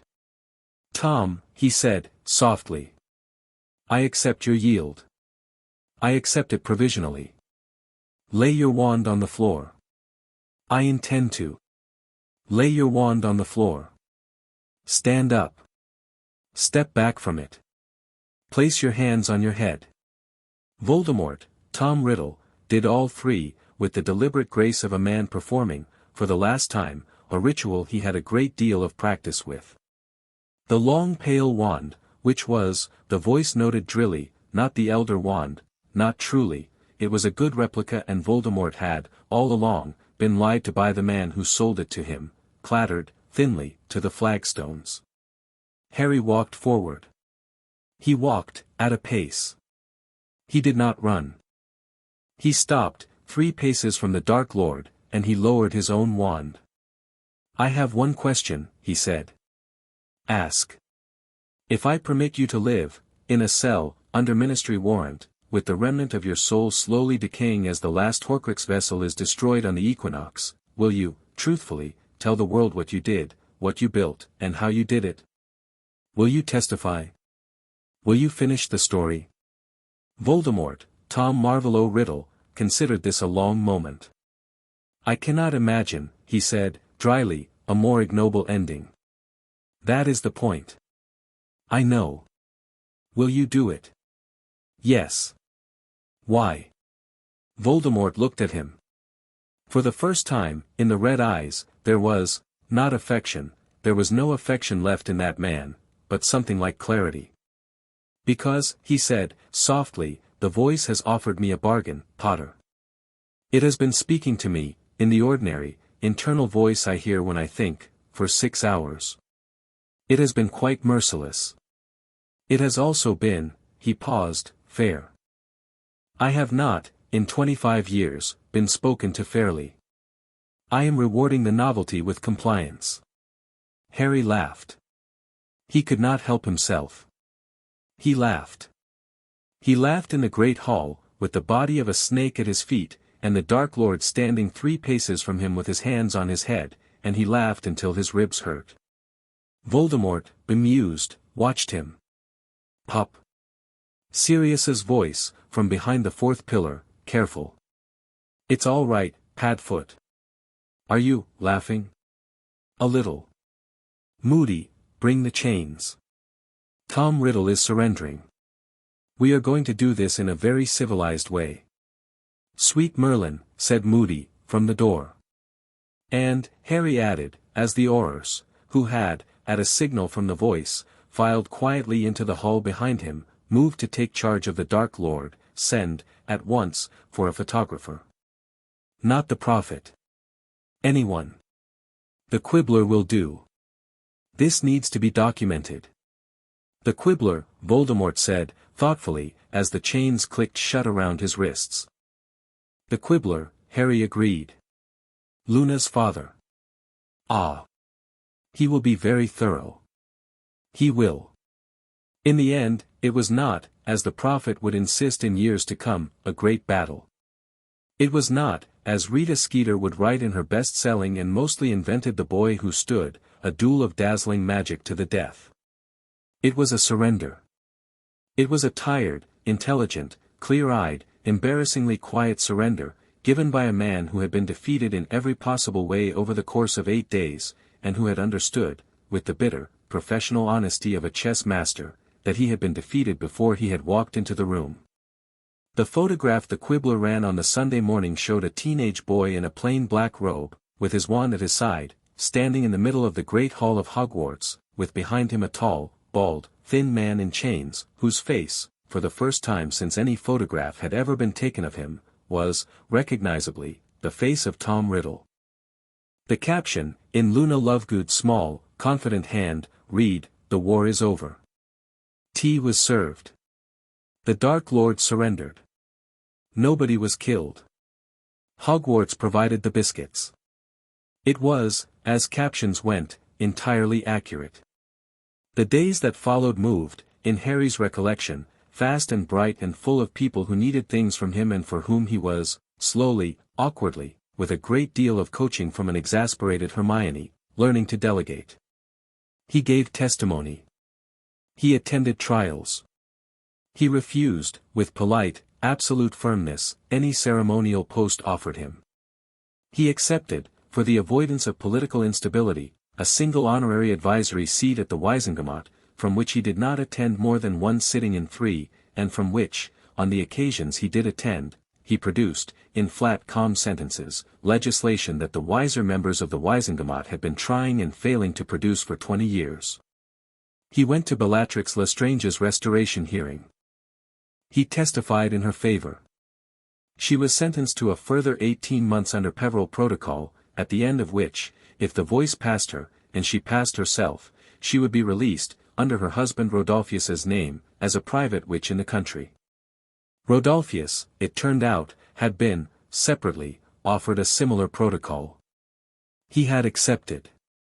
The two of them were, in the autumn of that year, seen at a very small, very quiet wedding-again ceremony in a country church in Wiltshire, to which only Sirius, Harry, Narcissa Malfoy, and one elderly, weeping house-elf had been invited. He took on, at Sirius's urging and over his own reluctance, a junior apprenticeship in political theory at the knee of a retired Wizengamot judge who had, it turned out, read every biography ever written of every Peveril. He found, to his mild surprise, that he liked her. He wrote to Daphne Greengrass. She wrote back. They did not, that spring, become anything that could be called a couple. They did, in a series of very slow, very gentle letters, begin to become something. Harry read her letters in the evenings, in his window at Gryffindor Tower, with the lamp low, with the mountains dark outside. She wrote, always, in precise, dry, affectionate sentences, signed with her initial only. He wrote back in a wider, slightly messier hand, signed HJPPB, with the occasional, tiny, impulsive, small-lettered Harry at the very end. He took his OWLS, passed them all, took 2 outstandings in defense and in ancient runes. The archive had been very helpful with the runes, and, on the eve of his 16th birthday, went to visit the grave of his parents in Godric's Hollow, accompanied by Sirius, Remus, Hermione, Ron, and Luna. He did not, at the grave, cry. He did, at the grave, sit down in the snow for a long time with his hand flat on the cold stone, and he did, at the grave, have a quiet, long, one-sided conversation with 2 people he had never really spoken to before. It was not grief, exactly. It was not relief. It was, he realized, acknowledgement. Acknowledgement that he had, at last, finished the thing they had, without knowing it, on a Halloween night in 1981, started. On the walk back, Sirius slung his arm over Harry's shoulders and said, "Pup." Sirius. "You ever going to tell me," Sirius said, "exactly what the voice said to you, the first night?" "I'll tell you one day." "One day when?" "When I have a son of my own. I want to tell him first." Sirius laughed. "That," he said, "is a good answer." There was, in the hours before the confrontation, one conversation Harry had sworn he would have if the day ended peacefully. He had, in the days before, stored the conversation in a careful drawer at the back of his mind. He had, for the past week, quietly refused to think about it. It was, he told himself, the conversation he would have after the ending, because if he had it beforehand he would not be able to concentrate on anything else. He had not been prepared to discover, on his way up the stairs from the great hall with the Dark Lord already in the Ministry's chains, that he now had time for the conversation. He stopped on the second-floor landing. "Voice," he said. "Yes." "Snape. Hospital wing. Awake. Alone. Asked Madame Pomfrey, 6 minutes ago, if the boy had survived. Take me there." At a walk. He walked. The castle, on its behalf, rearranged a short staircase into a ramp, rearranged 2 corridors into one, and brought him to the hospital wing in about 90 seconds. The castle was, in its mood that afternoon, pleased with him. Snape was in the corner bed. He had an ice bag on his left eye and a clean white bandage around his ribs. He was propped up against 2 pillows. He was reading, and Harry only noticed this afterwards, not a potions text, which would have been the habit of 20 years, but a small, worn, paper-covered book of Muggle poems. Yeats, by the look of the spine. He looked up when Harry came in. The one visible eye was, Harry saw, wet. "My lord. Severus. You are, alive. Well. Unmarked." He surrendered. Snape closed his eye. He closed the book on his chest, carefully, with one hand. He breathed in. He breathed out. His breathing, through the bandage on his ribs, was slow and careful. "Surrendered," he said, at last. "Yes. Alive, then. In a ministry cell. Under Peveril protocol." "Ah." Snape opened his eye. "I had not dared to hope for that." "For the surrender?" "For a world," Snape said, softly, "in which the matter ended without any more of us dying." Harry, very quietly, sat down on the edge of the bed. He did not look at Snape. He looked, instead, at his own hands. "Severus," he said. "Thank you." "My lord, I will not," Harry said, "forget what you did last night. I will not forget that you walked into that house, into that man's presence, with information you had prepared with me, and that you lied to his face with courage I cannot possibly understand, and that you came home in the morning, broken, with his second-to-last plan lodged in your memory so that I could act on it at the right hour. I will not forget that when I have done my part you will not have the publicity you will have earned. I know. I accept that, on your behalf. I am saying, therefore, here, to you, in private, thank you." Snape, lying against the pillows with one ice bag over his left eye and a paper copy of Yeats on his chest, closed his right eye. A single tear slid down his temple. He did not attempt to stop it. "My lord," he said. "Yes. If I may, a request, go on. At the end of my life," the voice cracked, a very little, "will you, if you are still living, permit me to be buried at Hogwarts? In a plain grave. Not as a teacher. Not as a spy. Simply as a man who, worked here.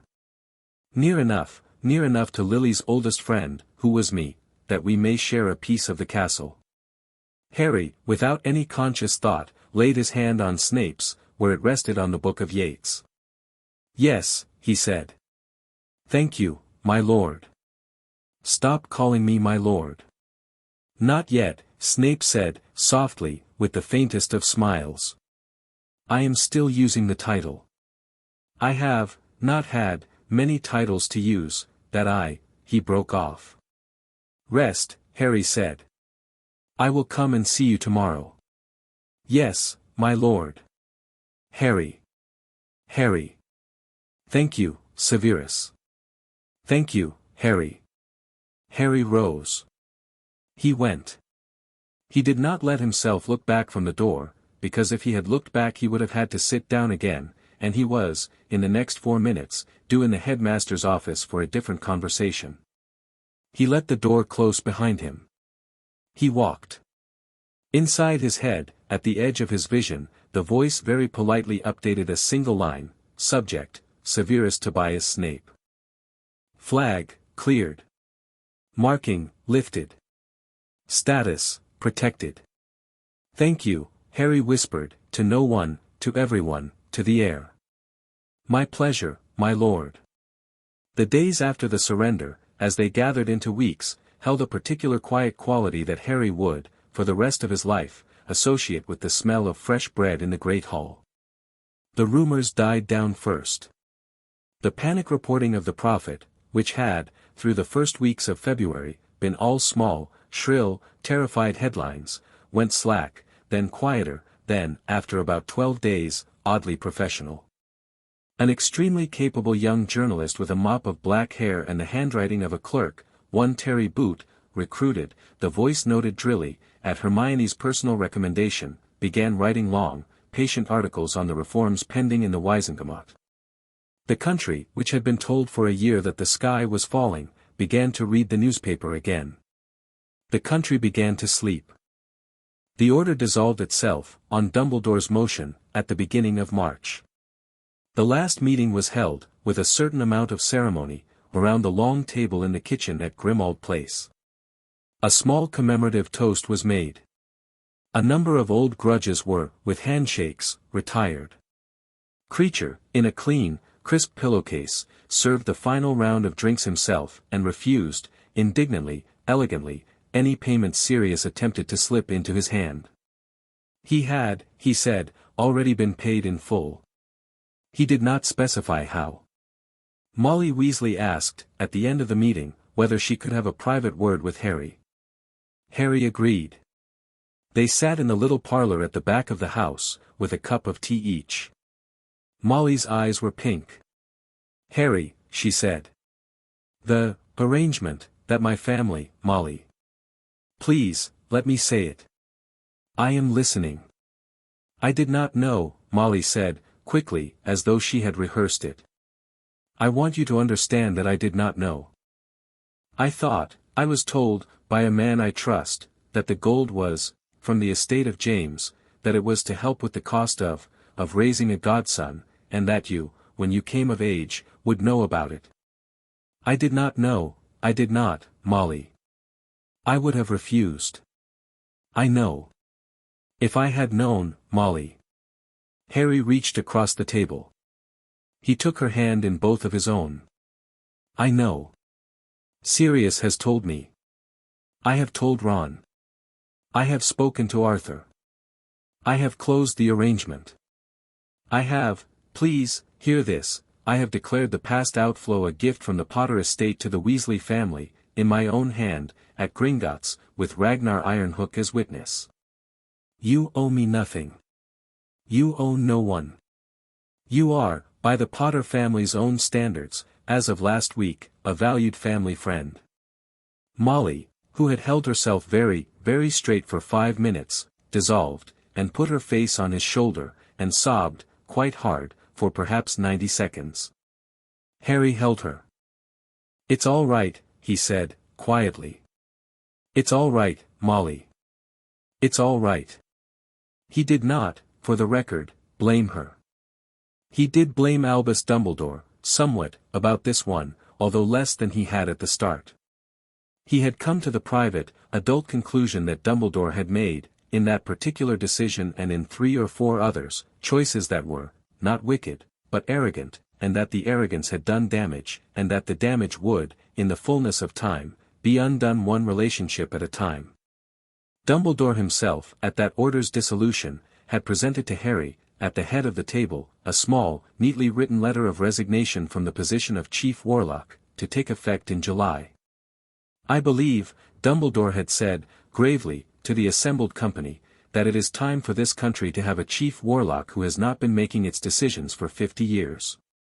My successor, whoever the House elects, will have my total support. I intend to remain headmaster of Hogwarts. I intend to be, if Lord Peverell permits, a useful old man with a long memory, sitting at the side of the board, and I intend, at last, to be advised. There had been, Harry had noticed, a small and affectionate applause. He had, quietly, offered his agreement. Spring came. The snow melted. The grounds of Hogwarts turned green and loud and full of birds. Hagrid, who had, throughout the winter, been in a state of nearly unbroken tears about the whole affair, took the entire 5th year down to the paddock behind his hut on the first warm afternoon and introduced them, for the purposes of practical care of magical creatures, to 2 new baby thestrals. Harry, to his surprise and against every expectation, found the thestrals beautiful. He had seen them, he realized, ever since Cedric, but he had not, until now, been able to look at them without cringing. Today he stood in the warm grass with his hand on the black, long nose of a small thestral foal, and he thought, quietly, about Cedric, and he thought, quietly, that he was ready, at last, to remember him properly. He wrote, in the evening, a letter to Amos Diggory. He wrote, in careful, honest sentences, what he would have told Cedric if he had been able to. He did not attempt, in the letter, to console Mr. Diggory. He did attempt, instead, to give him a short, accurate, fair picture of the son he had raised, of the way he had died, of the way he had been remembered, of the way the war had, in the end, ended, in part because of Cedric. He sent the letter by owl. 2 weeks later, a short note came back. It said, in a man's careful, blocky hand, "Thank you. I needed that. Come for tea, any weekend, when you wish. A. Diggory." Harry put the note in the folio. He went, in April, for tea. Amos and his wife lived in a small bright house near Ottery St. Catchpole. The tea was good. The cake was better. There were small, soft photographs of Cedric on the dresser. Harry, at one point, found himself laughing, honest, deep, full-chested laughing, at a story Mr. Diggory told him about Cedric at the age of 7, attempting, with great dignity, to charm a garden gnome with a cream slice. He laughed until he cried. Mrs. Diggory, equally, laughed until she cried. It was, Harry realized on the walk back, the first really good afternoon he had had in a year and a half. The voice, gently, at the edge of his vision, "My lord. You are, in my professional opinion, beginning to be well."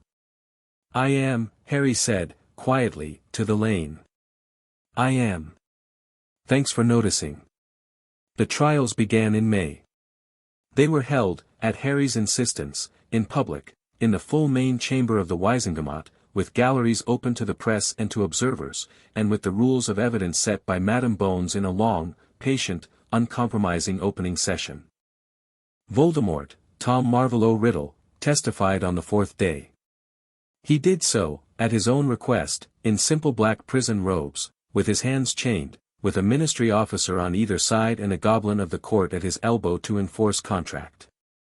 He did so, under veritaserum, voluntarily. He did so for 3 full afternoons. He answered, in that low, even, almost gentle voice he had used in the great hall at Hogwarts, every question Madame Bones asked of him, and every question the defense asked of him, and every question, and this was the part Harry had not expected, put to him by a thin man in the public gallery on the 2nd afternoon, who stood up and asked, in a shaking voice, "Did you kill my daughter?" Voldemort, from the dock, turned his head. "Your daughter, sir. Maria Vanessa. July 1978. Voldemort, with great care, said, "Yes, sir. I did. I killed her in Gloucester, on the 7th of July, at 3 in the afternoon. I was wearing a black cloak. I believed her to be a muggle-born witch of moderate talent. I believed, falsely, that she was involved with a resistance group in the West Country. She was not. I killed her because I was in a hurry." There was, in the chamber, a silence the likes of which Harry had not known was possible inside a roomful of people. The father of Maria Vanessa, in the gallery, sat down. He did not speak again. When the chamber emptied, that afternoon, Harry went up to him. Harry sat down next to him on the hard wooden bench, and did not say anything for a long time. At last, Harry said, "Would you like to know what I am going to do with him, when the trials are over?" The father nodded. "I am going to have him," Harry said, very quietly, "placed in a stone cell, on an island in the North Sea, with no wand, no visitors, and one window. He will not be executed. He will have his meals, and a book every fortnight, and a single hour a day in the open air, in view of a calm guard. He will live out his natural life. He will, the voice assures me, not live long. His soul is, at present, a guttering candle. It will burn out inside a decade. He will die, quietly, without notice, in a bed. He will have, in that cell, perhaps 9 years to consider what he has done. I am telling you this because I wanted you, personally, to know. And because if you want to ask me to do something different with him, if you want to ask me to have him hanged, I will hear you. I will not do it. But I will hear you. The father of Maria Vaness, whose name, Harry learned later, was Edwin Vaness, did not look at him. He said, after a long moment, "No, my lord. That is fair. Let him, rot quietly. I would rather have my daughter back. I will take, in her place, a quiet man at the edge of the sea." "Thank you," Harry said. "Thank you, my lord." Harry stood up. He walked, feeling old, on that afternoon, older than any of his 15 years had ever made him, out of the chamber, across the atrium of the ministry, out through the telephone booth, and into the May sun of London, and he stood a moment on the pavement, and he breathed, and he closed his eyes. Voice. Yes. Is there anything else that I am supposed to do today? No, my lord. Today, you have done enough. Good. He walked. He went, on foot, as far as the leaky cauldron. He sat in the window.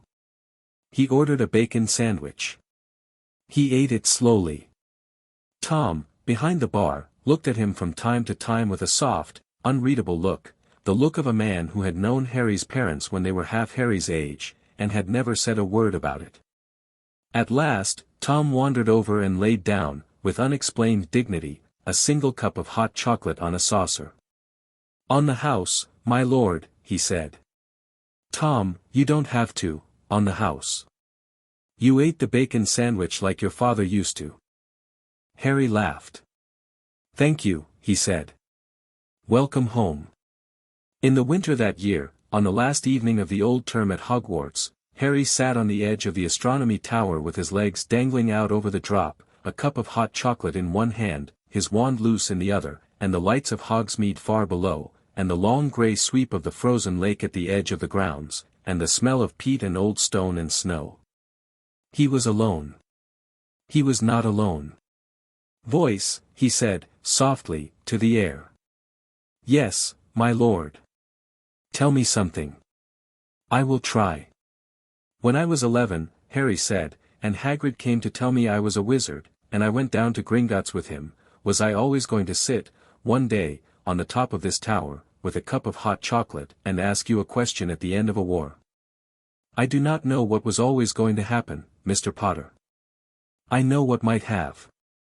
I know what did. I know, in certain cases, what, on a different Tuesday, would have happened instead. And on the Tuesday you know best." The voice paused. "On the Tuesday I know best," it said, softly, "you sat on this tower alone, at 16, with a cup of hot chocolate, at the end of a different and much longer and much bloodier war, and you looked out at the lights of Hogsmeade, and you asked yourself the same question." Harry considered. "Who answered, then?" "No one," the voice said. "There was, in that Tuesday, no archive. You bore it alone. I am sorry that the other Harry Potter did." Harry closed his eyes. He did not, in that moment, precisely know what he was feeling. He was feeling, he thought, a small grief, at a distance, for another version of himself who had fought the same war alone and had come to the same tower alone. He was feeling, equally, a small fierce gratitude, that he had not been that version. He was feeling, behind both of those, the particular, low, warm, steady feeling that had lived in his chest for 8 months now, ever since a man in a dungeon office had tried to burn his mind out and had, unknowingly, woken up a second self. He raised his cup, very slightly, into the dark. "To the other one," he said, softly. "To the other one, said the voice. He drank.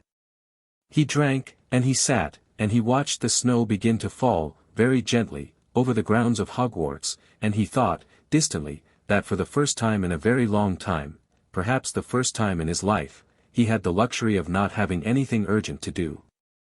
In the bottom edge of his vision, the small blue dot pulsed, gently, in time with his breath. My lord? Yes. I have a question for you, now, if I may. Go on. What would you like to do next? Harry, on the top of the astronomy tower, in the first serious fall of snow of the year, smiled, a small, tired, private smile, and set down his cup, and took out, from the inner pocket of his robe, the folded letter from Daphne Greengrass that had come in with the evening owls, and unfolded it, and smoothed it on his knee. I would like, he said, to read my letter. Very good, my lord. He read. He read slowly.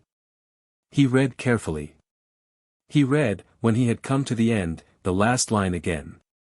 The last line was in her precise, dry hand, Potter. I do not know whether I love you. I know that I would like, over the coming year, to find out. Write back. He folded the letter. He put it back in his pocket. He rose. In the corner of his vision, the small blue dot, which had carried him through 7 Horcruxes, 3 lordships, 2 Wizengamot sessions, 1 ministry raid, 1 Dark Lord surrender, 48 hours of weeping over a cousin he had chosen, against odds, to save, and 53 separate letters from a Slytherin girl with a very precise hand, flared, briefly, warmly, and then quieted. Welcome home, it said. Thanks, Harry said, softly, to no one who was not already inside him. Let's go. And he walked, down the long curling stair of the astronomy tower, back toward the warmth of the castle, and toward the fire in the Gryffindor common room, and toward the friends he loved, and toward the long, complicated, interesting, unhurried rest of his life. Chapter 6 End.